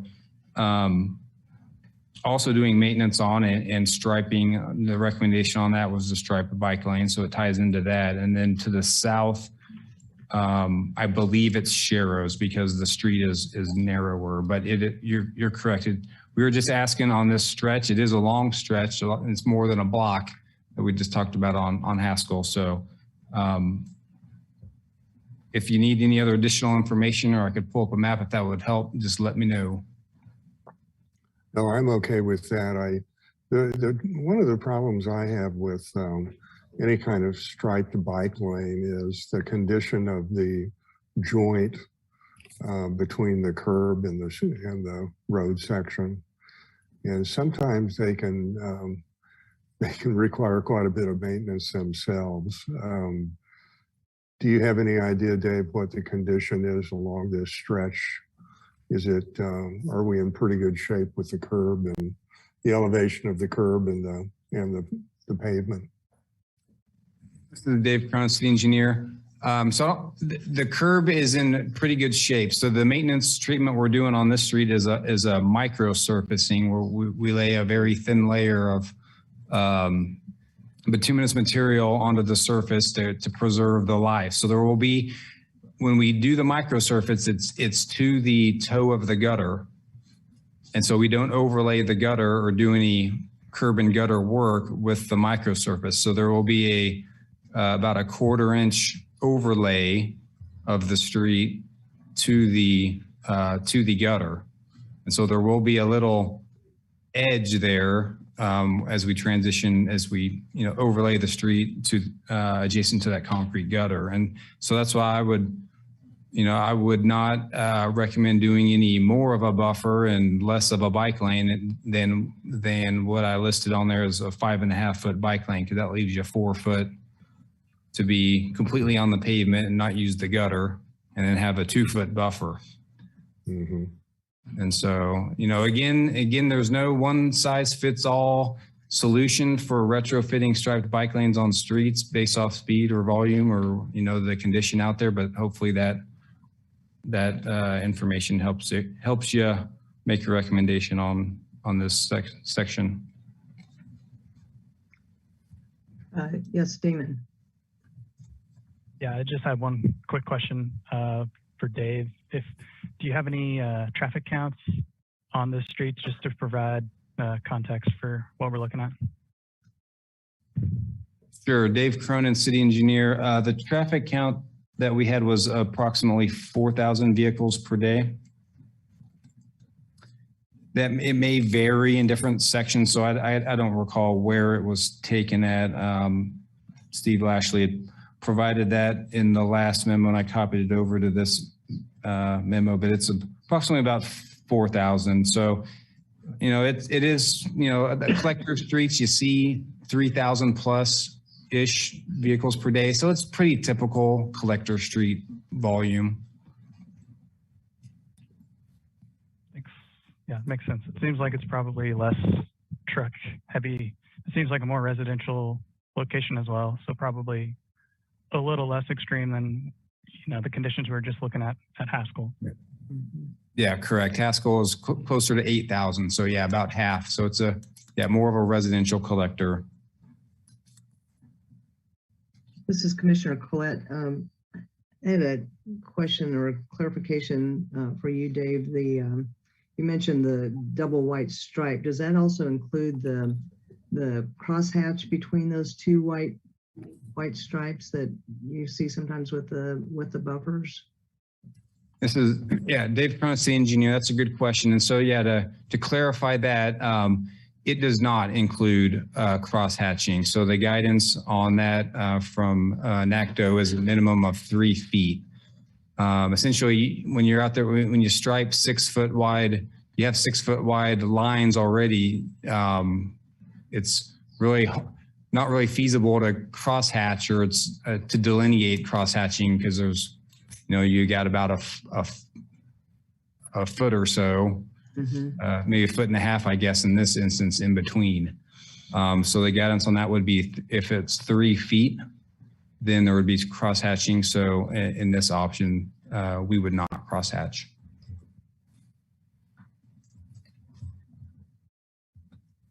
Mike Kuzmiak, MMTC. Dave, as part of the maintenance of that road, are you going to stripe the road itself for the vehicles, or is it going to remain stripeless except for the bike lanes? This is Dave Cronin, city engineer. I think we would add a center line stripe with the design, if that's what you're asking. That would be the other pavement marking, I guess, would be a center line stripe. I think that would be appropriate given the narrower lanes. So I honestly have no idea what effect a center line absent or present would have on traffic that is technically 10-foot lanes but not delineated. Do you think that kind of discomfort of being too close together would slow down traffic, or would having no line force people more likely into the bike lane? Or is it just speculation? I don't know. Yeah, Dave Cronin, engineer. I don't know if I can answer that or have any supporting data on that. You know, again, it's you could really go either way. I think right now we have 6.5 foot bike lanes, so you could make the through lanes a little wider. But you know, I guess given our recommendation here with the 35 foot, if we did 10 foot lanes, I would recommend we stripe a center line, whether it's a 10 foot lane or an 11 foot lane, stripe a center line. So.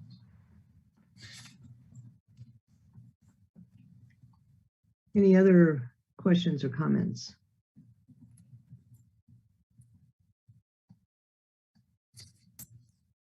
Is anyone ready to make a motion on this recommendation? Let's take public comment first from Michael. Yeah, I was going to ask about that.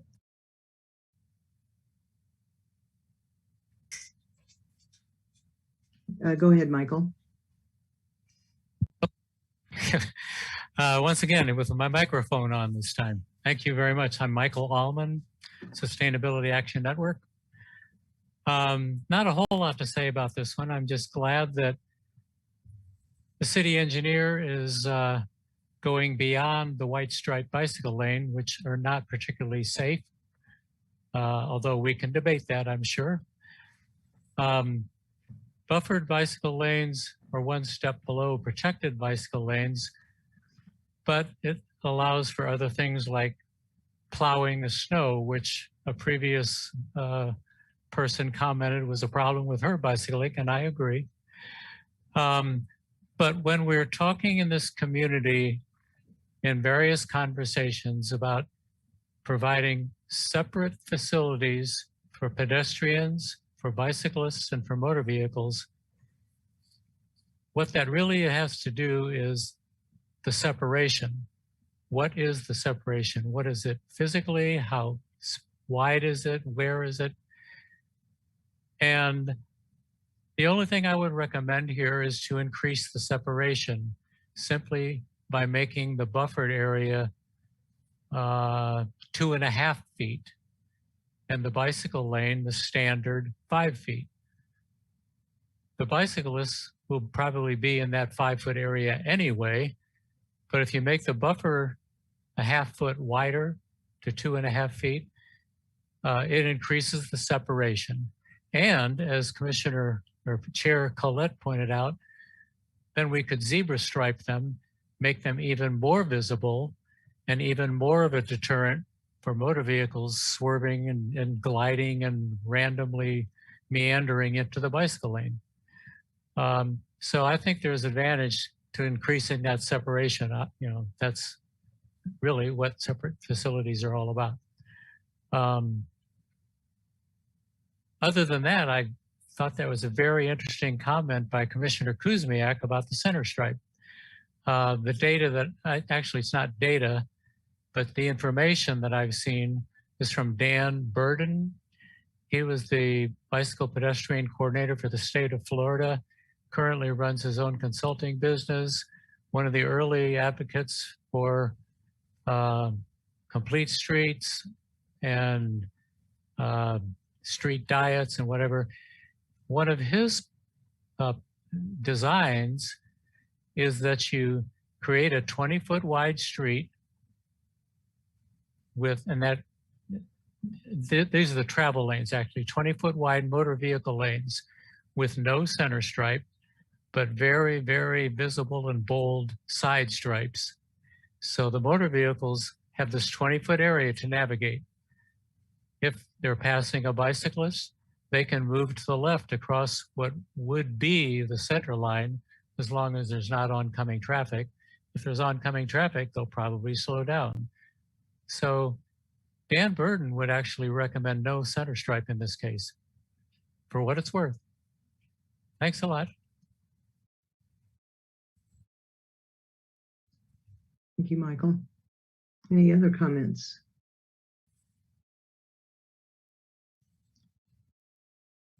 Dave, could you comment on the idea of a wider buffer and a narrower bike lane that would allow us to do the cross hatching? Sure. Dave Cronin, city engineer. Again, we have 7.5 feet for the bike lane and the buffer. So if you were to desire cross-hatching, a cross-hatched buffer, that would leave, which would be a minimum of 3 feet, that would leave 4.5 foot for the bike lane. And you'd have 2 feet in the pavement and 1.5 feet in the gutter.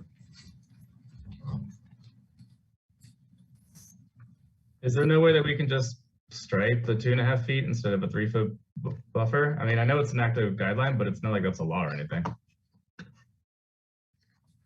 Dave Cronin, city engineer, I'd recommend we follow standard guidance on striping the buffered bike lane. I'm just gonna put it out there. If we're gonna all of a sudden start following standard active guidance on striping and lane widths and stuff, we have a lot of out of compliance lane widths around the city that are significantly wider than they probably should be for car travel. So I understand wanting to follow the guidelines. It just seems a little bit arbitrary that we follow this one, but not other active guidelines that would probably result in much narrower streets for cars.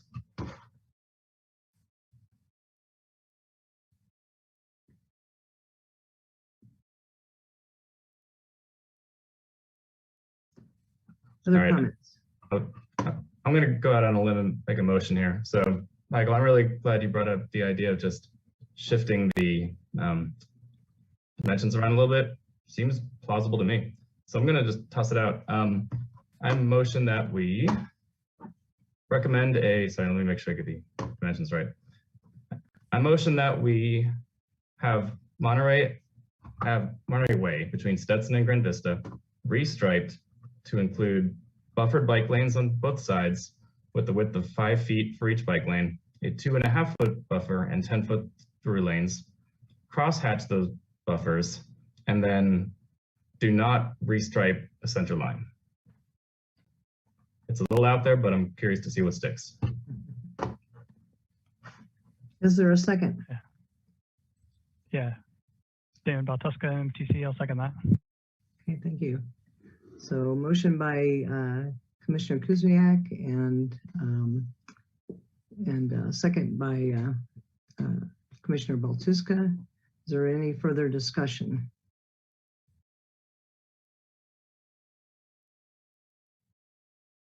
All right, can we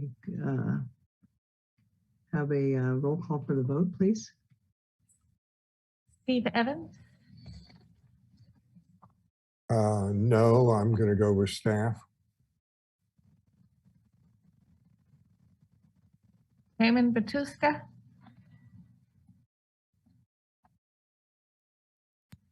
Yes.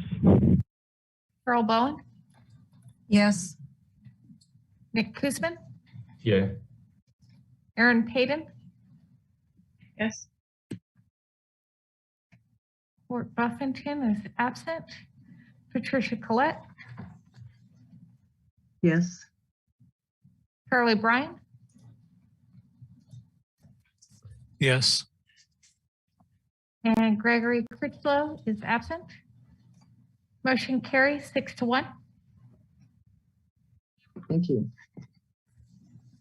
All right, let's move on to the item 4 on the agenda, appointing a designee or consider appointing a designee and an alternate to the Lawrence Douglas County Metropolitan Planning Organization Transportation 2050 Steering Committee. Hi, good evening. Jessica Mortinger, Transportation Planning Manager for the Lawrence Douglas County Metropolitan Planning Organization. We're responsible for regional transportation planning, including the update to our transportation plan, our Metropolitan Transportation Plan, Transportation 2050. We are slated to begin that process, and our MPO Policy Board has established a steering committee of which they invite you to appoint representation for. We're looking for someone who can serve throughout 2022 and into 2023. We are required to have a new plan adopted by March of 2023. And so we'll be in that process to update the multimodal long-range plan for our region, which gets incorporated into Plan 2040 as the transportation plan for Lawrence and Douglas counties. So we're looking for your involvement on that process to help guide that work.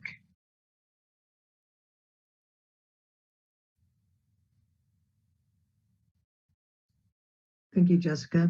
As Commissioner Collette, do we have a volunteer to serve as the designee for the representation for 2050?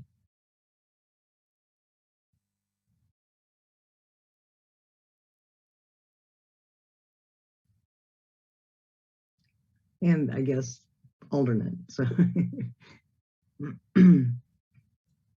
anyone willing to volunteer? Jessica, would you mind giving more information on what the time commitment is? You mentioned what the duration of the whole commitment, but in terms of maybe. Sure. Jessica Mortinger, Transportation Planning Manager. I don't know specifically. We haven't laid out the entire timeline for the process as we develop how we intend to update that. We will have a travel demand model consultant that will work on getting under contract in 2022. And so some of that work and the preparation with the consultant will help shape the scenarios that are built in our plan around transportation and land use. That helps us project projects for the plan. And so that kind of dictates a little bit about what scale and scope we have. We have done a lot more extensively bicycle, pedestrian, and safe route planning than we had done in the last process. And so this process generally doesn't replicate those things. It pulls them in a collective way together to represent the vision. I can't imagine meeting more than 10 times to develop the plan. I would say that's on a high end. I would say a low end is probably 5 or 6 times.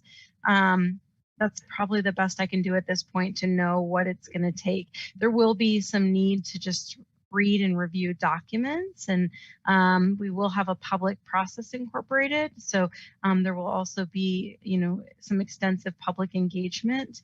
As part of that. Majority of that falls on staff, although often we ask steering committee members or other parts of our staff advisor team to help us do some of that work. We wouldn't be able to do it alone as a 2-person staff. So that just hopefully gives you a little bit of idea what we're looking for.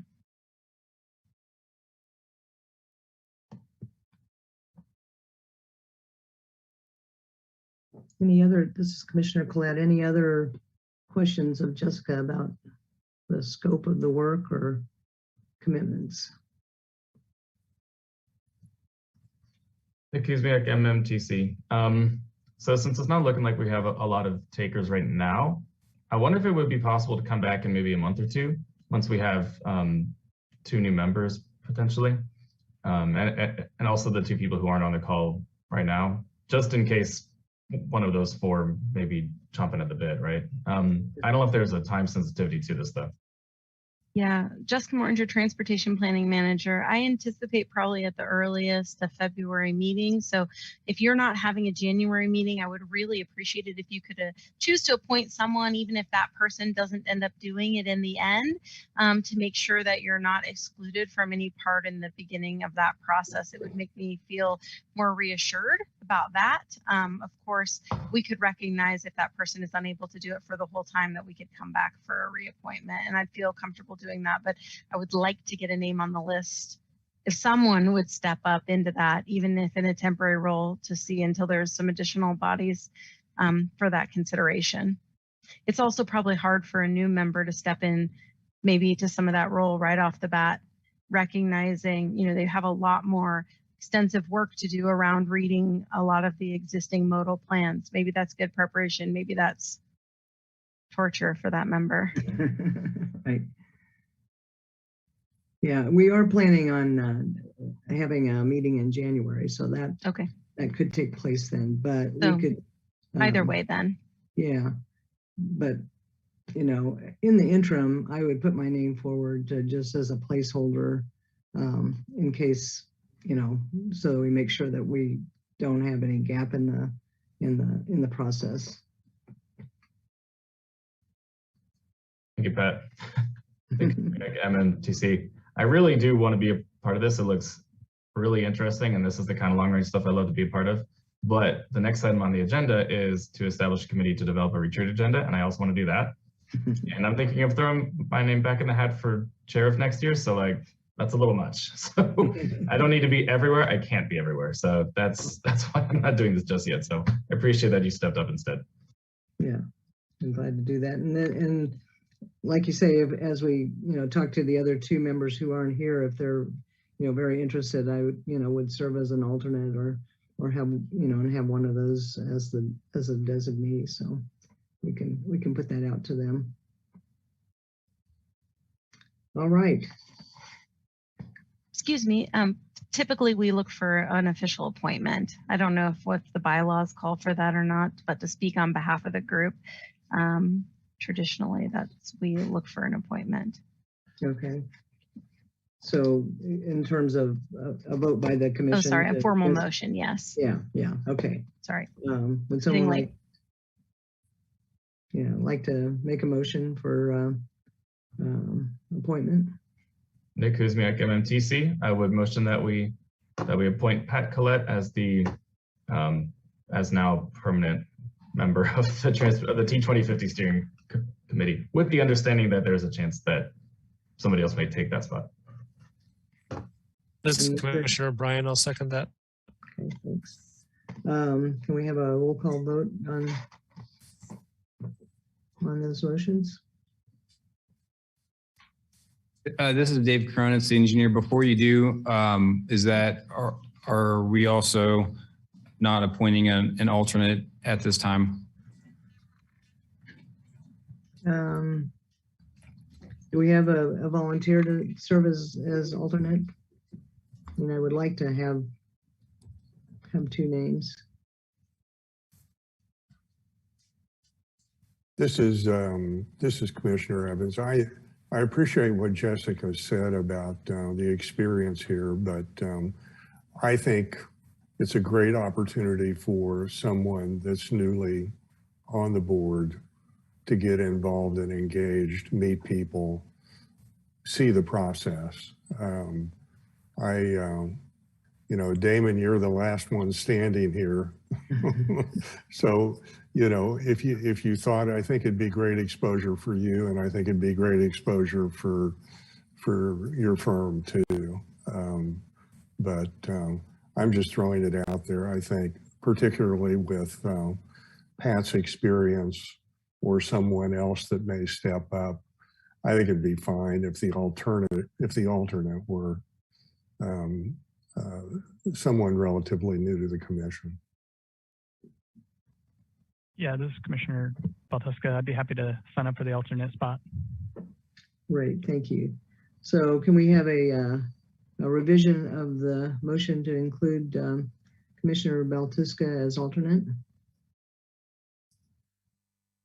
Yeah, I'd recommend whoever made the motion, if you would like to rescind it and remake the motion with Commissioner Baltuska, please do that. Nick Kuzmiak, MMTC. I hereby rescind my previous motion and put forth a new motion to appoint Commissioner Collette as the MMTC representative to the T2050 steering committee and Commissioner Baltuska as the alternate. This is Commissioner Bryan. I'll second the motion. Thank you. Now, can we have a roll call vote for this motion? Steve Evans, Yes. Damon Baltuska, Yes. Carol Bowen, Yes. Nick Kuzmiak, Yes. Aaron Payton, Yes. Court Buffington is absent, Pat Collette, Yes. Charlie Bryan, Yes. and Gregory Critchlow is absent. That puts motion carries 7-0. Thank you. Okay, the next item on the agenda is item number 5, which is the 2022 MMTC annual retreat. So we need to get a recommendation on holding the annual retreat and if that's agreed to, then to establish a committee to develop the retreat agenda. So is there any discussion or a motion to hold the retreat in early 2022?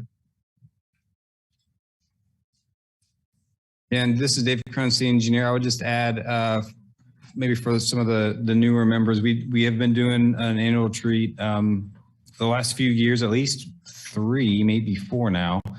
And so it's a good way to start off the year, and maybe as we look back, as we use the time to look back on the goals last year to help set the goals for the next year. And so when we've done this in previous years, we've asked to have 2 or 3 commissioners help staff with planning the agenda, and so the date and the time and the place and all that and facilitation help is all to be determined. So tonight we're just looking for 2 or 3 volunteers if you believe that it is a good thing to continue on with that annual retreat to help us. And I think time commitment, I'd say 2 to 3 meetings tops would be the time commitment for that.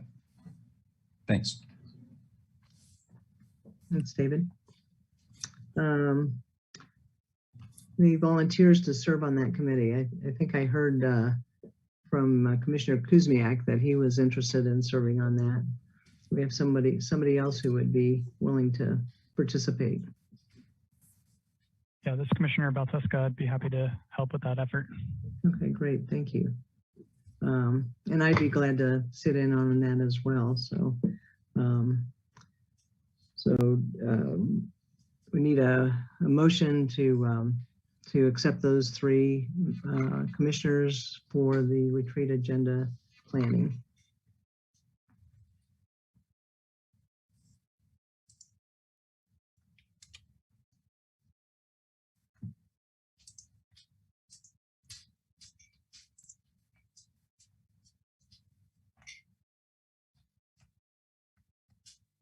Any motions? I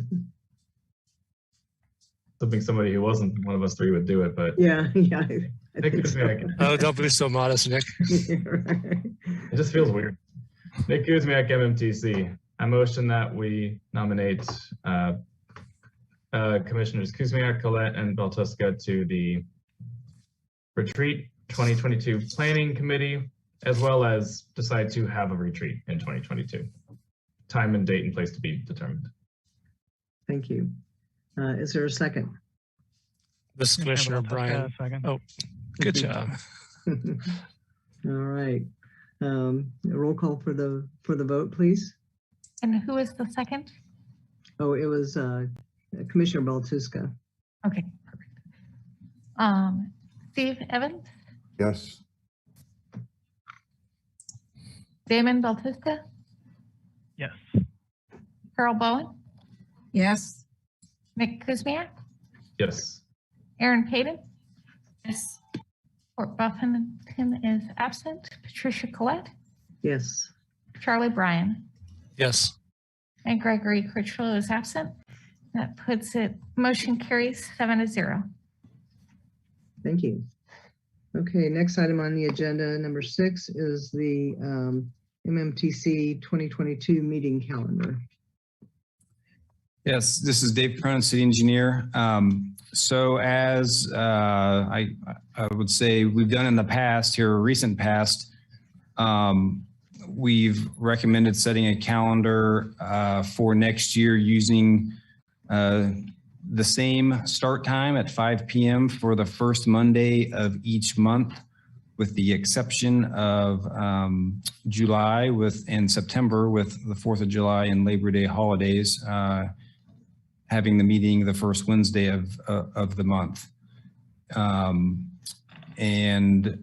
With that, I would also recommend that we start the regular meeting at 6:15 to give us a little more buffer or break between the study session and the regular meeting, as we are always kind of pushing up against 6 o'clock. Maybe not always, but a lot of the time. And so think with that, we would recommend starting the regular meeting at 6:15 instead of 6. But other than that, it's really all I have on the calendar, and it's just seeking a recommendation to set the date and time for meetings next year. Thanks.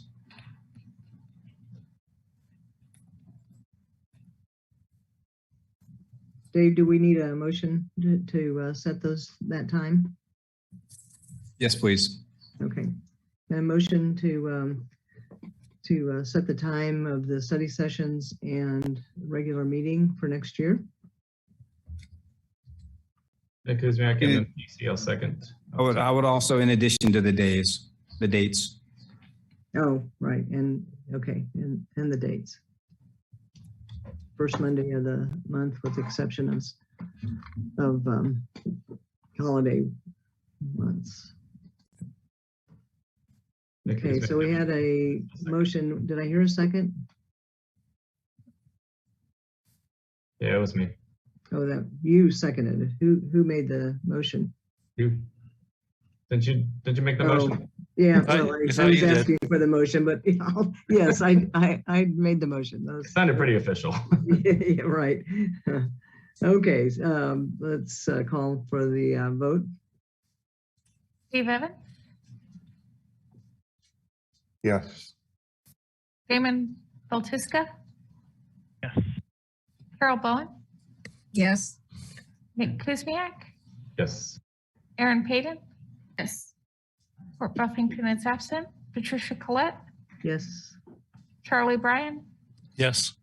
and Gregory Critchlow is absent. Motion carries 7-0. Thank you. Let's move on to staff items. Receive background information on the Idaho stop. Yes, this is Dave Cronin, city engineer. So at last month's meeting, we had there was some discussion regarding the Idaho stop, which is essentially a regulation that would allow cyclists to treat a stop sign as a yield sign. Came up in the discussion in the study session when KDOT was presenting an update on the Kansas Active Transportation Plan, and also I believe Commissioner Bryan asked about it during staff items. And so the memo that I have attached provides some, I guess, brief history and discussion on the Idaho stop that we've had in the past. And so I guess in summary, during the development of the Lawrence Bikes Plan, we received a public comment on considering the Idaho stop. We've had some internal staff discussions regarding that law, and overall, city staff doesn't recommend instituting it just locally, really based off the concern of the challenge behind education surrounding that, and motorists that are not, familiar with the laws of Lawrence, and just also the challenge of delineation between streets that go out into the county as well. And so, I think staff's recommendation here would be that it's not something that we would entertain locally, but if it was certainly done at a state level, it would be provide a little more consistency and ability to have more comprehensive education if that were to be implemented. And so ultimately during the review of the Lawrence Bikes Plan that was approved by the MMTC and City Commission a couple of years ago, that was not a recommendation to review at a local level. That is I guess the overall background that I have on previous discussions. And again, we don't recommend reviewing or implementing that at this time in Lawrence. This is Commissioner Bryan. I appreciate you putting together the memo and providing the background for us to understand what the previous discussions were in consideration of the Idaho stop. I am curious if that information has been shared with any of the city commissioners. In particular, I think we had heard that Commissioner Boley had expressed interest in this, and I'm just wondering if he's expecting us to take some policy stance on this, if he's aware of the staff position at this time. This is Dave Cronin, city engineer. I'm unaware of any individual commissioners, to what extent they're aware of previous discussions or this memo. So I know we've gotten questions. We get questioned about it. Didn't just come up in the meeting for the first time in November, but I don't have any other recollection of who all has been included in this or any other commissioner. No other city commissioners have that I'm aware of have asked myself to bring this item back at all or discuss it further. So Commissioner Boley or any of the other commissioners. All right, thank you. Any other comments from commissioners? Hey, Kuzmiak, MMTC. I just had a quick general comment. So I mentioned a while ago, and I think sent in an agenda suggestion as well, that there's been a lot of policies that have been circulating, potential policy proposals that have been brought up that would pretty much directly involve us. But I think it would be good to have a more kind of comprehensive discussion on what policies we'd maybe like to see or look into more. And this is kind of just one of them. So I'm thinking of putting this on the retreat agenda just to have kind of a broader discussion over it and see, do we want it? Are we willing to push for it? Does it need more support? If so, so, it's good to see the information at this point. Not really anything we can do as it's a staff item, but just like to keep this in mind for the near future. Thank you. Call for public comment. Michael Allman. Hello, once again, Michael Allman. Speaking for the Sustainability Action Network, we have discussed this. With apologies to the city engineer, I think his position is a cop-out. Sorry, but for one thing, the city commissioners who have brought this up, Commissioner Boley specifically, brought it up 1 year ago at your retreat. He said it specifically at your own retreat, and it's quite a sad commentary. It's taken a full year for this to even come around to be considered. But nevertheless, as far as why to do it or why not, I mean, anybody in this community can come up with a rationale to do something or a rationale not to do something. And it seems like the city engineer has just chosen the rationale not to do it. And I think it's a pretty weak argument that it'd be unfamiliar to people that aren't familiar with Lawrence law. Well, come on. I mean, right now, bicyclists routinely do the Idaho stop. That's a problem for some people because they're, straight-laced, absolute law enforcement kind of individuals that, the letter of the law kind of thing. Well, the police routinely let bicyclists do the Idaho stop, the same as they routinely let motor vehicles do the Idaho stop. They both roll through stop signs all the time at about, 8 miles an hour, typically. So it's not like being familiar with the law will make any difference the way people drive. No, I mean, they'll see a bicyclist or the bicyclist will come to an intersection where there's no motor vehicles. Both the motors and the bicyclists are gonna maneuver and function the same as they are right now. Whether the law is there or not, it just would remove that onus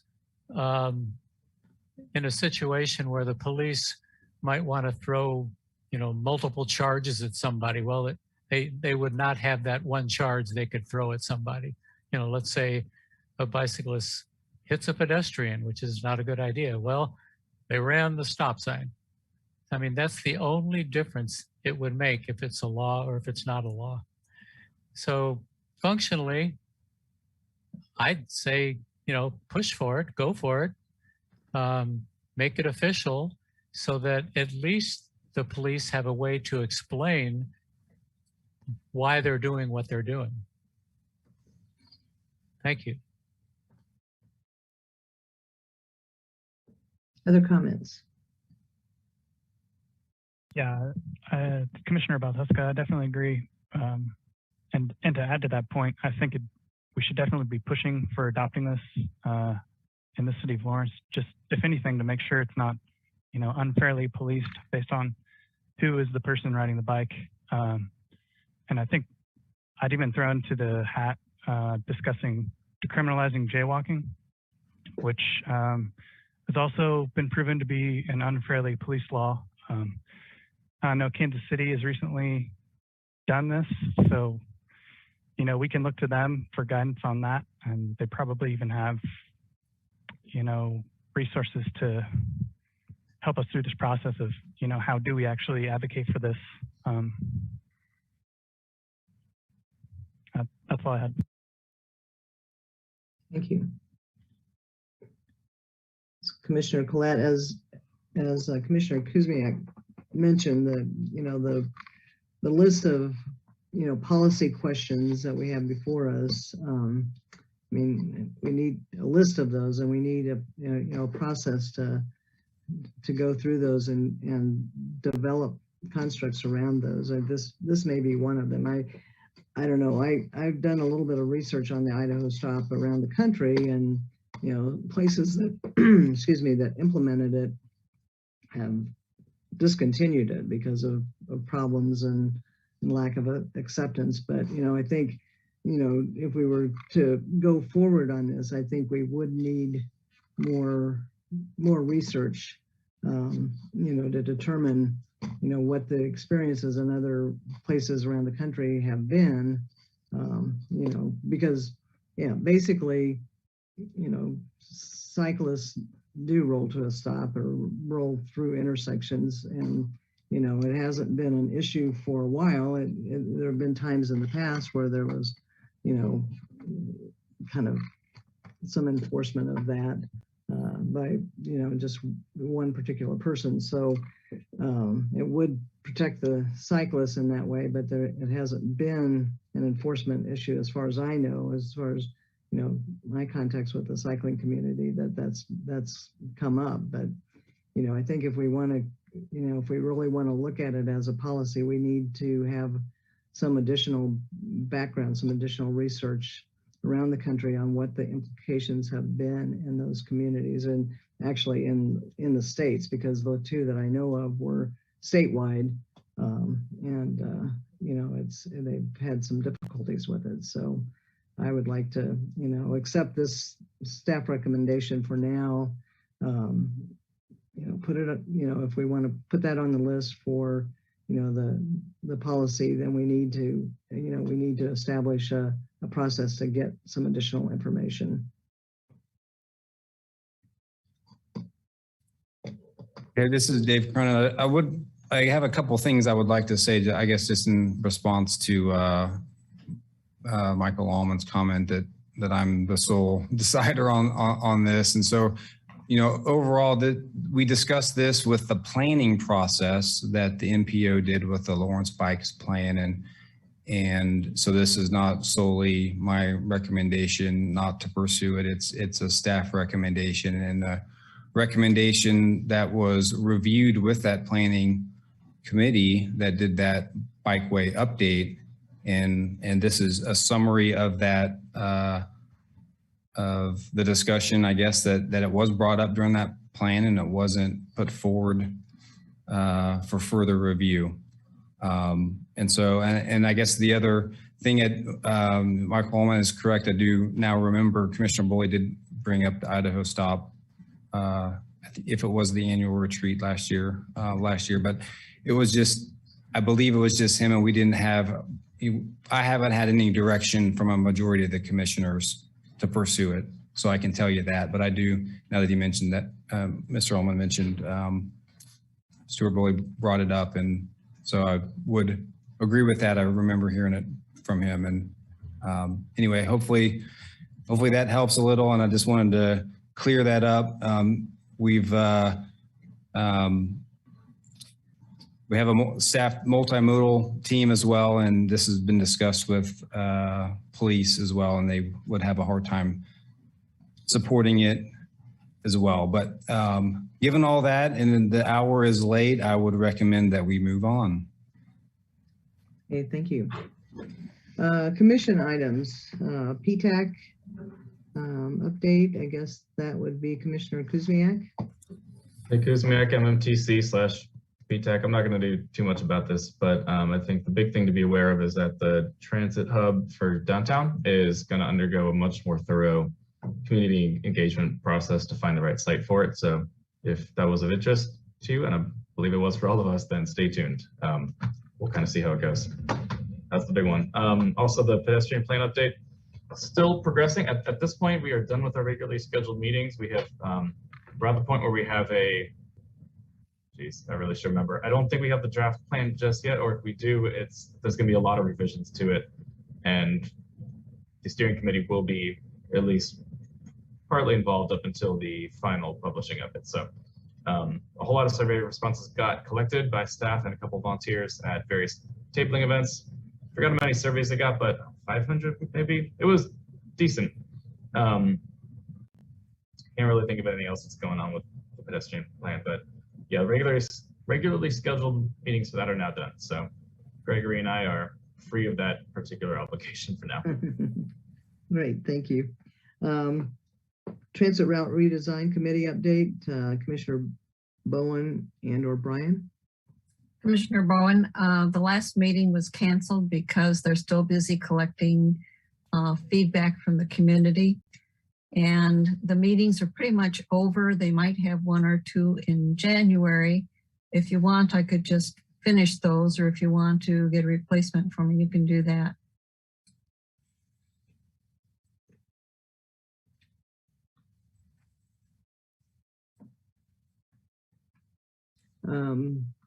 Commissioner Bryan, are you planning to continue on with your role with the Transit Route Redesign Committee? Yes. Okay. So we may not need to take any action on, since Carol's going off the commission, but we'll still have a representative. We're probably okay with that. The last item, the board review and performance measure committee, there's really no update other than what I mentioned in the study session in terms of, staff recommendations of waiting a little bit further into the strategic plan development. And I think that this will probably be the potential for this being on the agenda for the retreat too, to kind of bring that forward and see if that's something that would fit into that agenda. And so I have one thing I would like to issue a big thank you to both Steve and to Carol for their many years of service on the MMTC. This will be their last meeting, and we got all the goodie out. Kept you on here as long as we possibly could. But we really appreciate your service to the commission. Thank you. It was a great learning experience. And I had a whole list of things to do tonight, and I thought, oh, it's too late. So I cut it down to just a little bit. I am the last pedestrian representative on the MMTC because we are not doing that anymore. So on the one hand, I'm a little bit concerned because I have been a lifelong walker. On the other hand, that means that everybody gets to think about being a pedestrian. And so I kind of evolved on how to describe a pedestrian. And here are my latest thoughts. I'll keep it brief. Pedestrians are not vehicles. They do not have turn signals. They do not speed. They are more likely to cross the street than walk the whole length. And intersections are deadly. Multiple lanes, turn lanes, cycle lanes are all a big game of Frogger to a pedestrian. And if you're not familiar with the game of Frogger, it's a classic arcade game where the poor little frog has to cross lanes of traffic and then hop across floating logs to get to his destination. Thank you, Carol. One of the items I wanted to mention with the two of you going off the commission, and that if you know of someone who would be a good candidate for serving on the commission, and in your case, Carol, maybe someone who has you know, pedestrian sensibility, you know, particular interest in that encourage them to go onto the city website and fill out an application. You know, typically, I don't think there's a big long list of candidates on there. We will have 2 positions to fill. The mayor will be filling those 2 positions. So if you have recommendations, either one of you, and all of you really, have recommendations for someone who would be an asset to the commission, please encourage them to fill out the application online. Well, like Carol, I've really enjoyed this, and for 5 years, I think it's time for fresh blood, and I think that I'm a big proponent for looking for KU students and even high school students to be part of this group. I came really close to having a student of architecture at KU join us, but he just really couldn't find the time.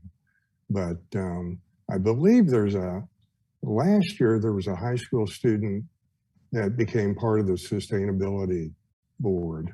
And I just think we're kind of missing that generation of participation and learning on these groups. But I've certainly enjoyed it, and I won't compete with Michael Allman, but I may show up from time to time and say hello. So thanks very much. Yeah, thank you.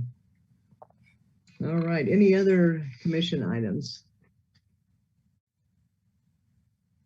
If not, I guess I jumped ahead on the calendar, so I think we're ready for a motion to adjourn.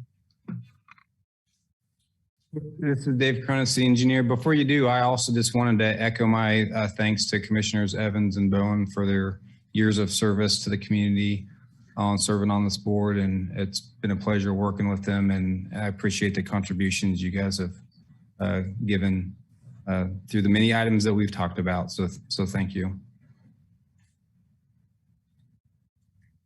And I would on the calendar, we don't have a lot right now planned for January. We are going to hold that January 3rd meeting. Couple things, the green pavement marking item that we originally intended to have tonight on the study session, we are going to have that on the agenda for the study session in January on the 3rd, and then also wanted to start having the discussion on scope of work surrounding policies on crossing improvements, and that wouldn't end at crossing improvements, and we can discuss standards as well for bike facilities, and maybe that'll be a good preface into going into the retreat. The other thing that I wanted to mention that we do at the first meeting is elected chair and vice chair, and so for anyone that's interested in serving in those, please let me know ahead of time. I'll send a reminder email, but we would like to try to identify those that are interested so we're not all looking around at each other with no one interested. But anyway, so those are the items for January, and I don't anticipate anything else at this point. But as we get to the new year, we'll start filling out the 22 calendar. So thank you. Thank you, Dave. Okay, a motion to adjourn.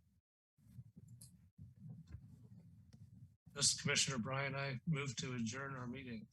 Okay, second. Commissioner Baltowska, second the motion. Thank you.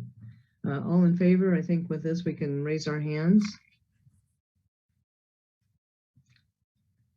All right. Thank you. Unanimous. Thanks, everybody, for hanging in there. Yep. Thank you, everyone. Have a good evening.